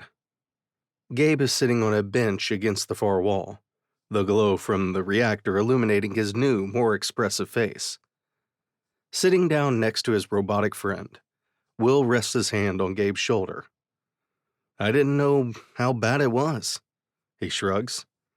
I guess I never really paid any attention. I mean, before meeting you. Droids were always just in the background, going about their business. I never considered. You would not be the only one. Few consider my kind anything but tools with minds. Gabe turns to look at Will, His eyes clearly expressing sadness. Damn, his new face really does convey his emotional state, Will thinks. Will pauses for a moment. I guess it was easy for me to not see it. Langsham didn't have any droids on his crew, and most of the places we went, droids were a luxury few could afford. He thinks a bit more. I think my first real encounter with droids came after I was on my own. He shrugs. But then I had other things on my mind. Gabe says nothing, so Will continues. We'll fix this. We've got some clout with Harith. Maybe they can help put pressure on the GC. Start getting the conversation started. Hell, we have some clout with the GC too, though I have no idea how to apply it. That is kind of you, Captain. I do not have much hope of anything like that succeeding. Droids have been a disposable workforce in the GC for over 150 standard years. I do not see that changing anytime soon. That was before I got involved. Will smiles and pats his friend's leg. Also, at least using Earth as a model, change like that is slow. Often way too slow. He smiles again. What say we get this job done, get paid, and never see Xarrix or the nutjob Drilla again, and set about fighting some civil rights fights? I would like that. Gabe stands and follows Will out of engineering. As they cross the lounge towards the hatch leading to the bridge, Will asks, Did the Peacekeepers mistreat you, or any of their droids for that matter? Gabe turns his head, looking down at Will. Sometimes, but not often.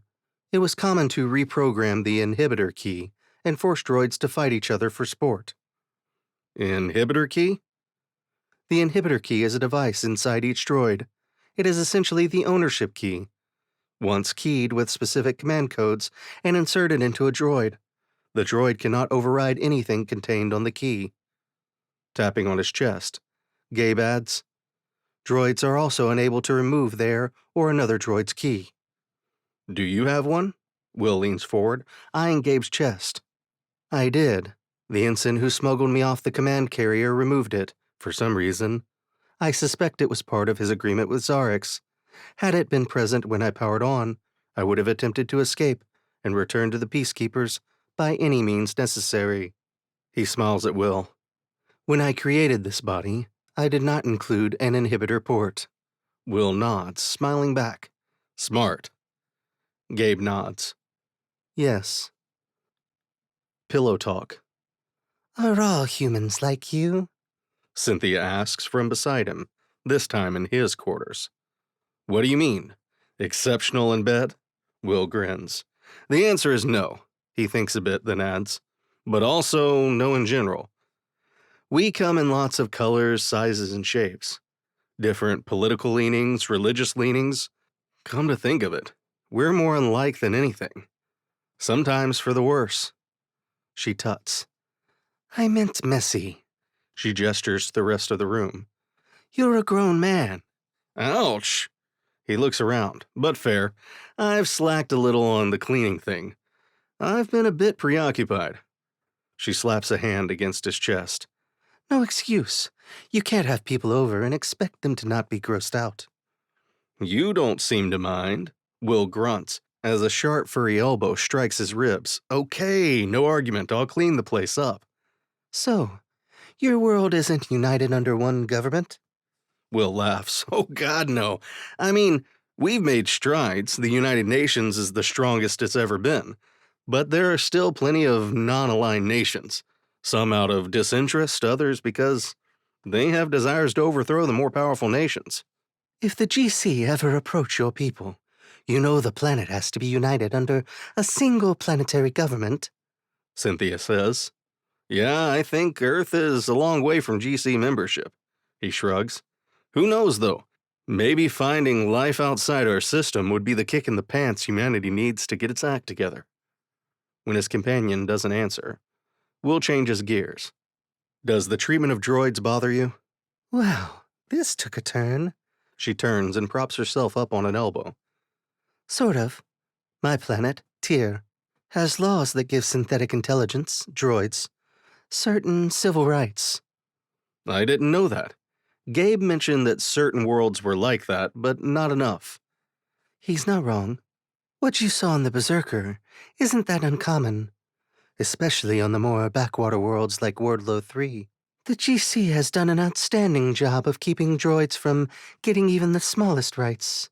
Companies like Farsight and other droid manufacturers certainly aren't helping either. Sighing, she looks Will in the eyes. Why?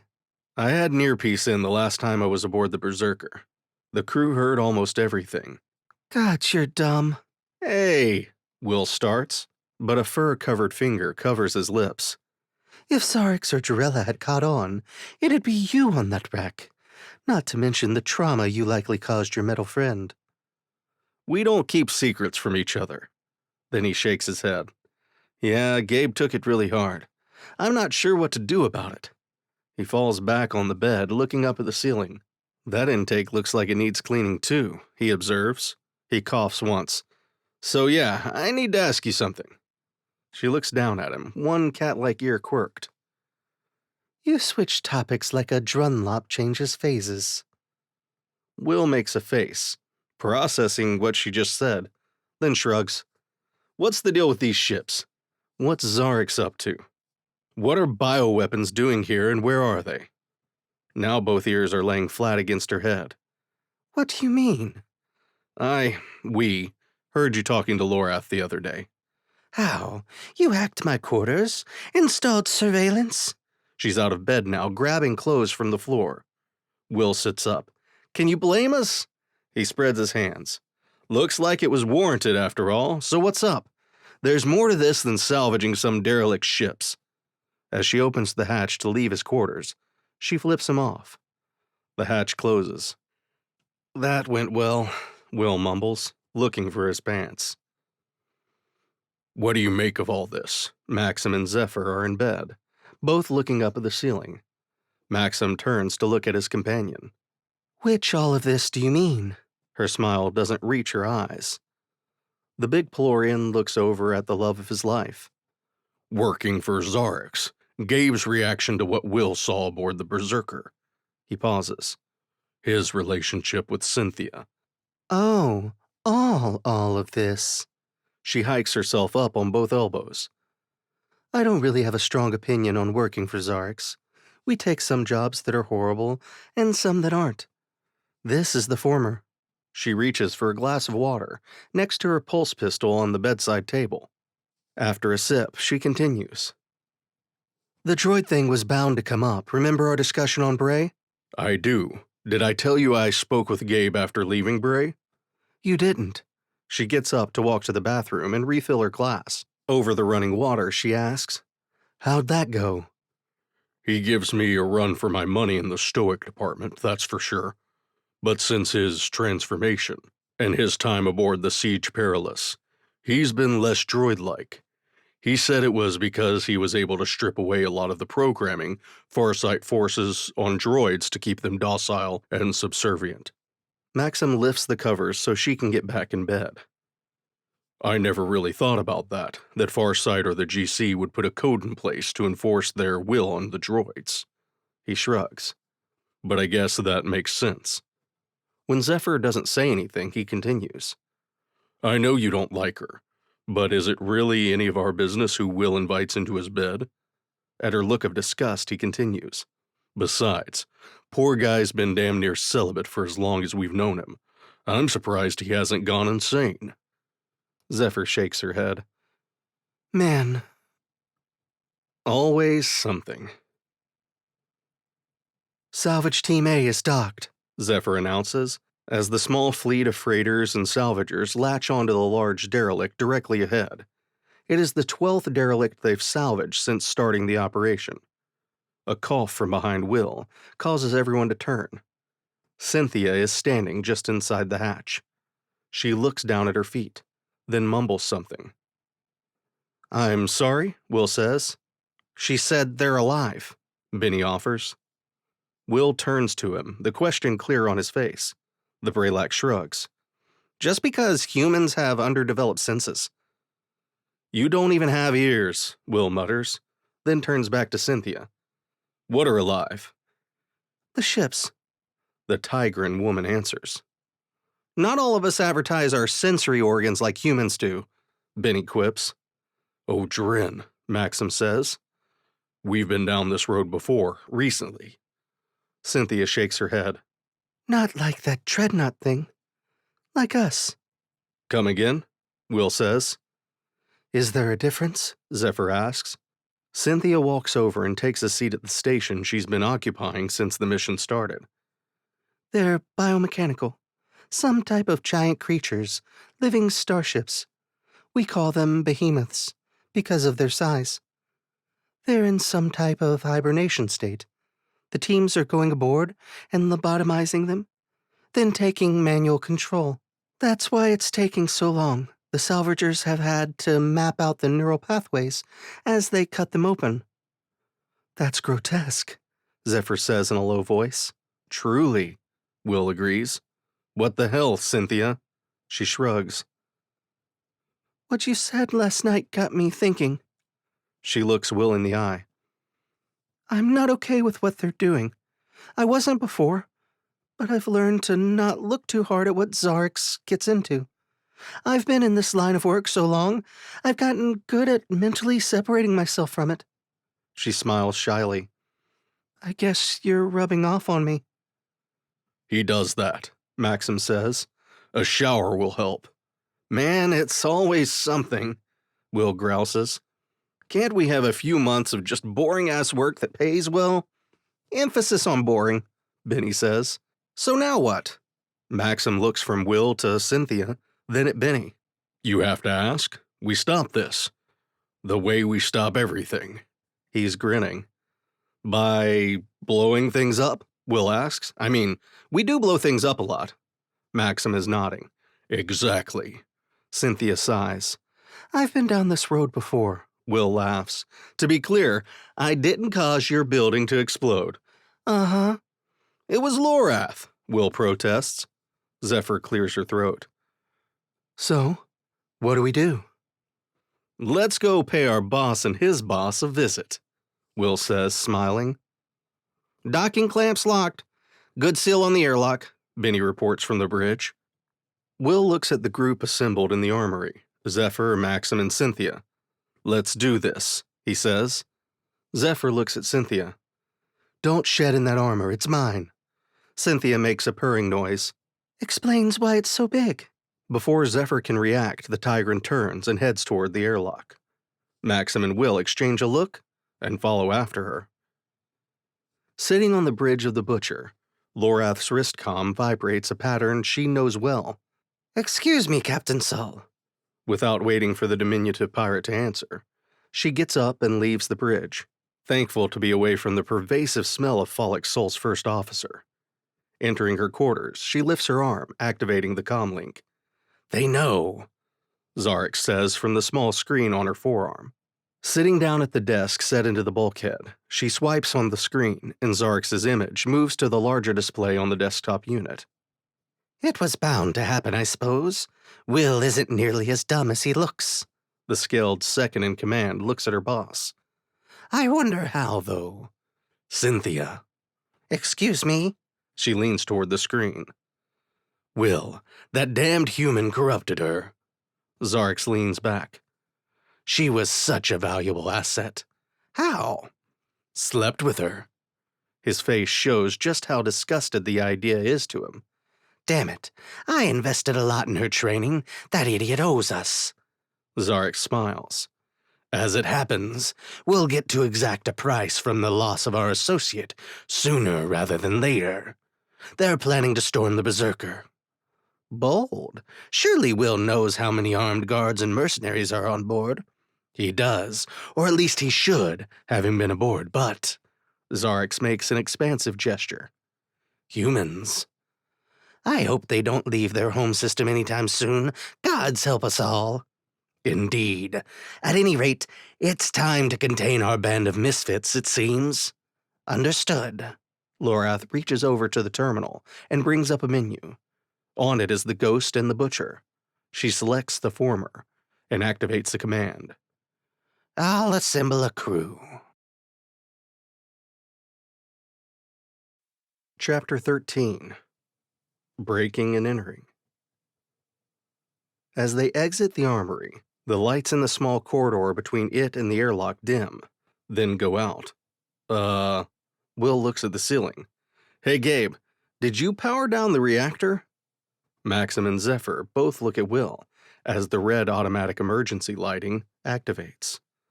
I did not. Someone has infiltrated our systems. They are all shutting down. Without a word, Zephyr is moving. She has her hands around Cynthia's throat before anyone, including Cynthia, can react. She moves to headbutt the Tigran woman, only to slam her faceplate into Cynthia's own faceplate. From the ceiling, Bennie announces, "Everything is shutting down. I'm trying to counter, but I don't know where it's coming from." Cynthia breaks Zephyr's hold and jumps against the wall to get up and over the stunned ex-peacekeeper.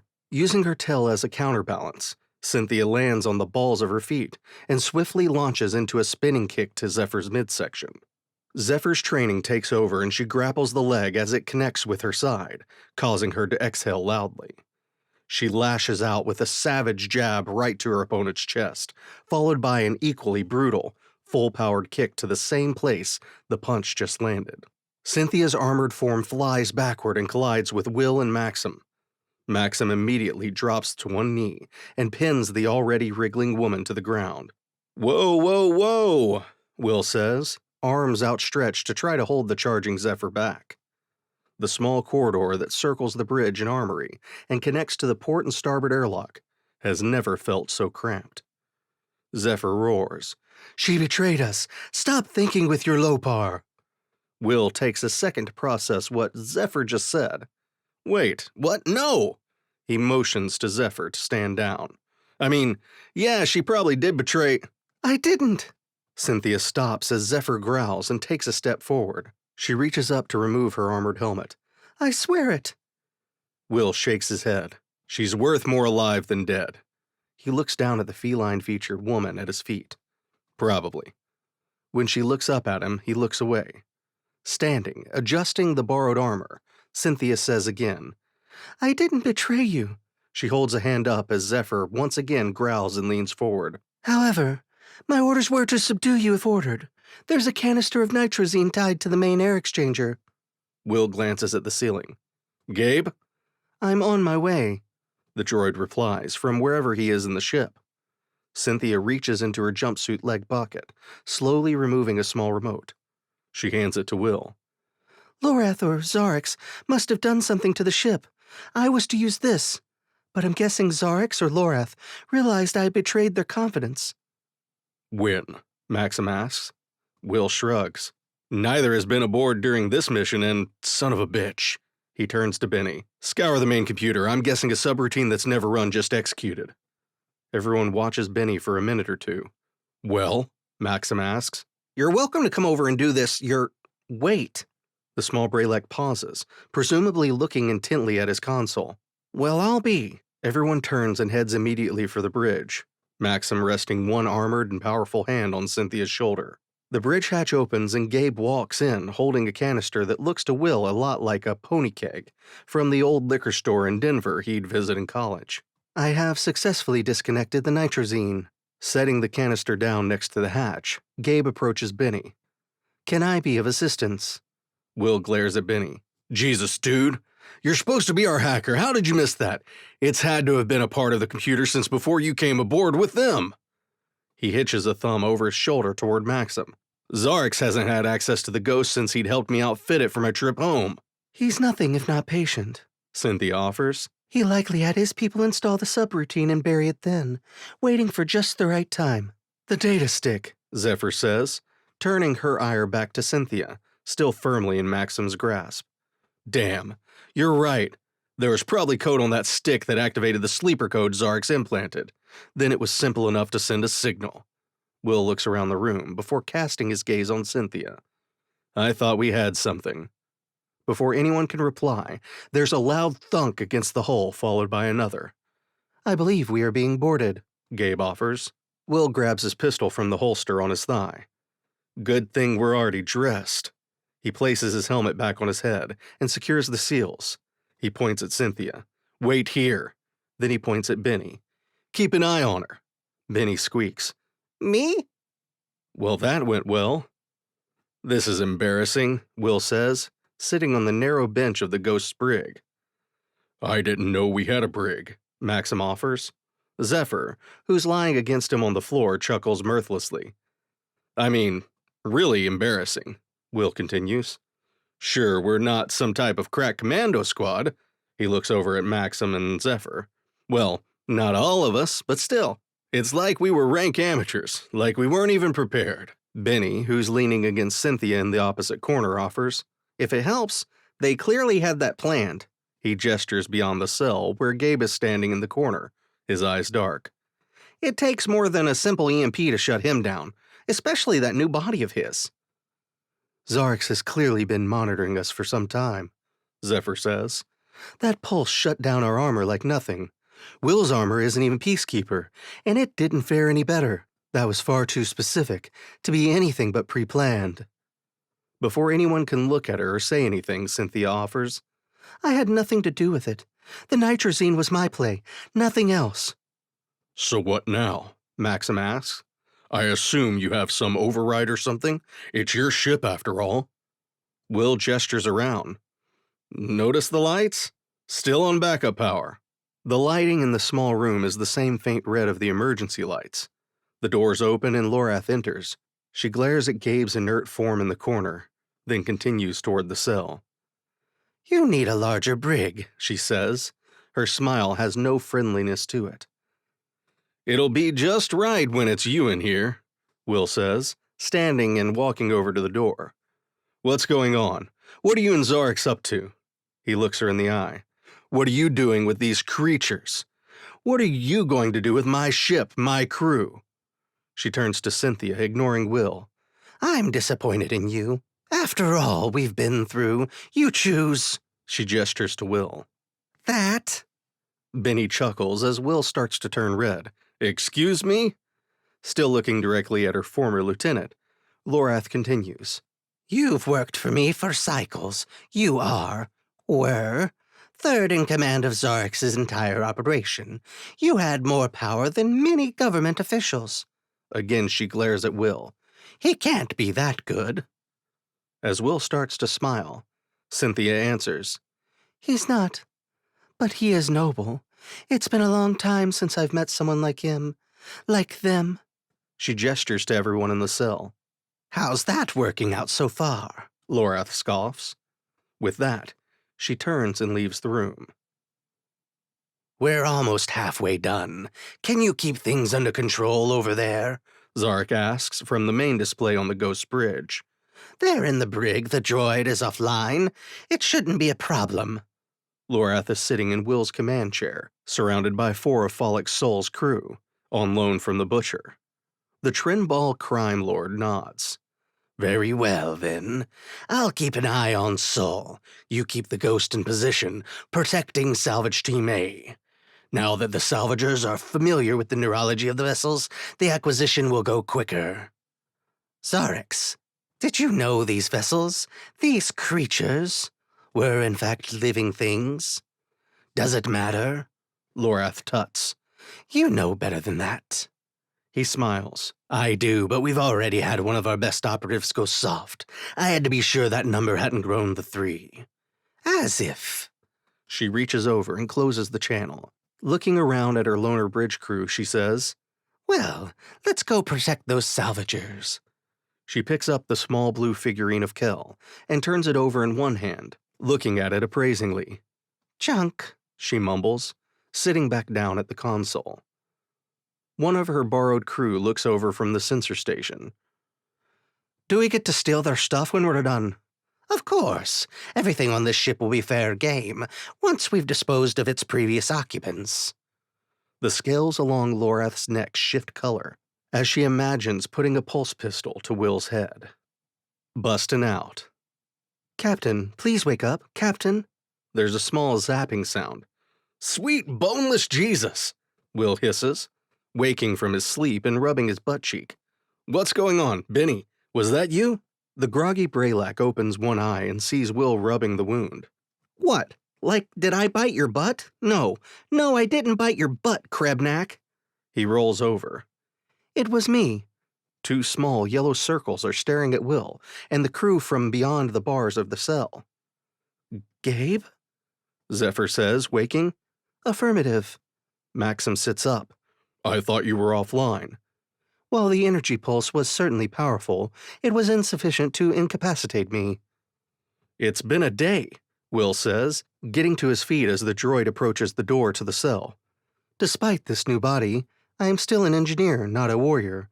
I decided to wait and see what Loreth and her associates did before acting. You could have let us know, Will insists. The bot shrugs, then grabs the lock and crushes it in one hand. Okay, now what? Cynthia asks. Well, for one, we leave your ass here, and Gabe bends the doors or something to keep you contained. Zephyr all but snarls. Before Cynthia can reply, Will holds up both hands. Ladies, I get it, you hate each other. It's time to either get over it or at least set it aside. Cynthia has proven she's with us on this. She's on our side, Z.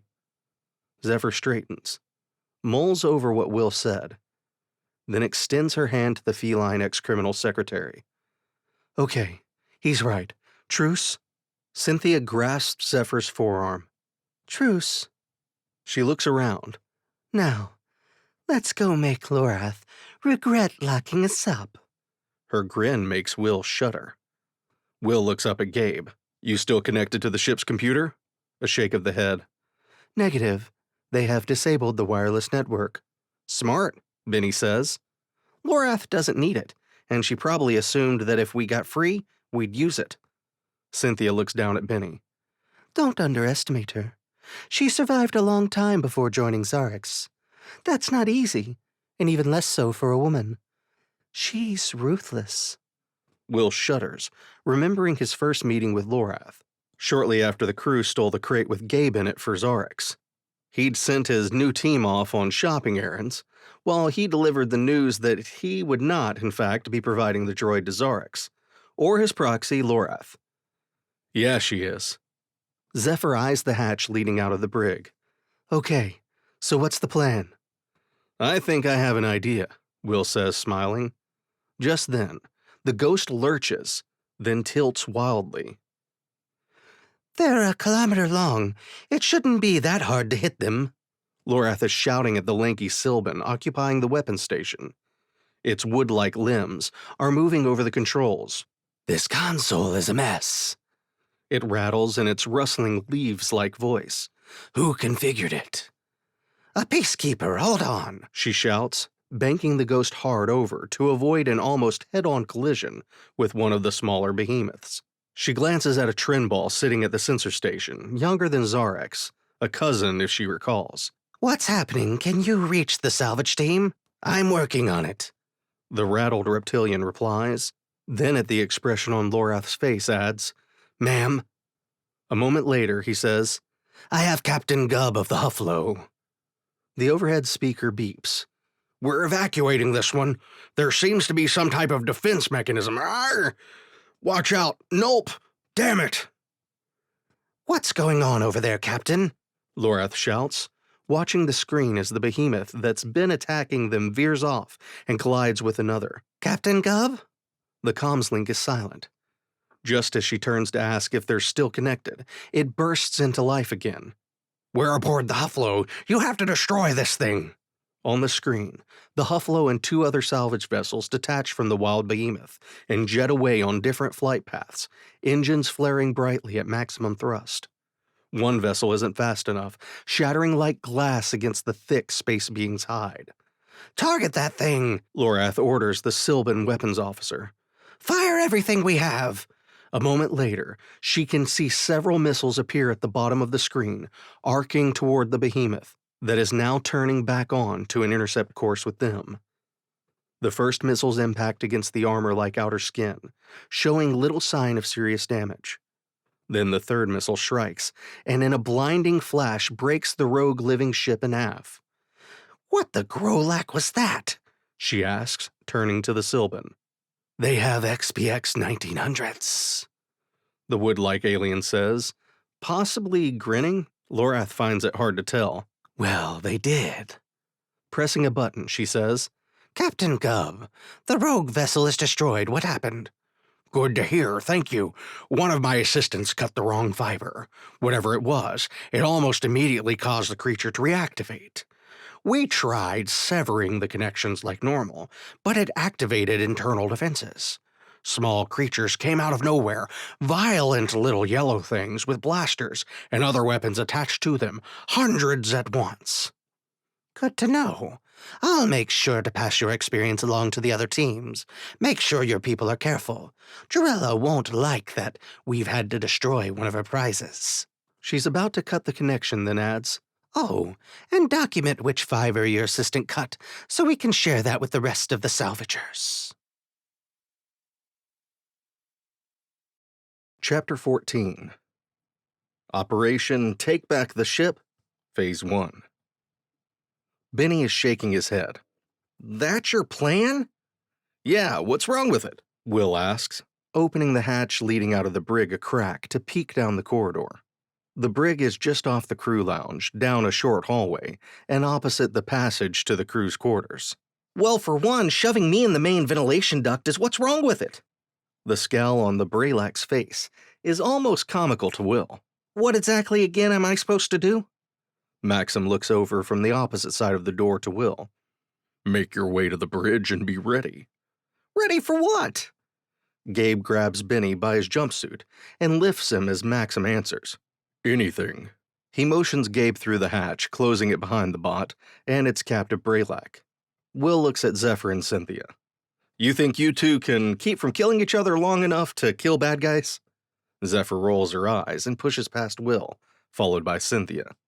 He looks at Maxim. Ready? The big Pelorian cracks his knuckles. Hopefully whatever they were doing earlier they don't repeat.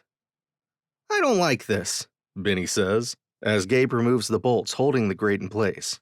The primary air handling system is served by a large conduit that runs the length of the Ghost, and has branches to serve the various sections of the ship. It's the same system that Gabe recently uninstalled the nitrazine canister from. Gabe looks down at his friend. I believe the time for objections has passed. Bennie raises a green eyebrow, or where eyebrows would be if he had them. I objected then too. Gabe shrugs and reaches down for his friend. Up you go. As Gabe resecures the bolts, he hears Bennie start working his way through the duct.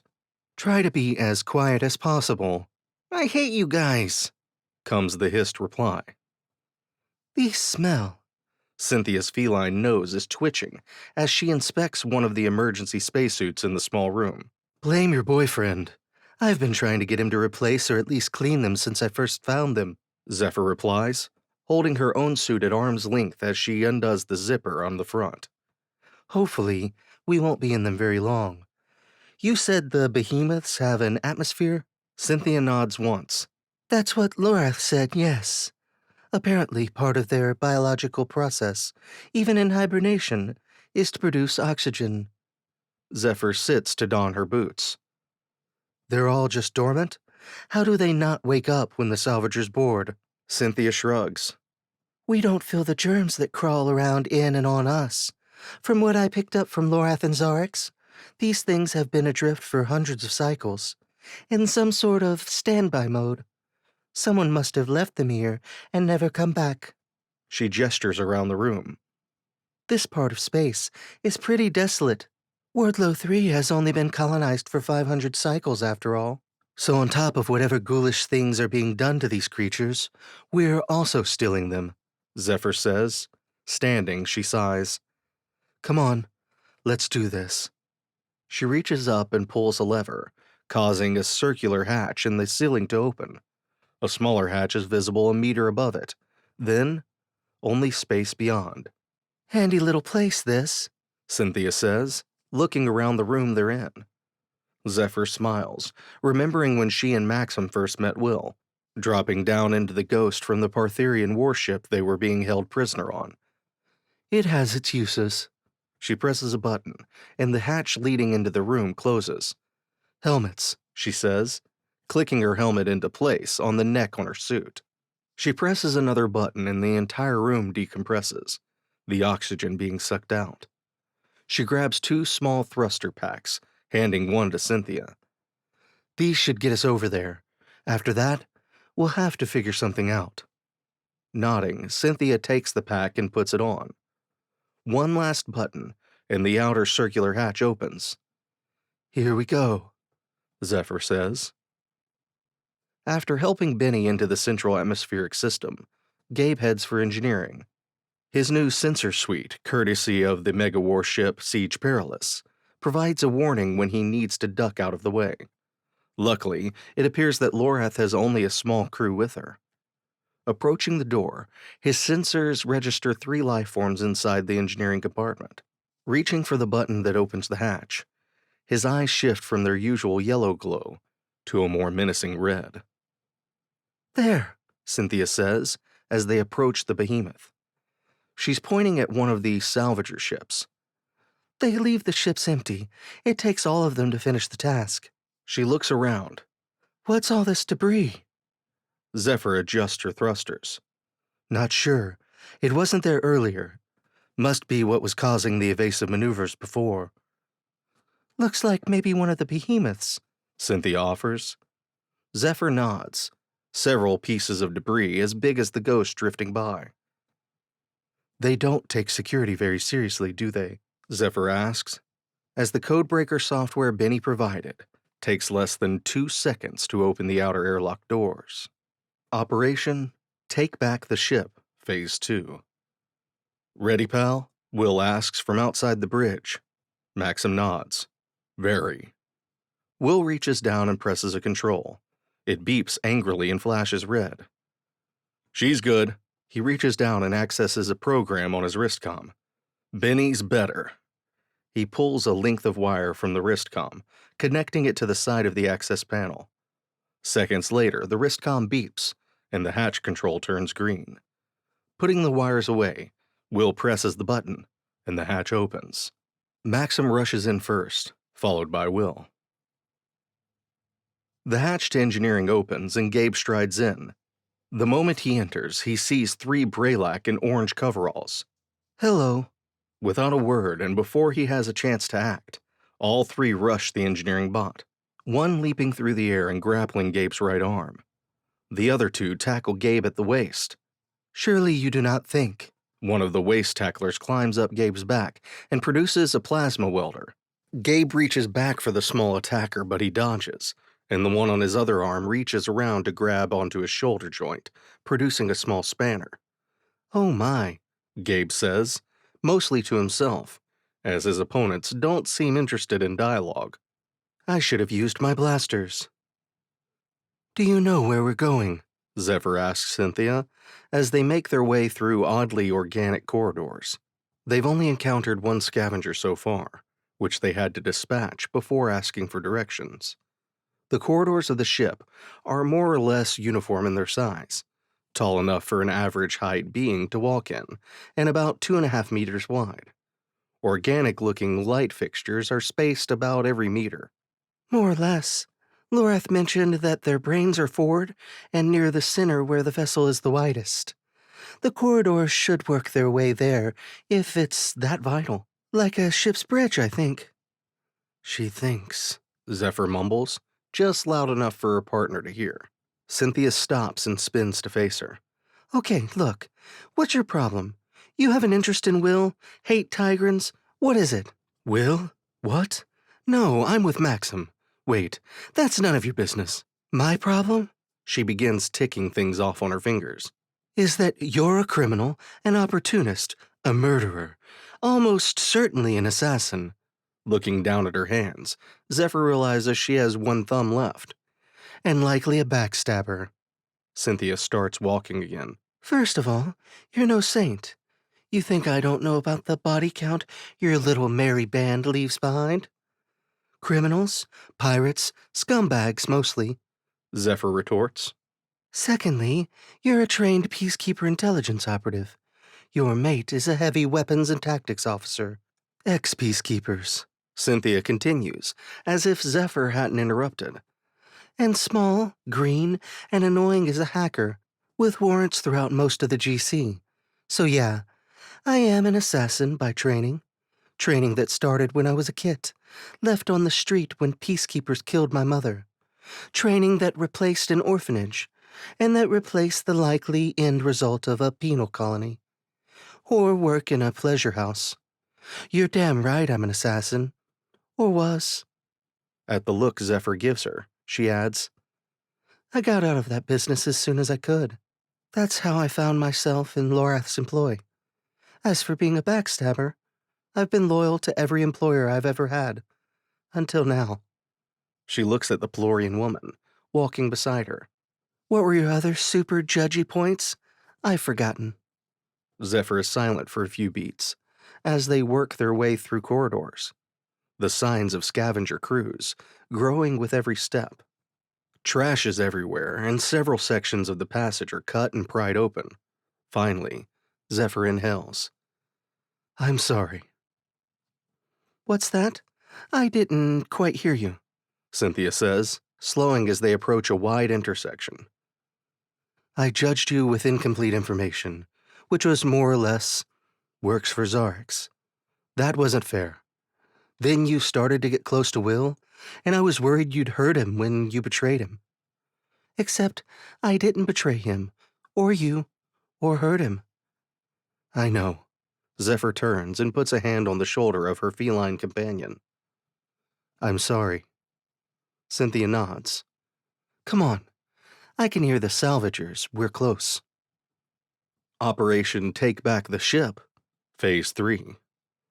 I hate them, Bennie mumbles to himself as he inches his way through the primary ventilation shaft. Treated like Dren, made to crawl around in air ducts. He inches past something sticky and curses. Will and Maxim burst through the bridge hatch, catching everyone inside by surprise. Lorath is the first to react, springing from the command chair toward the front of the bridge, far from the commotion. But as she does, her foot collides with the main controls, causing her leap to be less than graceful. The ghost accelerates. The Sylvan at the weapons station lets out a rattling kind of scream, and the top of its head erupts in what looks to Will like flowers. The Trinball occupying Zephyr's station turns to the intruders and leaps right at Will, razor-sharp teeth bared. Before Will can duck, a massive fist smashes into the side of the reptilian head, causing its owner to make a gurgling sound before collapsing to the deck, dead or unconscious. The pair duck as blaster fire splashes over their heads, scorching several light fixtures and access panels. Will grabs the blaster from the fallen Trinball's holster and looks at Maxim. You take Tree Guy. Maxim nods and crawls toward his station. Will stands and fires several shots, trying to not destroy the main display. Give it up, Lorath. He grabs the Kel figurine and hurls it at her. She dodges the small blue projectile, swatting it away in midair. Are you kidding? You'll be dead in a few syntax, then your big friend will join you. Then I'll track down his mate. And that flabbin' Cynthia, I bet Xarrix lets me keep this ship as my personal transport. She stands and fires twice toward Will, or at least where Will had been. Off to the side, Will can see Maxim tackle the Sylvan, which again lets out a strange rattling scream. This time, instead of its head blooming, large thorns emerge from its forearms. It swipes at the big ex-peacekeeper, who dodges expertly, giving ground to the advancing alien.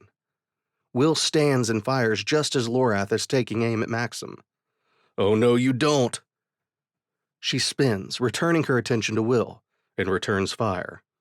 Once the four of you are dead, I'll sell that little green Krebneck to someone who needs his services. There's always someone looking to influence an election or a stock market. From above her head comes a shout. Like whirring, you will! A grate drops from the ceiling, distracting Lorath enough that she doesn't see the small green blur shoot out of the duct. Bennie lands right on her face and starts raining blows with his small fists. Sell me, you sleazebag lowlife, eep! A scaled hand grabs his jumpsuit and hurls him across the bridge to collide with the central control console. His body smashes several controls. The ghost tilts wildly. Will, already standing, fires once, hitting Lorath in the shoulder.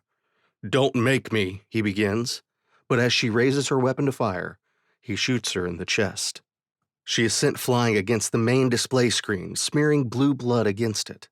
A smoking crater marks the dead center of her chest. Lorath looks up at Will. Then the life drains from her face, and she collapses. Will hears a loud crack, like someone snapping a twig, and looks at Maxim just as he drops the Sylvan to the deck. Cuts crisscross his arms and face, almost all of them bleeding. The big man shrugs. "Sorry, we didn't need prisoners, did we?" Will shrugs back. "Bodies are easier to get rid of." He looks over at Lorath's body. "This will really piss Xarrix off." He's smiling. From the back of the bridge, a feeble voice asks, "Was that the signal?" Will laughs. "It sure was, pal." He walks over to his command chair and presses a button. "Gabe?" He looks down at the main controls and frowns. Maxim leans down and helps Bennie up. "You were very fierce. Well done." Over the speakers in the ceiling comes Will's voice. "Gabe?" One of the Braylac engineers is laying in a heap near the reactor. The other two are still firmly attached to Gabe, who is spinning in circles as fast as he can while trying to grasp the fast-moving attackers. His left arm is shooting sparks out of the elbow joint, while a section of his back plating is hanging loose. "Go for its legs!" one of the attackers shouts. As the Braylac clings to his back, dodging a swipe, it aims its plasma welder at his hip joint. Gabe lurches to one side, stopping his spinning just long enough to collide with one of the workbenches, which sends the hip-attacking Braylac tumbling away. With a kick that would dent whole plating, Gabe sends his small nemesis sailing through the compartment to smack against the far bulkhead, making a wet-sounding noise. "Gabe, you there, buddy?" Gabe looks up at the ceiling, and as the final Braylac moves to his back, out of reach of both arms, he straightens and falls backwards, crushing the small alien underneath him. It makes a gurgling noise as the droid rolls over, stands, and walks to the control panel on the workbench. "Engineering is secure, Captain." Gabe looks down at his arm, still erupting in sparks. 3 hostiles, no longer a concern. "Good job! Get the computer back under control and get the wireless network back up and running so we can use our wrist comms. I'm pretty sure we're flying blind." "Right away." What the whir is going on over there? Xarrix and Jarilla are looking at the massive display at the front of the Berserker's bridge.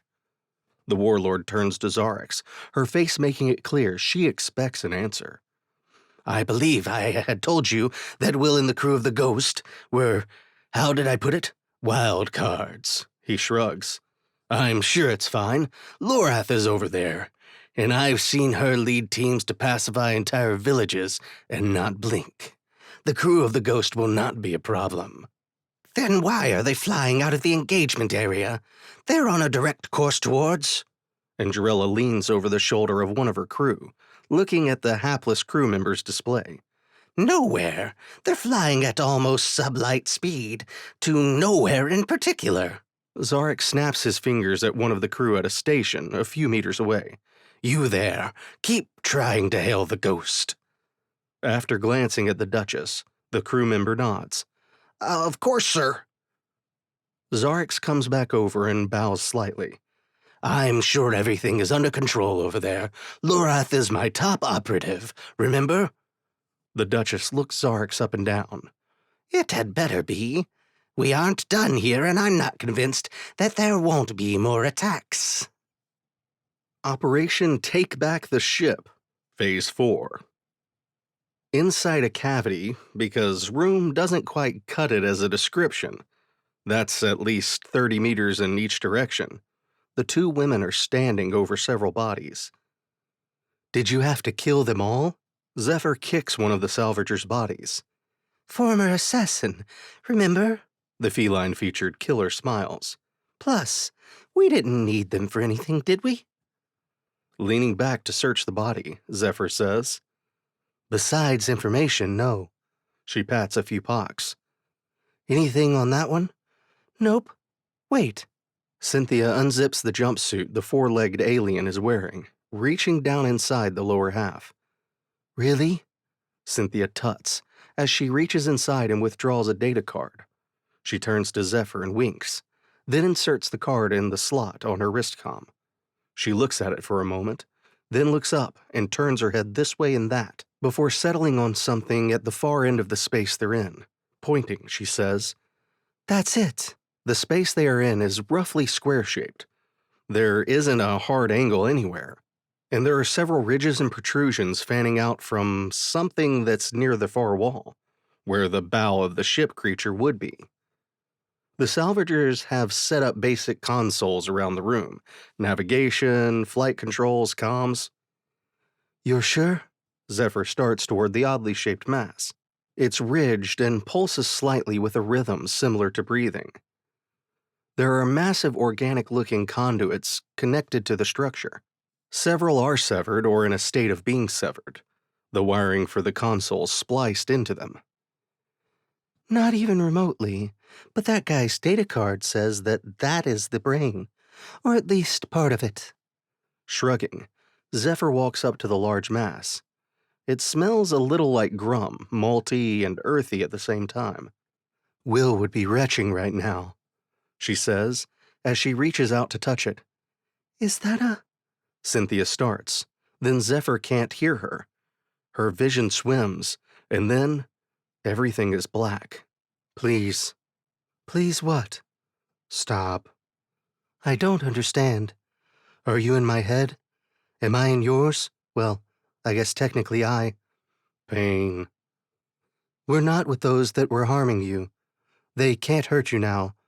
What are you? Gomtu. Is that your name or your species?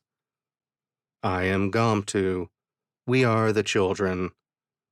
Do you know where you are? What's been happening to the others? Dead, but not dead. Yes, many of them are. Those we came with are harming them. Why? I'm afraid your species has a unique quality. Your bodies are essentially starships. Those others want to use you as cargo vessels and ships of war. War? No. Cynthia's wristcom crackles with static, then goes silent. She looks down, waiting for it to do something more. When it doesn't, she shifts her arm. Will? She's standing next to the seemingly inert Zephyr, who's standing ramrod straight, hand resting on the slowly pulsing mass. The wristcom crackles again. Go ahead, you guys okay? Sort of. Something is happening with Zephyr. What happened? Maxim cuts in. She touched what we think is the brain of the behemoth we're aboard. She hasn't moved since, and her lips are moving, like she's talking or mumbling to someone. We're working on getting the ghost back under control, but at the moment you're on your own. We're under thrust, flying blind. Comms just came back, Will says. Seems dangerous. Very. The strain is evident in his voice. Then I'll figure it out. Get back here fast. But be careful, though. Don't forget Follick's soul is out there. Xarrix may not open fire on you with Lorath aboard, but I wouldn't stake my life on that. Yeah, that's kinda moot anyhow. Will's voice trails off. Stay safe. We'll be back as soon as humanly possible. That's a low bar, the Tigran says, tapping the wristcom to close the connection. She looks around the room. Big brain-like thing, Zephyr, a bunch of dead aliens and heavy equipment. Shrugging, she walks over to the nearest body. Inventory time, I guess. We do not want to fight. No one does. Why are you all here? Why are you drifting dormant? Hibernation. My kind spend thousands of cycles roaming the galaxy, but then must spend time in a state of hibernation. It replenishes us. It made you a target this time. Help us. How? Wake the others. Part 4, Chapter 15. Oh, it's on. After dragging the bodies to the cargo hold, the remaining crew of the Ghost are back on the bridge. Captain, I have regained control of the ship, Gabe reports over the ship's comms. All primary systems are now under our control, though many are not functioning at peak performance. Will looks at his station. The red blinking indicators from before are now happier, less blinky, green, while a few are still yellow. The display that shows a tactical view of the nearby space is online again, and showing the Ghost hurtling off into nothing. He grabs the controls. Great work, buddy. He brings the ship hard around back toward the salvage operation. We're going to need weapons and shields. You got that? Weapons are now available. I believe I can have shields online by the time we reach the engagement area. Will glances at Maxim, who shrugs. Anything we can do to help? He asks. No. The comm system beeps, closing the channel. He's still in a bad mood over the whole bot torture thing the other day? Bennie asks. Dude, could you be more insensitive? Will glowers at the Braylac hacker. I could try. Will shakes his head. Sometimes I wonder what's wrong with you. Bennie shrugs. The ladies don't seem to mind. Maxim makes a retching noise, but Will laughs. I needed that. All right, we'll be back in the engagement area in... He looks down at a display to his right, then looks to his left. 15 syntax. He begins adjusting the console to his preferred arrangement, muttering about Lorath touching his stuff. Maxim looks down at his own display. Enough time for a level 2 diagnostic, and to get my station reconfigured. That stupid Sylvan changed everything. Yeah, Lorath did a number on my station too. They were on the bridge, what, half a day? Mine is fine, Bennie offers, running his little green hand along the edge of the station. When he comes across something sticky, he picks at it briefly. That's because it's disgusting, and even gangsters and mercenaries have cleanliness standards, Maxim offers. Bennie flips Maxim off, then turns to Will. So what are we gonna do? He gestures vaguely toward the direction of the cargo hold. We've got a hold full of bodies, and Follick's soul is still out there. His ship is easily a match for us, and then some. Hey, Will snaps. What? I don't want to die, Bennie says, spreading his hands. We nearly die all the time. We almost died just a few months ago aboard the Siege Perilous. Yeah. I was aboard the Ghost when those mechanical nightmares ripped their way into this ship. It wasn't fun. Or something I want to do again, especially so soon. Bennie is slightly paler green now, remembering. Will gets up and crosses to his diminutive friend. Hey, we always survive. He pats Bennie's shoulder. We've literally only been together, what, barely 2 cycles? Feels longer, Maxim offers. Plus, Gabe technically died on that monster dreadnought, Bennie points out. Will forces a smile. Well, yeah, but he got better. Bennie sighs and shoves Will away. Ah! Zephyr exhales loudly, her hand falling to her side. Cynthia rushes to catch her as she collapses, easing her to the deck. What happened? Water. The pale ex-peacekeeper croaks. Cynthia looks around. Oh, yeah, hold on. She lowers Zephyr to a sitting position, then rushes over to a small table the salvagers had set up with snacks and bottles of water. Handing Zephyr a bottle, she asks, What was that? What happened? You've been out for almost half a talk.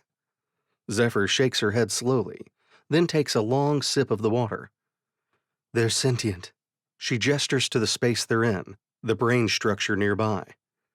They feel pain, sadness, so much sadness. Grolak, Cynthia mutters. Xarrix swore they were nothing more than beasts of burden at best. What do we do now? It's already done, Zephyr says, handing the water to Cynthia and attempting to stand.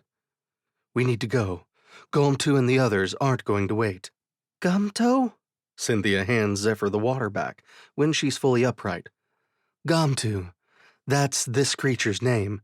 They name themselves when they reach maturity. This is a herd, a family unit. They have to hibernate every few thousand cycles for a few hundred cycles to replenish themselves. They absorb radiation from space. She starts her way to the opening they came from, waving her companion to follow. Let's go. Go where? We jettisoned the salvager ship we came in through, Cynthia reminds her, walking as fast as she can to keep up with the now energized Zephyr. One of the other ships? Gom2 is, or will be forcing those ships off of him. Airlock. Will, can you pick us up? Oh, wonderful. Just us and our musty second-hand spacesuits surrounded by pissed-off living starships, Cynthia quips. Stampede. As the Ghost approaches the engagement area, a space roughly a few million kilometers in radius, where the behemoths had been sleeping, Will looks at the tactical display. What the hell is going on? He nods toward the smaller display next to the main screen, which is showing a lot of unidentified yellow triangles moving erratically around the screen. Oh man, you said there wasn't going to be another fleet battle, Bennie whines. I hate fleet battles. Dude, where would a fleet even come from? Weirdlow 3 doesn't have one. That's why we're here. No one else knows what's going on or would even care. Will looks up. Computer, open channel to Zephyr. When the telltale beep is heard, he calls, Hey ladies, we're back. Where are you? The comms crackle with static. Zephyr's voice answers. We're EVA. Gom2 and the others are stampeding. Gom2? Maxim asks. Stampeding? Will asks. Long story, and one I'd rather tell from the safety of, inside the ship. A light on Will's controls blink on. I've activated my beacon. Hurry up. These suits weren't meant to keep someone alive EVA this long. And they smell, Cynthia hisses. I see it, heading your way now. Will works the controls, moving the Ghost smoothly onto a course that will intercept Zephyr's beacon. You're right in the middle of the stampede, right? Gom2 is having the others keep us safe. I think they'll make a path for you. You think? Well, it wasn't exactly an easy conversation. I think I was able to express to him that the Ghost is a friend. The comms burst into static. That, or he thinks the Butcher is friendly and you're not. I'm not really sure. Lovely, Will says, bringing the Ghost under one of the now very active behemoths, narrowly avoiding it as it turns slightly toward the Ghost. Another of the living vessels makes an abrupt turn toward them, almost colliding with one of its own, while attempting to squish the smaller Ankaran craft between them. Yeah, I think we know the answer to who they think is friendly. 2 syntax out. I'll go man the cargo doors. Scoop and move. Maxim is heading for the hatch leading off the bridge. Almost certainly, Will says, without even looking at his big friend, his eyes not leaving his controls. Bennie, sensors? On it, the small alien hacker replies, then, Slave to my station. Drin. Drin? Will asks, as the hatch to the bridge closes behind Maxim. The Butcher is making its way toward us, opposite side of the melee of monsters. The Berserker is too. The Behemoths seem to be making a path for the Butcher.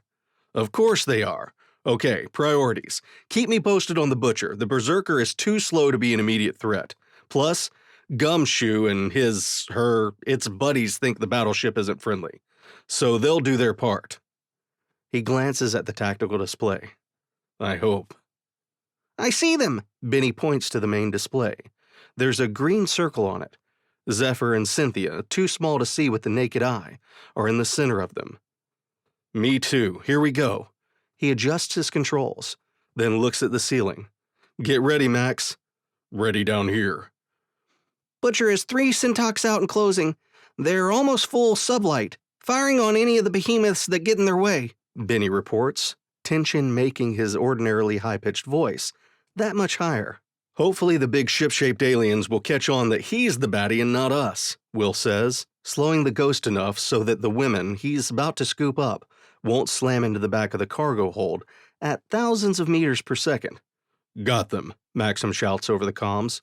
Bennie, you may need to take weapons for a minute, Will says, pushing the sublight engine throttle all the way forward. On it! I'll light 'em up. I'll settle for enough erratic fire to keep them off balance, Will says, swinging the ship wide, luring one of the smaller behemoths into a chase. Guess Junior hasn't figured out who the good guys are yet. Incoming comms, Bennie says, before pressing a button on his station, causing the telltale beep to come from the overhead speakers. It will be enjoyable to destroy you, Fullick's soul says. Will reaches for a control. Fuck off, Munchkin! He presses the control and the comms close. You said Munchkin was a term of endearment, Bennie shouts. Not in Kansas anymore. The ghost rocks violently as the bridge hatch opens. Zephyr, Cynthia, and Maxim lurch in, holding on to anything they can to keep from tumbling. About time. I've been doing all your jobs. Well, except you, Cynthia. You don't have a job, Bennie says. He slaps several controls on one of his consoles, releasing tactical and sensors back to Maxim and Zephyr's stations, which come back to life immediately. Cynthia bares her teeth, causing Bennie to turn back to his station. What can I do? The ship bucks, and sparks erupt from the junction box next to the hatch, so she moves to quickly extinguish the small flame that has flared up. Can you get on the horn to you and Z's new friend? It'd be awesome if they'd help some, or at least stop trying to crush us. Will pushes hard on the flight controls. Gotcha.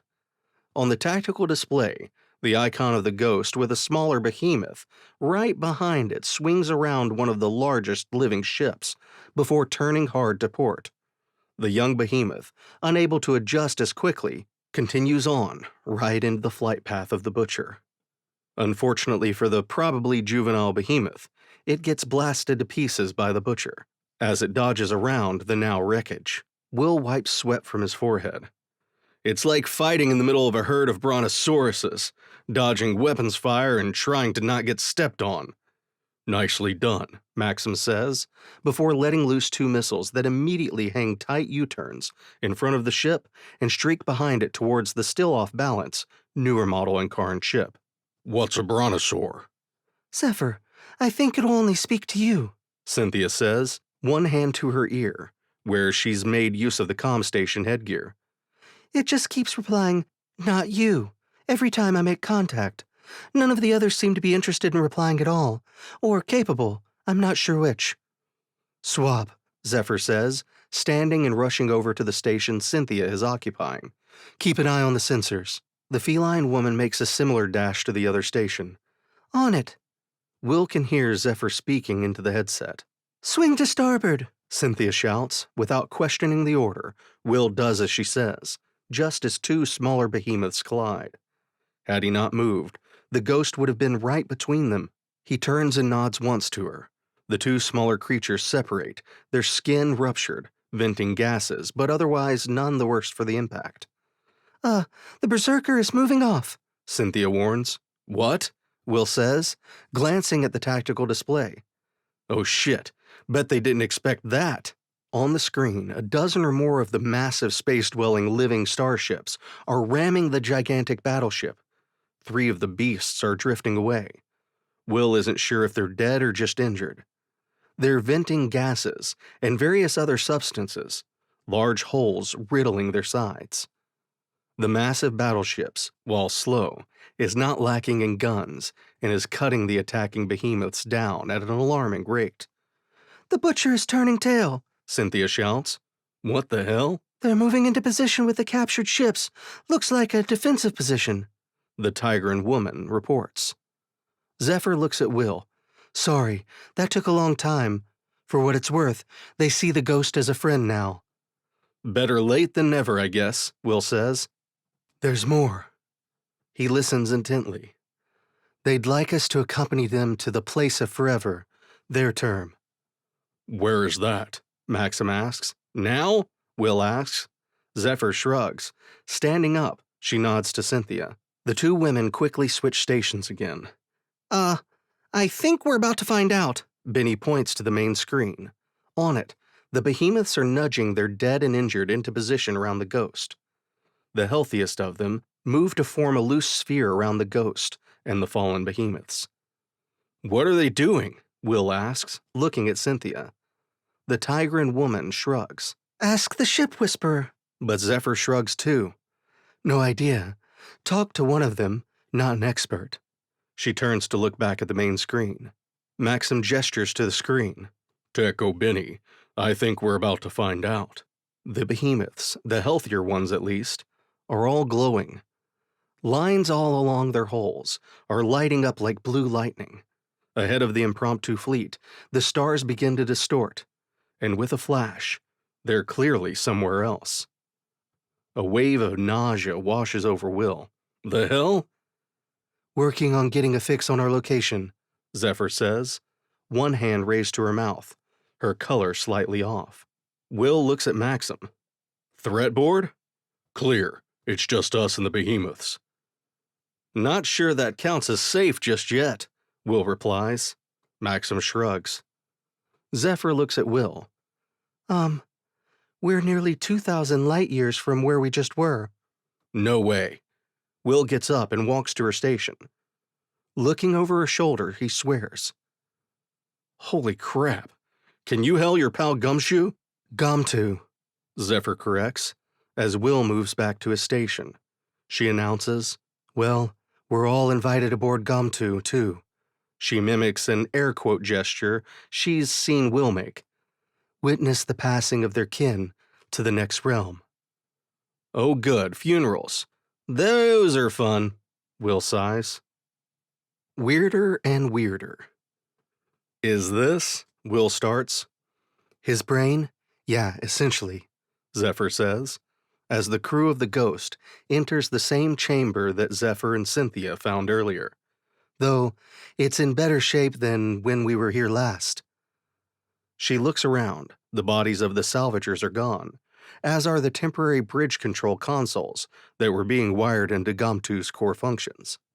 The damage to the conduits around the room seems to have been repaired.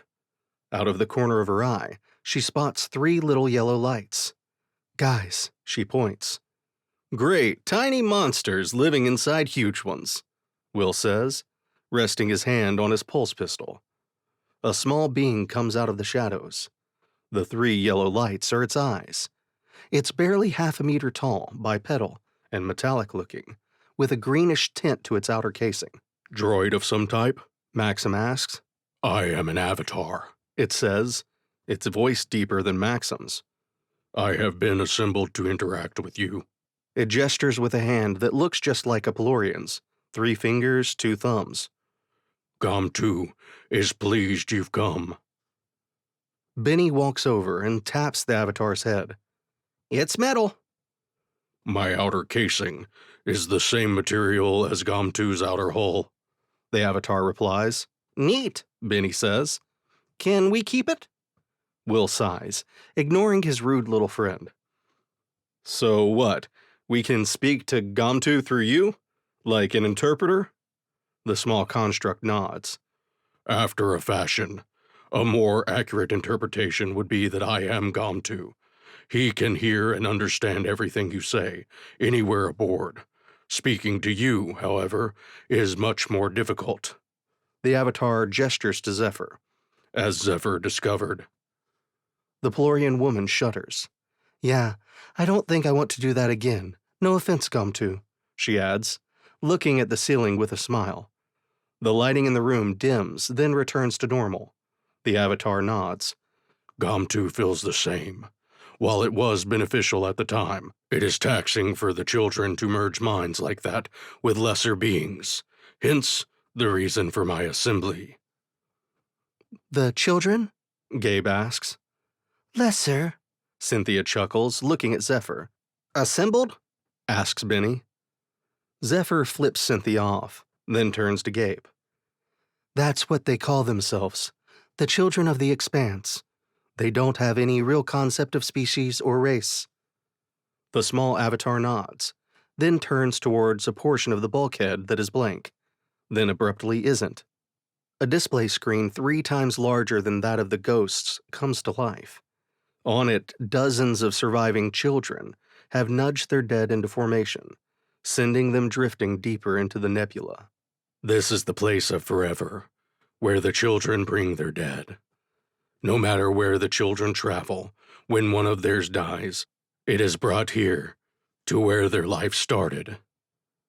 Can the damaged ones be saved? Will asks, turning to look at the smaller avatar. They are being evaluated now. Normally, the answer would be yes, in all cases. The children are incredibly resilient. However, their rest cycle was interrupted, and none among them are at full power. If they were at full power, they could lend their energies to those in need. It spreads its tiny hands expansively. It is unlikely the more gravely wounded will survive. There is simply not enough energy among the unharmed to share. Gabe has been standing near the structure Zephyr indicated as Gomtu's brain. He turns now to the Avatar. You said this place is where the children were born.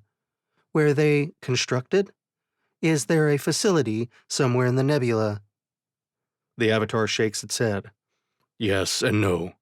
Several millennia ago, the first children awoke. It gestures to the screen. Here. They had no idea what they were or what their purpose was. They simply were. For hundreds of cycles, they stayed here, mating, growing their numbers, observing. Eventually, their curiosity got to be too powerful. They ventured beyond the nebular gases when their numbers were such that they felt safe in leaving the place of their creation. Cool, Bennie says in a hushed voice, watching the screen. The dead are being nudged deeper into the nebula, their bodies already beginning to fade and dissolve as they drift into the deeper regions. Further inside the nebula, there are elements that cause the bodies of the dead to dissolve back into the nebular material, replenishing it. The Avatar explains. When new children are born, those who have perished will help construct the new. So for thousands of years, these guys just wander around deep space like a pod of giant space sperm whales, then eventually get tired and take a long-ass nap? Will asks. The Avatar tilts its head to one side and stares at Will, its three eyes unblinking. No. Well, not entirely. Will looks at Zephyr, who shrugs. The children encountered a race called the Tindine. They were a kind race, deeply curious. They had limited space travel of their own when the children entered their solar system. The children, also curious, studied the worlds of the Tindine star system until the two were able to communicate with each other. The Avatar pauses. It did not take long for the children in the Tindine to realize they shared a deep mutual love of exploration. The two species became partners, for the Tindine had limited means of leaving their solar system. Their world was not rich in certain minerals and ores necessary for more advanced alloys. In exchange for passage aboard the children, they offered themselves as custodians and caretakers to help make internal repairs and keep the children healthy.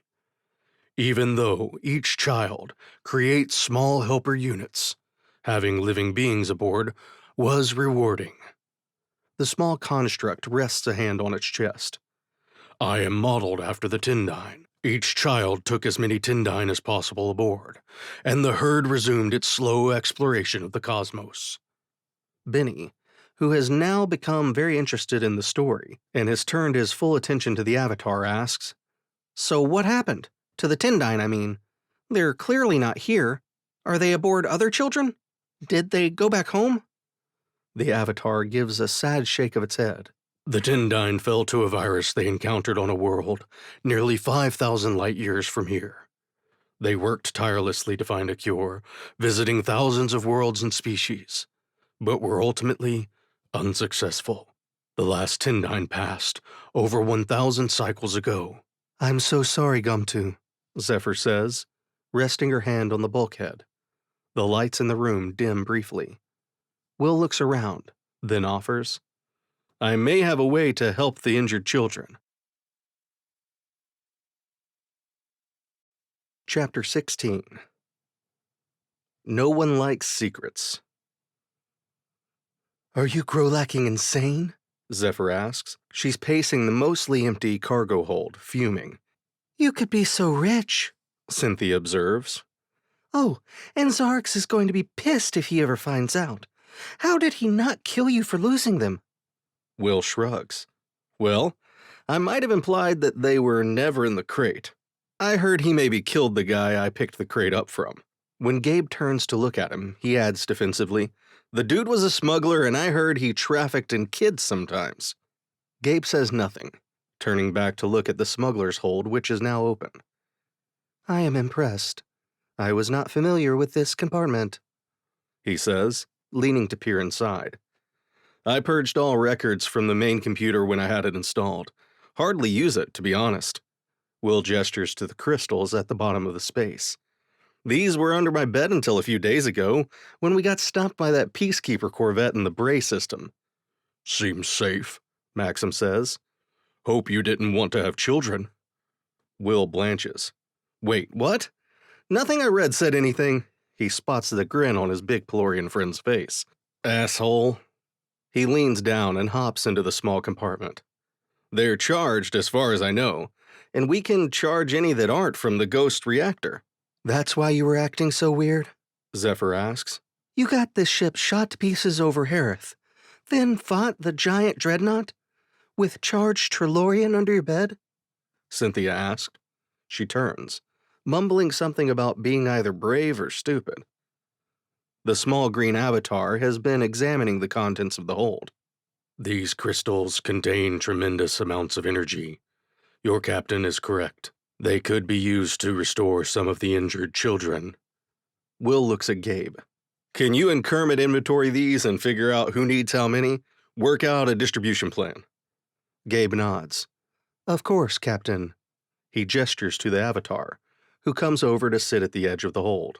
With Gabe and the avatar back aboard Gumtu, discussing the distribution of the Trelorium with the other children, the rest of the crew assembles in the lounge. I can't believe you kept something like this from us. Zephyr is still mad. For one thing, those things could have exploded at any time, especially just rattling around under your bed. She looks at Will, who is sitting across from her at the small kitchen table. How did the Ankarans or the Harith not find them? Or Bennie, for that matter. He's always in your quarters snooping around, Maxim says. Will shrugs. I assume neither group went into my quarters. In fact, if I recall, they didn't have to go in any of our rooms, right? Plus, the crates are shielded against all but a really focused scan, and who would scan my bed? No one that wants to keep their lunch down, Maxim says, as he grabs a handful of little pouches from the cupboard, tossing one to each member of the crew. Will adds, I only moved them because of the Peacekeeper patrol back in the Bray system. Zephyr is thinking now. You're right. The lounge and crew berths were still intact, and from what I recall, they didn't need access to them, beyond running some new wire and conduit through here. She glares at Will. Talk about lucking out. Bennie takes a bite of the mill bar he's unwrapped. Gross, bloodberry. Trade me. He thrusts his energy bar across the table at Will, who sighs and trades his mint chocolate chip bar. Cynthia is sitting off to one side on the large lounge chair in the entertainment area. I still can't believe you didn't sell those. You could be living on an island on a beautiful water planet with the proceeds. She looks at Will seriously. Xarrix is going to be pissed, she says again. Will tuts. I'd get bored.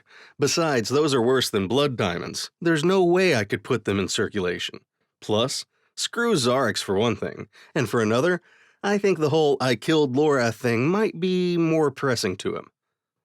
You don't know him at all. She shakes her head, then frowns. What's a blood diamond? On Earth, back in the day, before we got really good with synthetic diamonds, we had to mine them. Their rarity made them worth a fortune. Some of the biggest mines were in war-torn parts of the world. They were mined with slave labor, and the profits kept the warlords in business. He glances down, then back to Cynthia. Almost the entire world got together and said no more. They wouldn't buy blood diamonds. And after that, any diamond that couldn't prove its place of origin was assumed to be a blood diamond. It took years to break the back of the warlords and cartels.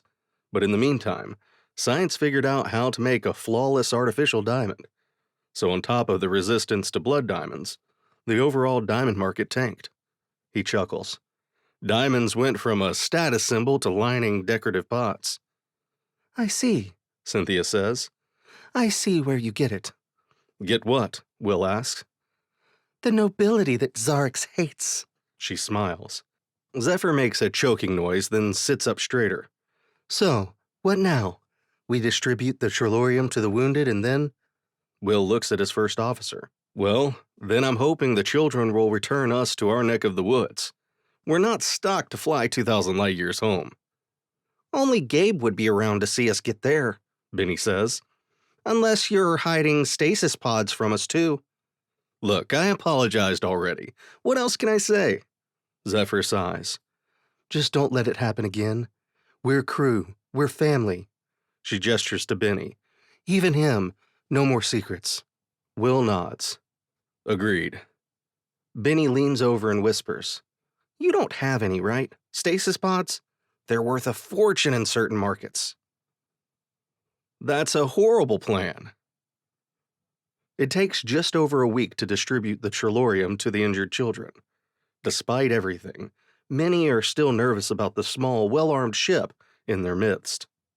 The Avatar had quickly prioritized which children would get how much of the precious mineral, and with Gabe's help created a schedule to deliver and install it. Will had tried not to think about how that decision was made, busying himself with repairs to the Ghost. Gabe oversaw hooking the crystals into the power systems of the children. To a creature, they all seemed to like the engineering bot. When the work is done, Will goes to find the Avatar. It has been staying in the cargo hold when aboard the Ghost, so he sits on the edge of the smuggler's hold, feet knocking against the wall of the hidden space. So, now that the herd is healthy and everything, we'd like to get back to our part of the galaxy. No telling what Xarrix and Jarella have been up to all this time we've been gone. The small construct nods. Of course, Captain Calder. The children are also ready to depart. The Avatar approaches Will. It is time to free those who have been abducted. I don't know that they can be saved, little guy. As far as we know, their higher functions were severed. They've been lobotomized. Can that be repaired or reversed? Unfortunately, no. Perhaps my word choice was incorrect. The children wish to free the souls of their kin, even if they cannot free their bodies. They will destroy them and any aboard. It is the next best thing to bringing them back here, which is their primary goal. Will sighs. I see. Well, this is getting a bit deep.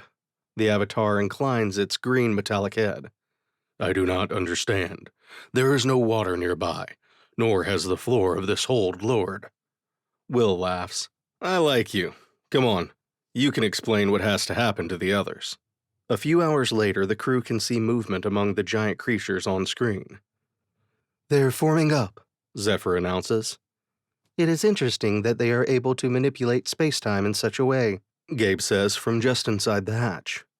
Will spins his chair around. Wanted to see it from here, huh? The bot inclines his head. Indeed. The Avatar was unable to explain the mechanics of the process to me. It seems that the children do not have a solid understanding of the process beyond, he makes an air quotes gesture. It just works. Spinning back around, Will grins. You guys are getting really good at that. Well, don't blink. If it's like last time, it'll just take a second. On the main screen, the children have formed up around the Ghost in the same spherical formation. The blue lightning is creeping along the lines of the massive creatures. And away we go, Will says, as the nebula distorts, only to be replaced a moment later with stars. Will looks over to Zephyr, trying to keep his mill bar down. We're back. Well, more or less, she amends. We're about 2 light years from where we were when we left. I guess warping space and time isn't an exact science, Will says, pushing the sublight throttles forward. Let's go visit some old friends. On the screen, the children have modified their formation into a circle in front of the Ghost. Spinning in her own seat to look at the others, Zephyr asks, So, what exactly is the plan? Kermit already explained, Will says. No, the Avatar explained what the children planned to do. She gestures to the bridge. What are we going to do? Will snaps his fingers. Oh, what are... He puts both hands on his chest. We going to do? We're going to find Xarrix and give him back his second in command, then kill him. Zephyr tuts again. Oh, that it? This is almost as bad as your we'll just fly right into the Battle of Harith and broadcast our data packet idea. Or the we'll fly to Barolo and single-handedly stop our gargantuan warship from calling its friends plan, Bennie adds. Will affects a stricken look. Hey, both of those plans worked out. More or less. Maxim grunts. Mostly less. In some cases, a lot less, Zephyr adds. Fine. I assume one of you has a better idea. Actually, yes, Maxim says, a smile spreading across his face. As Will motions him to go on, he explains. We make it rain. Rain? Bennie asks. Yup. And the big Pelorian starts to outline his plan. When he is finished, Will says, Okay, I have to admit, that's a better plan. Let's get a hold of Kermit.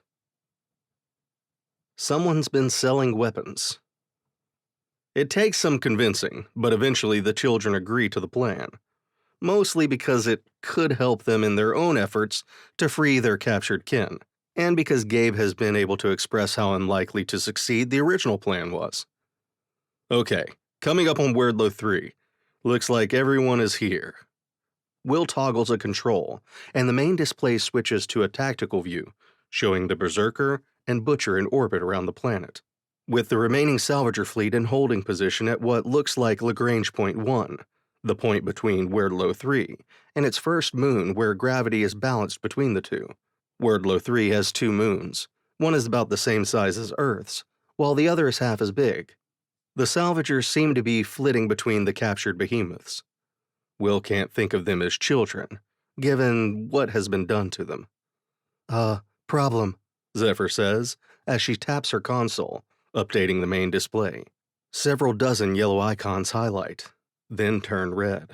They're in a loose formation around the Berserker. Any idea if they've armed them yet? Will asks. We were only gone for a few days. How many could they have possibly armed? Bennie wonders. Looks like we're about to find out, Maxim offers, as several red icons start to break off from the rest of the pack. The Berserker and Butcher among them. The salvagers depart the flotilla of captured creatures, heading for the far side of Wordlow 3. We're being hailed, Cynthia reports.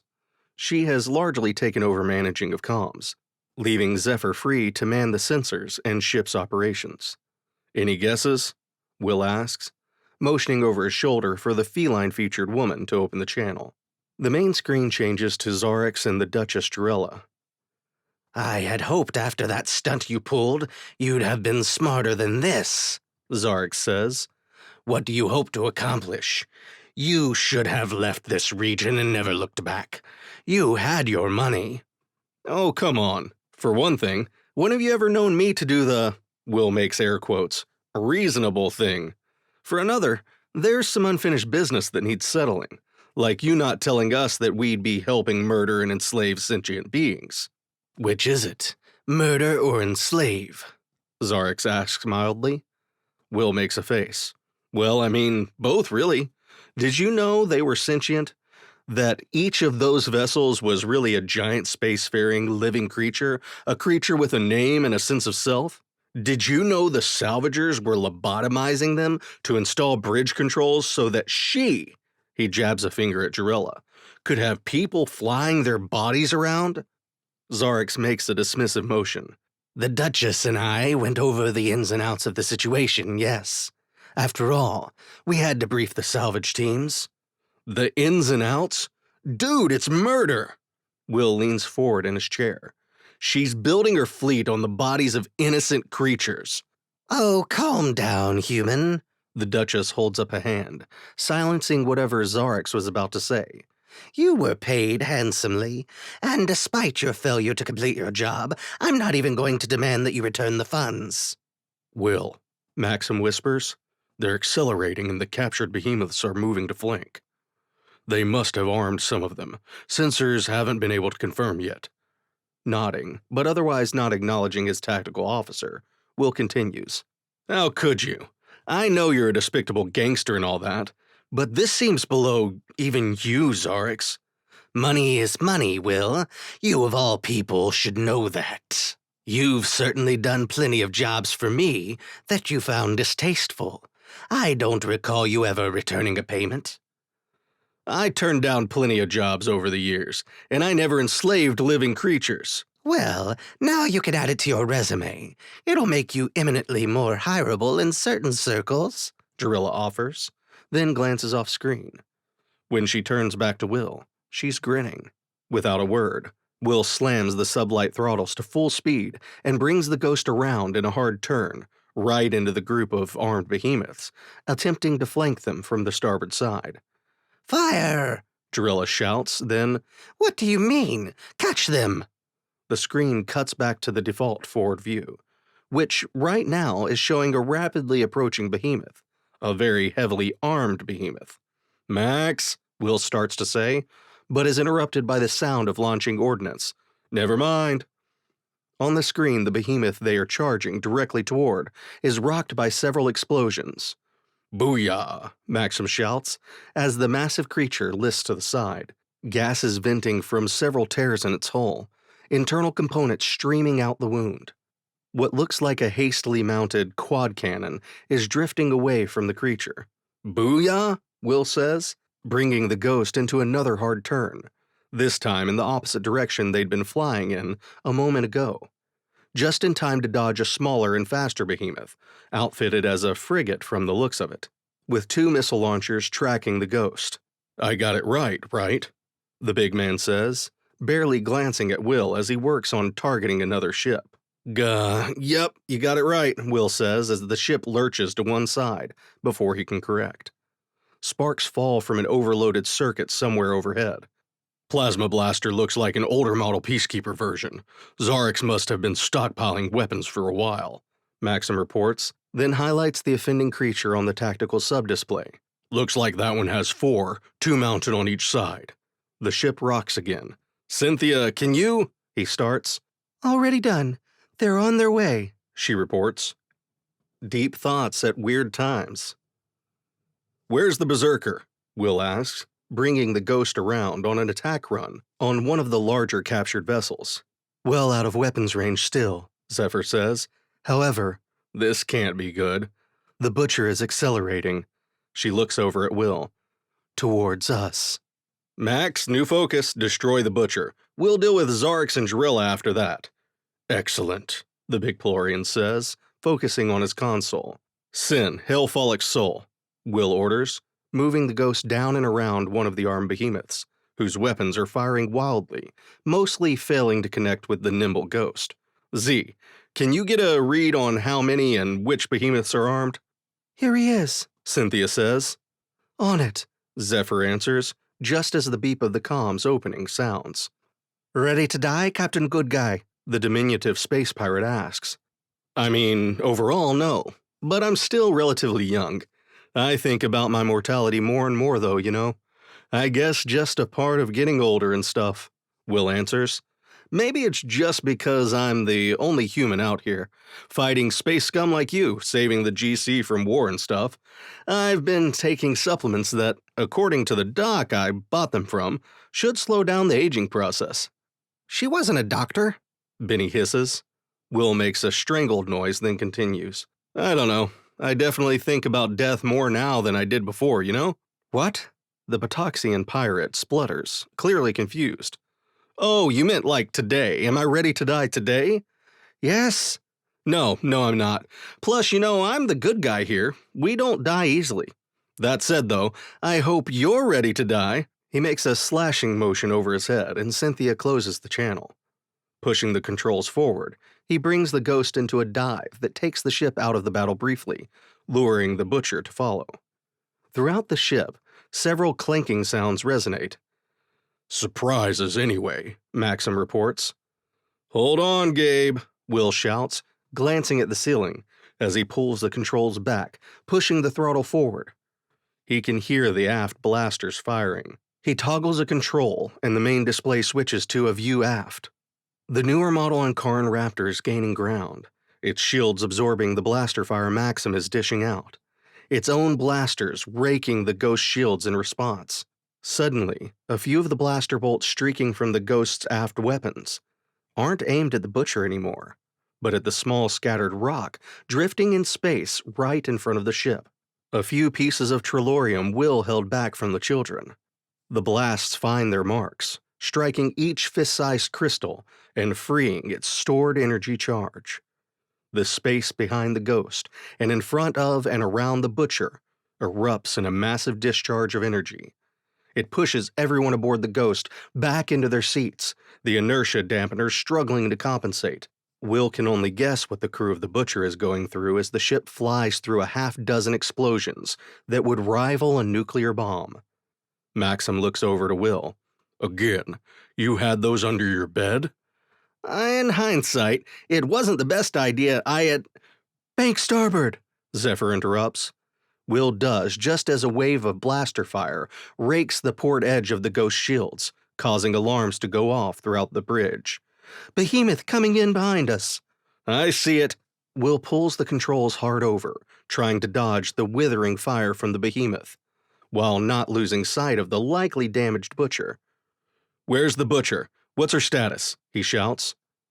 The ship rocks and sparks erupt from an overloaded conduit above Bennie's station. Will can hear the sound of the fore and aft weapons firing ferociously at the target-rich environment. The Butcher? Found her. She's still under power, but her shields are nearly depleted, Zephyr reports. I'm reading several overloaded emitters. Looks like her port nacelle is offline. No power to the engine or the disruptor array. Max, get ready. Will looks over his shoulder. See if our little pal will answer, he says to Cynthia. What is it you want, you human crabneck? Follick's soul asks over the comms. His voice is hoarse and in the background. Will can hear coughing and the banging of tools on equipment. A klaxon is sounding somewhere on the enemy ship. Oh, nothing. Just wanted to call and say goodbye, Will says, his smile vicious. What? Where is he? Shields, raise the... Will looks over at Maxim and nods. Captain Will Calder, the small pirate says quickly. We can work something out. Our base has a warehouse full of stolen goods, worth millions of... The sound of an explosion, followed by the rushing of air, is heard before the comms disconnect. We should try to find his warehouse, Will starts, when the Ghost is jolted violently, spinning the ship and sending everyone flying across the bridge. The sound of rending metal screeches through the ship. I knew this would happen, Bennie screams. Flight of the Valkyries. What the hell happened? Will asks, getting back to his feet.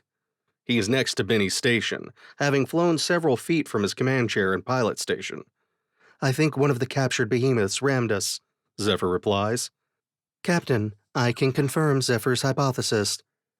I have accessed the sensor feeds to review, and one of the mid-sized creatures came out of nowhere and rammed us, Gabe says over the speakers. I have taken over bridge control and moved the ship from the attacker. Control is yours again. Nowhere? Will asks, then looks around the room. You think they can do that teleporting thing individually? More importantly, you think Xarrilla's salvage crew figured it out? He makes it back to his chair, this time grabbing the 5-point harness and fastening it. Zephyr shrugs as she helps Maxim up. He's bleeding from a severe-looking cut over his forehead and cradling one arm. The big Pelorian looks up at Will. I'm still in the fight. Will shakes his head. Sorry, big guy. Assuming we're in the fight at all, I need someone with 2 working arms on tactical. He looks at Zephyr, then at Cynthia, who is helping Bennie back into his seat. The Braylac looks shaken, one eye swollen shut. Cynthia. She nods and starts crossing the bridge. I'm on it. Max, get down to medical, get the auto doc to set your arm, then back up here as soon as you can. Looking at the ceiling, Will calls. Gabe, what's the deal? We still in this fight? Come to think of it, why hasn't Teenage Monster Starship rammed us again? The ship is heavily damaged, but I believe I can keep weapons and shields online. Propulsion is unharmed. Life support is marginal in some sections of the ship. The behemoth that rammed us appears to be dazed. It is drifting in the opposite direction to the heading I have us on. I am reading several power surges along its bow and extensive structural damage. Make sure the medbay is online. Max is on his way there with a broken arm, Will says, taking a seat and resetting his controls. After a few sections of his panel flicker on and off, everything stabilizes. He looks at his console. The Ghost is tumble-flying haphazardly away from the fight. Piloting isn't one of Gabe's strong suits, I guess, Will thinks, grasping the controls. Zephyr works her console, and the main screen resets, showing a tactical view of the surrounding area. A mid-sized behemoth, the same one that rammed them, is moving off to join the remaining red icons slowly, which are all rushing toward a bunch of green icons. She whispers, "They're here." Will whistles. Shit is about to get real. He looks at his console. "Hey Gabe, the port maneuvering thrusters are sticky. That's something you can fix? Still gotta go up against the Berserker. Would prefer not doing it only turning right." "I will need a few minutes." Gabe leaves engineering and heads for the access crawl space in the port wing. Last time he was in one of these confined spaces during a battle, the Ghost was over Harith Prime. The access panel for the sticky maneuvering thruster is fused, he sees. "Captain, I will have to go EVA to repair the port maneuvering thrusters. I am certain I can fix them. However, the main access panel in the wing is fused. Cutting through would take longer than the repair, and could cause unexpected damage." Over the built-in comm in Gabe's head, Will's voice replies, "That sounds dangerous. We're heading back towards the fight. GOM2 and the others are almost within weapons range of their kin, and they'll be deploying shortly." "I am aware, but if you want to make left turns, this is the only option." Gabe is working his way back down the access chute, past many previous hasty repairs he's made to the ship in the last year. "Okay, hurry," Will says, the worry in his voice clear. "Of course." Gabe wastes no time making his way to the small airlock set at the top of the Ghost's large aft section, just behind the ship's small medbay. Accessing the ship's computer, he instructs the overhead doors to open. The maglocks in his feet deactivate, and he fires his thrusters for a microtalk. At 10% power, just enough to push him out of the airlock and into space. He turns left and walks down and around the hull, until he's on the port wing looking at the faulty maneuvering thruster assembly. "I will need 5 syntax." "You got it," Will answers. As the auto dock works on his arm, Maxim sees Gabe walk past the entry towards the hatch to the topside airlock. The auto dock beeps, and Maxim withdraws his arm, rotating his hand a few times experimentally, and winces slightly. He grabs an emergency splint from a shelf on his way out. Chapter 17. Jumping Ship. On the Ghost's main display, the crew watches as GOM2 and the surviving children arrive in the Weirdlow 3 planetary system, each pushing an asteroid. To hide the asteroids from the enemy scanners, only the most massive behemoths have one, hiding it in their enormous shadows. "You know, Will, if this doesn't go as planned, we're killing thousands of people, most of whom have nothing to do with this," Zephyr says in a low voice, not taking her gaze from the screen. The children are on a direct course for the enemy fleet, with the planet Weirdlow 3 directly behind them. Will nods. "Yeah, I do, but it's the only way to take Weirdlow 3 off the board. Jarella can't have a fleet. She's too dangerous. Just look at how effective the weaponized behemoths are." He shakes his head. "Hell, look how effective the unarmed ones are. All right, this isn't over. Let's get back to it. Sin, locate and keep a target lock on the Berserker." "Done. I'm reading fluctuations in the port disruptor," she reports. Will looks at the ceiling. "Gabe, can you take a look at the port disruptor while you're there? I'm getting weird power flow readings." "Of course. Captain, you have maneuvering. Please, no sudden moves until I am back inside. The disruptor should take only a few syntax." "Excellent. Thanks, buddy. And you got it, but hurry up. We'll be in weapons range of the Berserker in just a few minutes, tops." On the screen, the children have released their rocky payloads. It took some explaining, but each child is equipped with some type of incredibly strong and prehensile docking cable. Using them to clutch the asteroids was Will's idea.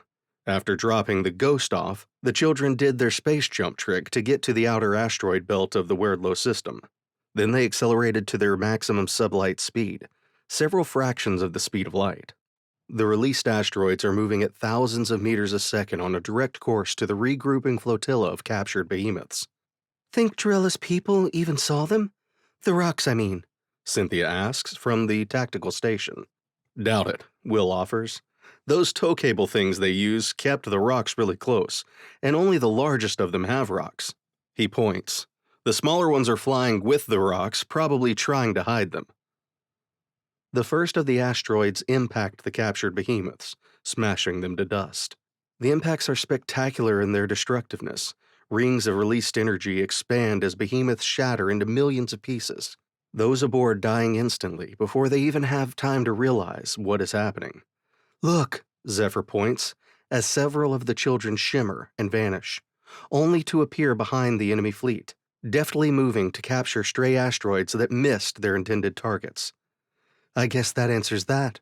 Impressive, she starts, then adds, "Oh no, 2 got through."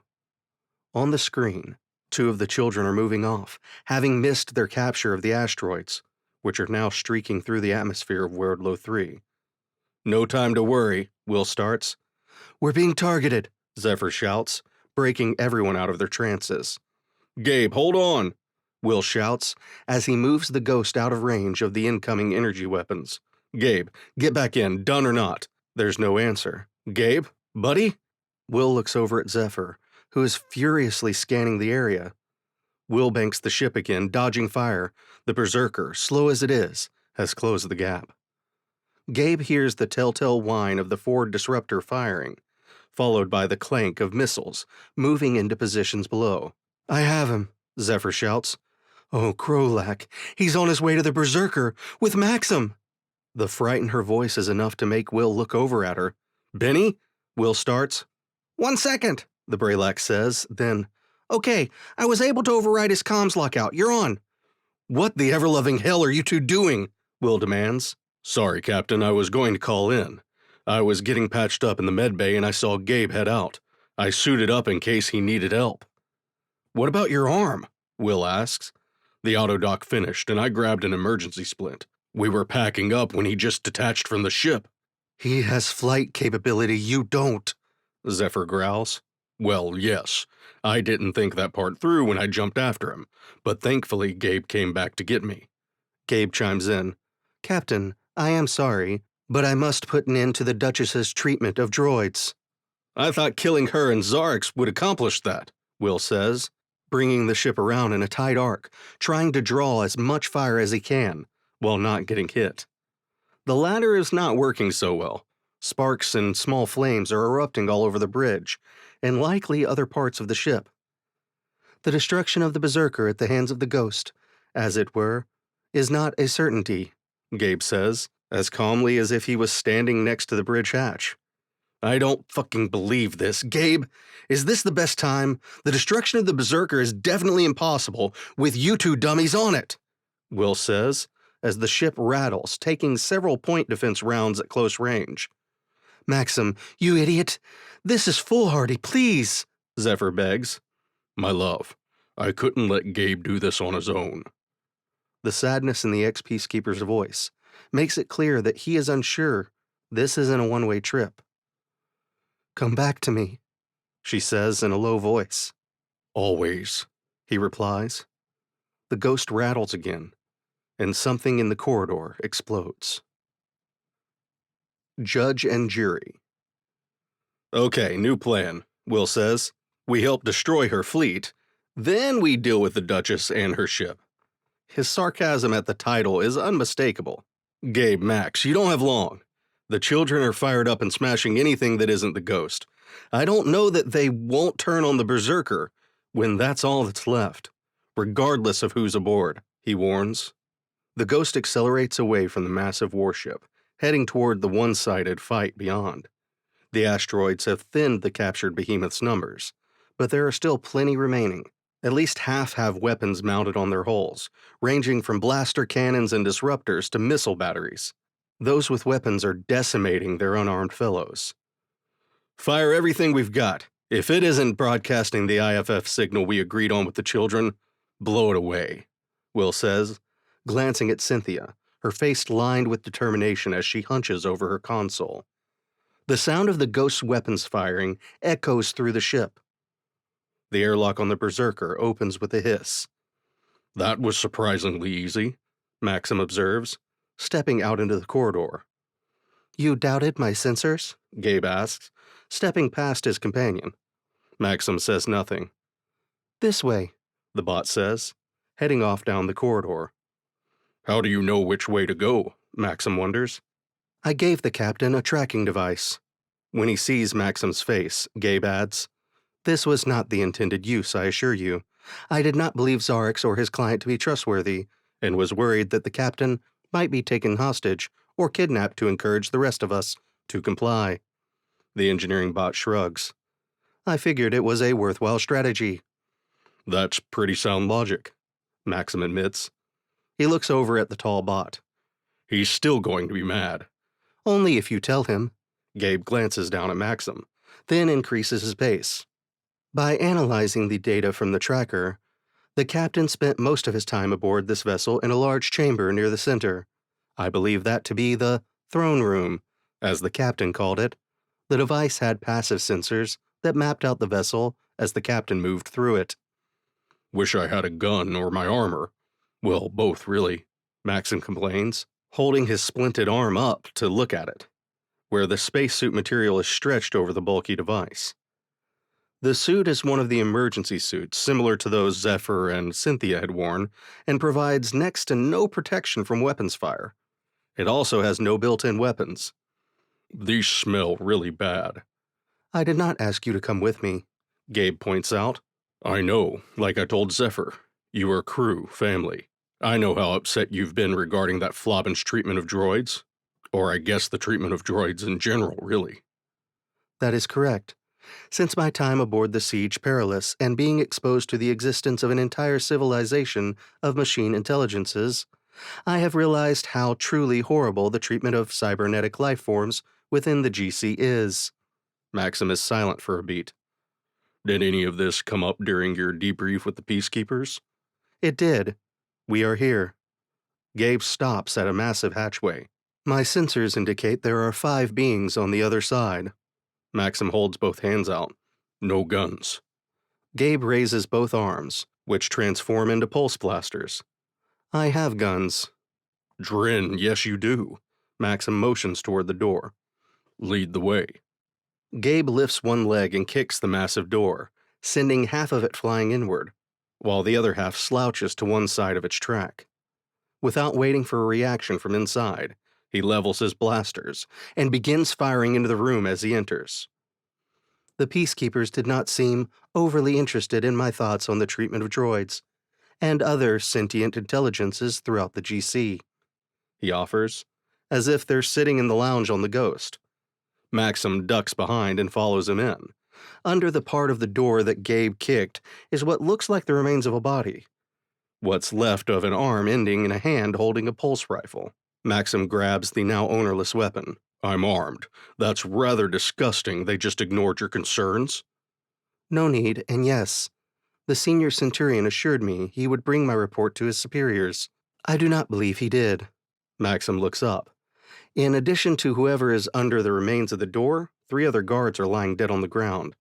Despicable. Jarella is sitting on her throne, mashing the control panel. I have taken the liberty of jamming all network connections to this room, Gabe informs her. Your network security measures are woefully inadequate. No help will be forthcoming. Where's Xarrix? Maxim asks. You're here for him, She grins. By now that lowlife is boarding his ship, ready to depart. If you hurry, you can catch him. Her sneer is infuriating. I won't alert my warriors if you leave now. I am not here for Xarrix. I am here for you, Duchess Jarella of Weirdlow III. You torture droids for pleasure. You disregard the sentience of others. Gabe strides up to stand before the throne, his arms transforming back into their standard configuration. His eyes, however, are still their combat mode red. My what? My treatment of droids? Who cares about droids? I have my empire to worry about. Those creatures' tools, no different than droids. She leans forward, now seeing the danger she's in. My family built Weirdlow III from nothing, his kind. She levels a finger at Maxim. Left behind when they decided that my world wasn't worth their efforts or civilization. She sits upright. When the noble Galactic Commonwealth fled the Weirdlow system, they took their harvesters, their water purification factories, everything. I will lead my planet and my people into a glorious future of prosperity. If some droids are destroyed along the way, then so be it. If some nameless creatures have to live their lives serving Weirdlow 3, so be it. Gabe? Maxim says. From down the corridor, he can hear shouts. Cybernetic life forms are alive. Our makers build us that way, to better serve you. Gabe's eyes glow a brighter red. The would-be warlord sneers. Yes, serve us at our pleasure. We purchase you, your control keys, ensure your obedience. We do with you what we want. You are horrible, Gabe says. Uh-oh, Maxim murmurs, as Gabe's left arm begins to whir and click, switching back into blaster mode. The middle of his forearm shifting to allow a twin-barrel blaster to lift out. On behalf of all cybernetic life, I do this. I will, one at a time, if needed, remove the most violent oppressors from this galaxy, the bot says, raising his arm. What? What are you? You can't harm me. You're programmed. The rest is lost in the sound of a single blaster bolt knocking her back against her throne, a smoldering hole left in her chest. Another shot ensures that Jarella of Weirdlow 3 is well and truly dead. Her dreams of empire building gone with her. Gabe turns to Maxim, his eyes returning to non-combat mode yellow. We can go now, he smiles lopsidedly. Maxim eyes his friend, as Gabe's weapon systems return to their standby locations in his forearms. You know we could have taken her to the GC Supreme Court. They'd have tried her for this. Gabe inclines his head. My way was more expedient. The ship rocks, and the lights dim for a moment. Will's voice cuts in on the comms. Guys, things are getting hairy out here, and the Berserker is wading into the middle of the battle. Probably a good idea to get out of there. Guess the captain of this boat isn't waiting for orders from his Duchess, Maxim observes. He spins to face the destroyed main door, firing his two armed creatures, both the same species as Jarella. Enter, rifles drawn. Both fly back against the far wall of the corridor, smoking holes in their midsections. Time to go. Gabe nods. Acknowledged, Captain. We are almost ready. Be aware, Xarrix is or has already fled the Berserker. Turning to Maxim, he says, We should get to the launch bay. Without warning, a klaxon sounds. With haste. Closure, I guess. This ship is horribly designed, Maxim complains. Even with Gabe's enhanced sensors, they've had to double back twice when confronted with an inexplicable blockage in a corridor. Indeed, whoever built this vessel was either a genius or insane. I am unsure which, but likely the latter, Gabe replies, guiding them through the maze of corridors, avoiding the massive battleship's crew whenever possible. I am unfamiliar with the design. I should have asked Jarella who the shipbuilder was. You know, killing her won't have... The entire ship rumbles. The lights dim, then return. Any impact on droid rights, or even likely their treatment on Weirdlow 3, or this ship if it survives. Maxim ducks into a small maintenance closet behind Gabe. Two well-armed crew march past. One Holgen, one Sylban. The droid looks at his friend. True, however, killing her will not have a negative impact on droids either. Plus, her own abuses of droids have now come to an end. He leads the way out of the maintenance closet that the two are hiding in. We are almost there. As they exit, the overhead speakers erupt. They have killed the Duchess. Intruders are aboard. Find them, kill them. Vengeance for the Duchess. Long live Weirdlow 3. Maxim looks up. Rather dramatic. We should hurry. The children are taking heavy losses, Zephyr reports. There are fewer than half the number that came back with us left. The ghost narrowly dodges over the top of one of the smaller children, bringing its guns to bear on one of the captured behemoths. First destroying the single blaster cannon mounted on its dorsal section, then blowing several holes in it. Cynthia is nearly as good with the weapons as Maxim, rapidly dealing devastating blows on the enslaved beasts. Where did Jarella get enough people to crew all these ships? He wonders. On the main screen, two of the larger children are smashing a captured behemoth between their hulls. The Berserker is right in the middle of the fray, firing on the children, while trying to fend off ramming attacks. Something just left the Berserker, Zephyr says. Looks like a small scout craft. Heading? Will asks. Away from us. She looks over at Will, the question clear on her face. Max, Gabe, what's going on? Is that you that just left the Berserker? Negative, Captain. That must be Xarrix. We were too late to stop his departure, Gabe replies. Go after him, Will, Maxim shouts. We'll be okay. Will looks at Zephyr, her face a mask of concern. She looks up and nods. Will pushes the ship hard over, following the fleeing vessel. The flight deck of the massive Berserker is deserted, no doubt due to the ship being undermanned, having crewed every single captured behemoth. The enormous hangar doors are still open after Xarrix's departure, and rows of shuttles stand ready for passengers off to the side of the ample space. Be careful over there, Will shouts, closing the channel. Affirmative. We need to get control of this ship, help the children. Barring that, we need to destroy it. He looks at Gabe. And ideally not die in the process. Gabe nods. Agreed. I must access the main computer core. Help me find a terminal. Someone has shut down the wireless network. No doubt, hoping to hinder us. Someone on this ship is smarter than I gave them credit for. Maxim looks around. There, he points. In the corner of the hangar is a ladder up to the flight control booth. Maxim rushes to the ladder, just as Gabe takes flight, lifting effortlessly up. Show off, Maxim mumbles under his breath. Hail that thing, Will says, as the Ghost closes in on the fleeing craft. It is clearly a modified scout vessel, as his sensors have identified several weapons emplacements. The Battle of the Behemoths is millions of miles behind them already. The fleeing craft is almost clear of the gravity well of Weirdlow 3. Almost. Even damaged, the Ghost is able to close the distance between them. The comm system beeps, and the main display changes, showing Xarrix in the cockpit of the small vessel. Well, human, you've cost me a fortune again.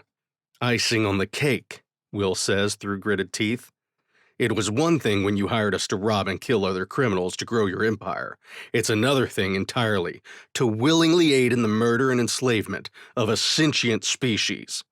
Not to mention standing by while that monster tortures droids. My, you've certainly gotten a thicker noble streak since finding your little band of misfits, haven't you?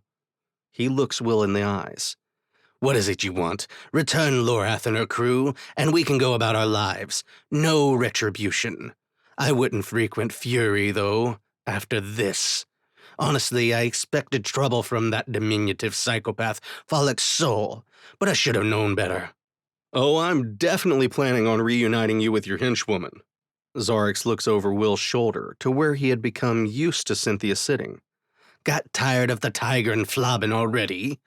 From Maxim's station, Will can hear Cynthia growling. The tactical station is just out of range of video pickup. And you wonder why people don't like you, Will sneers, casting a glance at the tactical sub-display. The Ghost is almost in weapons range. The fleeing ship drops several missiles behind it like mines, forcing Will to maneuver around them. One explodes against the shields, and the Ghost loses speed momentarily. What is it you want from me, human? An apology? More money? Some type of ransom for Lorath? The small craft turns abruptly, bringing its weapons to bear on the Ghost, raking the forward shields with blaster fire. Will pushes the controls, dropping the Ghost below the oncoming fire. As the two ships pass, the Ghost's aft weapons stitch hot plasma across the lower shields of Xarrix's craft. On the screen, sparks shower the crime boss momentarily. Nice move. Speaking of Lorath, I'm sure she'd be touched you even considered paying a ransom, Will says. Past tense? What have you done? Xarrix is glaring now, his reptilian eyes narrowed to slits. The Ghost is back on a pursuit vector for the smaller craft. Xarrix is clearly pushing the engines beyond their tolerance range. Oh, Lorath is dead. Shot her myself. They're all dead. That crew you sent with her to take over my ship? Clever with that virus you planted, and the activation code in the payment data stick. When did you do that? When you installed the stealth systems, or before that, when you made repairs? Dead? Xarrix seems taken aback. As a Dornell, You'll be joining her soon. I'm not a religious person myself, but if there's an afterlife, you can chat with her for the details. It's a good story. Well, not from her end. Ends tragically and all that. I will kill you, human. How dare you? After everything I've done for you, Xarrix says in a tone of voice Will has never heard him use. I swear to the gods, you will wish Langsham had never found you. You'll wish... Bye, Xarrix. It's been fun knowing you. Well, that's a lie. It's been pretty crappy knowing you. But at least you can die knowing you did one thing. You brought this crew together. He nods once, knowing Cynthia is watching him, and will know what he means. She does. And from deep inside the ship comes the telltale sound of the missile launch system cycling. Then firing 2 missiles. Then 2 more. As the rockets streak their way towards the fleeing craft, plasma blasts leave the forward weapons, striking the shields, depleting them enough for the missiles to do their jobs. The small craft does its best to destroy the incoming ordnance, taking out 2 of the inbound missiles, but not the final 2. You'll regret this, Xarrix shouts, frantically working the controls of his small craft as sparks and smokes fill the screen, alongside more than one klaxon. I doubt it. Will smiles now, as the screen dissolves into static. Xarrix screams. Then the display switches to a view of the small, expanding debris cloud that used to be one of the most powerful gangsters in the Galactic Commonwealth. Will turns a full circle, looking at his 3 remaining crew. Let's go get our friends, he says. Chapter 18. Vive la Revolution. I have accessed the ship's systems, Gabe reports, as Maxim climbs the last rungs of the ladder and enters the small control booth. Isolating the bridge, accessing weapons and propulsion. Small glowing filaments have extruded from each of Gabe's fingers and snaked their way into the console he's standing at. Lights pulse up and down the length of the flexible protrusions. Seeing the glowing filaments, Maxim says, "Those are new." He looks up at Gabe. "How's the ghost doing? How are the children doing?" The ghost is pursuing Xarrix. Based on the current speed of both vessels, the captain will catch Xarrix shortly, before he is clear of the gravity well and able to go FTL. A pause as the bot accesses additional systems. The children have suffered tremendous losses. They've neutralized their unweaponized kin. However, the armed variant are proving more than the children can handle. If we do not intervene, they will wipe the children out. Gabe is silent for a time. Maxim is about to ask if he's all right, when he turns to the tall Plorian.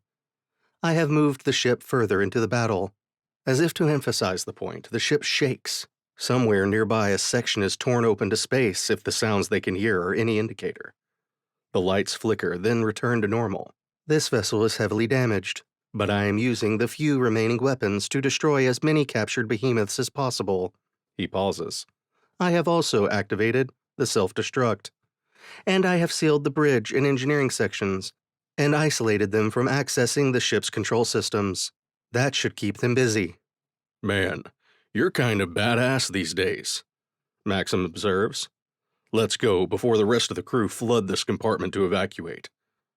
I have also sealed the doors to the launch deck. Smiling, Gabe lifts off the deck and flies himself down to the main deck of the shuttle bay. "Show off," Maxim shouts, as he grabs the sides of the ladder and slides down. As he lands on the deck, he sees the hatch open. "Sealed the doors?" He draws his borrowed weapon as a dozen droids walk in.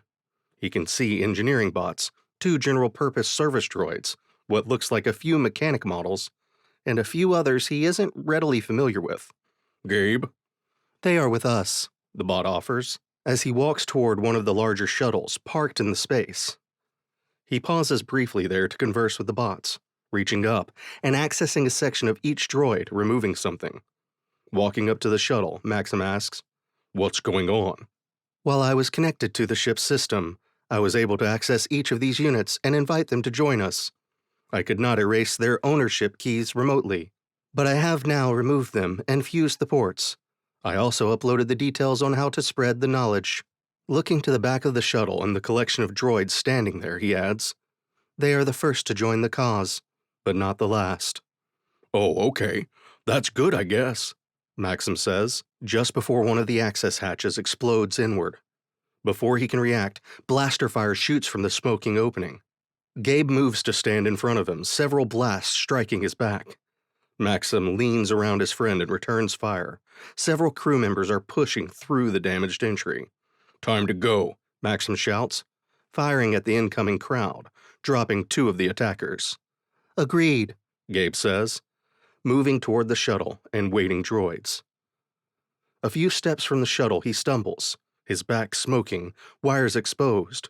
Gabe? Maxim shouts, ducking to stand behind his friend, who is still struggling to get to the shuttle. Maxim looks at the shuttle and the droids waiting. Beyond the shuttle, the main hangar doors are beginning to close. He looks at the droids and points to Gabe. Make yourself useful. Grab him. As 2 of the droids rush from the shuttle, he stands up and fires his rifle on full automatic, the muzzle starting to glow from the repeated fire. As Maxim eases back toward the shuttle, he takes a shot in his thigh, falling to the ground with a grunt. Before he can regain his weapon and continue firing, one of the mechanic bots has grabbed the rifle, while another lifts the big Pelorian as if he weighs nothing and hoists him back into the shuttle. Outside the shuttle, the heavily constructed mechanic droid rushes the oncoming attackers, firing the rifle until it overheats, then uses it as a club. The security force, not expecting one of their droids to attack, falls back at first but quickly regains their momentum, firing on the droid from outside the range of its improvised club. As the shuttle loading ramp lifts, Maxim watches the droid fall. It turns to the shuttle, its face blank, with only a visor where eyes would be. But it says, loud enough for everyone in the hangar to hear, "Freedom." Several more blasts from the security team strike it, and as smoke billows from the optical visor, it falls to the ground. God's damn, Maxim says, then turns to the front of the shuttle, where Gabe and one of the smaller droids are in the cockpit. Can you open the bay doors?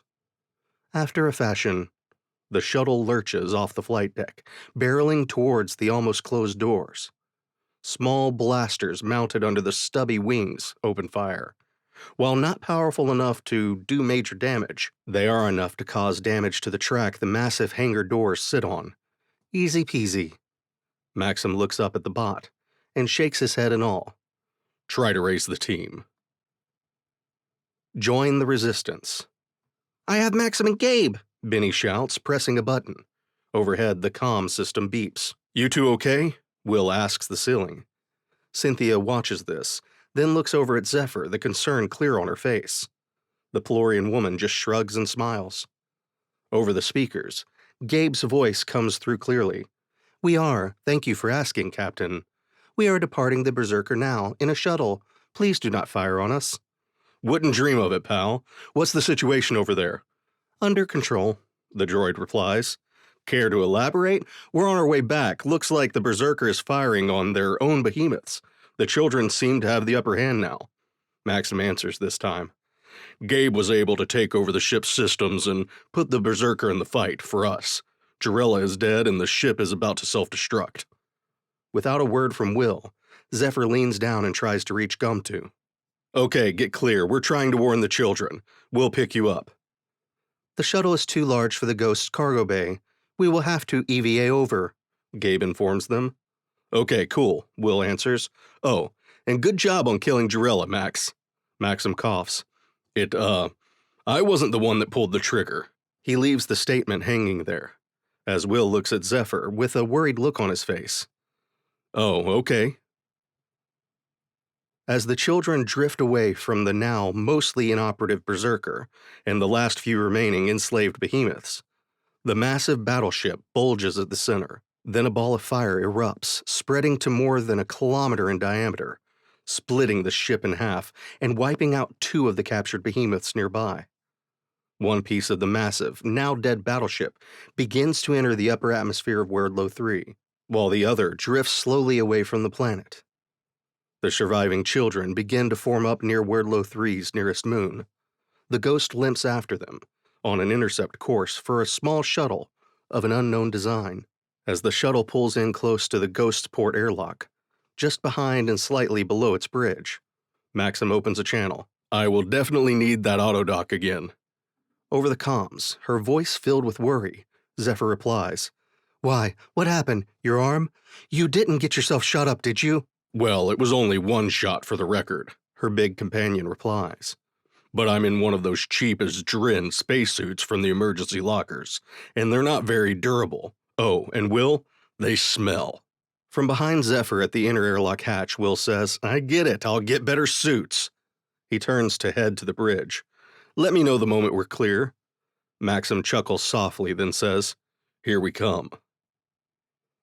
As the inner airlock hatch closes, Zephyr rushes up and pulls Maxim into a warm embrace, then promptly slugs him in the arm. "I hope that's not where you got shot."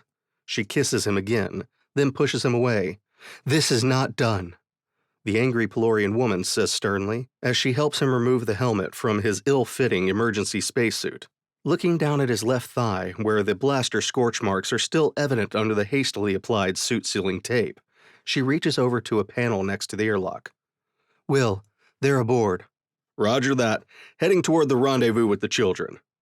As Gabe leaves the airlock, Zephyr looks at him. "Welcome home. You look like Dren." The bot inclines his head. "Thank you. It is good to be back. While I do not know what Dren feels like, I have definitely felt better." He turns and heads for the bridge. When she turns to look at Maxim, she just shrugs. "A lot going on there." Wonderful. Let's get to the bridge. Will turns as Gabe enters. Welcome back, buddy. Glad you're safe and... He looks at the droid's battle-damaged body. Well, more or less sound. "Thank you, Captain. This body is quite durable and able to take considerably more punishment than my previous frame. I will still require time at some point to make repairs." As if to punctuate the statement, sparks erupt from Gabe's right shoulder. Will nods. You and the ghost both. He smiles. By the way, that shuttle accelerated away, but sensors didn't pick up any life signs. You set up an autopilot? "Any biological life signs, you mean?" Gabe corrects. "There were 11 liberated droids aboard. They have departed to begin their assignments." When Gabe doesn't elaborate, Will is about to press him, but at that point Maxim and Zephyr enter the bridge. Cynthia gets up from the tactical station and walks past Maxim. The big man pauses and puts his hand on her shoulder, nodding. Smiling, she takes her seat at the communications console. You sure you don't need the autodoc now? Will asks, as Maxim gingerly lowers himself into his seat. I wanted to see this through first. Will nods and Bennie turns in his seat. "So, what now?" Will adjusts the controls slightly, bringing the ghost onto a course that will take them into the middle of the tremendously diminished group of behemoths. Now we say goodbye, is my guess. Farewells. The children offer their thanks, The Avatar says over the comms. How are they doing? I'm sorry there are so few left, Will says, looking at the main display screen, which is showing the 10 surviving behemoths. Is there anything we can do? The losses were severe, to be sure, but the children are pleased that they saved the souls of their captured kin. They will return to the sacred place. It will take many hundreds of cycles for the herd to rebuild itself, as they do not breed in large numbers. The children will remain in the nebula for some time. Do not be sad. For them, it will be but a brief period in their millennia-spanning lives. Will nods. I wish there were more we could do. You have done more than you know, Captain Calder. Gom 2 is pleased to have met you, and I hope to re-encounter you one day, perhaps under better circumstances. Will grins. Tell him I think he's pretty cool too. Bennie chimes in. So what happens to you now, Avatar? Now that the children will be returning to their safe space and staying there for thousands of years? I will return to Gom 2. Everyone is silent a moment, absorbing what the small construct just said. Then Bennie says, Why don't you come with us? Will looks over, one eyebrow raised. That is a kind offer, but this form is temporary and draws its essence from Gom 2. Leaving him would be impossible. Do not be sad. I have served the purpose I was created for. Still kinda sucks that you have to die, Bennie persists. I am not truly alive, not in the way you understand, the Avatar replies. On the screen, the massive living starships begin to move. forming the familiar spherical formation around their dead and injured, few as they are. Farewell, friends. Before anyone can answer, blue light begins to course around the bodies of the healthy creatures, and in a blink, they are gone. The bridge is silent as everyone processes what just happened. Then Bennie says, "I'm hungry." Cynthia looks at the Braylac. "How can you go from sad to hungry that quickly?" Bennie shrugs and hops out of his seat. "I'm complex and able to process more than one thing at a time. When you're in my line of work, you learn to never pass up a chance to eat." Maxim, with Zephyr's help, gets out of his seat. What line of work would that be? Hiding in a bunker, tapping on consoles? Bennie makes a noise. "Rude, you may have forgotten, but it was my survival skills that saved you and Zephyr back on Fury when you came to my shop to get new idents." Zephyr laughs lightly, opening the bridge hatch for the Braylac. "You mean it was your hidey hole and secret passages that saved us?" Bennie heads down the main corridor from the bridge to the more substantial part of the Ghost, making a dismissive gesture with a hand. "Same thing." Zephyr looks at Will, then Cynthia, then finally Maxim, who is leaning on her shoulder for support. "Okay, time for you to get to the med bay." The team grows once more. Maxim spends 2 days in the med bay, being patched up by the auto doc. The damage to his thigh from the blaster bolt was more severe than anyone realized, and on top of that, his arm needs to be reset. During that time, Gabe has shut himself away in engineering, affecting his own repairs. Once Maxim and Gabe are able to move around, the crew sits down together for a meal. "Okay, since this job was a bit of a bummer, I decided to treat you all to one of my all-time comfort foods, grilled cheese and red vines." Will slides a triangle of sandwich onto each plate at the table. "I had to fudge a little on the cheese since I didn't have cheddar, but that marketplace we visited on Pyalt had something that, oddly enough, tastes the exact same, even though I think it's a plant." Cynthia leans forward and sniffs the plate. Looking up at Will, she asks, "Grilled cheese?" Bennie lifts the steaming sandwich and takes a massive bite out of it. Everyone watches him chew for a few beats. He swallows, then grins. "Good." "There was doubt," Will says, sitting down with his own sandwich. Maxim reaches for his plate. Have you forgotten the squeesh incident? "It's quiche, and no, I still think you are all big babies." Zephyr picks up her own sandwich and takes a bite, nodding to Will. Around a mouthful of cheese substitute, she asks, "Hey, what happened to your Kel statuette? I didn't see it on your station when I was on the bridge earlier. That flobbin' Lorath break it?" Will glances at Maxim, who nods almost imperceptibly. "Yeah, she did. That bitch tossed it on the ground, shattering it." Zephyr growls, "We'll get you another." Bennie is wiggling a red vine, watching it move. "Aren't these the things you've had in your crate in the cargo hold?" Will smiles. "Cool. Yeah, thanks." He coughs, then continues, ignoring Bennie. "So the elephant in the room." Everyone at the table stops eating and looks around frantically. "It's an expression. Plus, do any of you even know what an elephant looks like?" "It's the black and white thing that eats the big grass," Bennie asserts. That's a panda. Oh, I know. The creature from the movie you showed us, with the loud scream," Maxim says. "Huh?" Will says, perplexed. "Jurassic Park," Zephyr offers. "Ah, that's the Tyrannosaurus Rex," Will replies. "But the elephant is not really the point, although Dumbo is next up on movie night. Now, the original, not that remake, but the expression means the big awkward thing we need to discuss." Bennie lights up. "Oh, you mean Cynthia." Will groans. Zephyr rests her palm on her face. "Smooth, little green," Cynthia says, putting her grilled cheese sandwich down. "Look, I'll make it easy. Drop me off on Fury, I'll be fine. I should be able to salvage some of Xarrix and Lorath's holdings before word gets out. Maybe find a nice planet to retire on." Not going to happen. It's Zephyr who says it, and everyone turns to her. She looks at everyone. "Close your mouth, Bennie. It's full of sandwich." Bennie snaps his mouth shut. She looks first at Cynthia, then Will. "Look, I'll be the first to admit, I wasn't a fan of Cynthia when she came aboard. I mean, she was sent to manage us after all. But we got to know each other aboard Gumtu. Plus, she stood up to Lorath and Xarrix and did the right thing." She smiles at the Tigran woman. "There's room on this ship for her if she's interested." Then she chuckles a bit. Plus, I wouldn't mind a more feminine energy aboard the ship. It's a bit of a, what's the phrase Will uses? Sausage party. Will smiles. Close enough. He looks around the table. Anyone else have anything to say? Maxim smiles and looks down at his companion. Zephyr speaks for me on this. Bennie leers at the feline-featured woman. I'm game. He waggles his eyebrowless brows. Never going to happen, ever, Cynthia assures him. Every star in the galaxy would have to explode at the same time for me to consider it. So I have a chance. As everyone laughs, Will looks over at Cynthia. Welcome aboard. The end.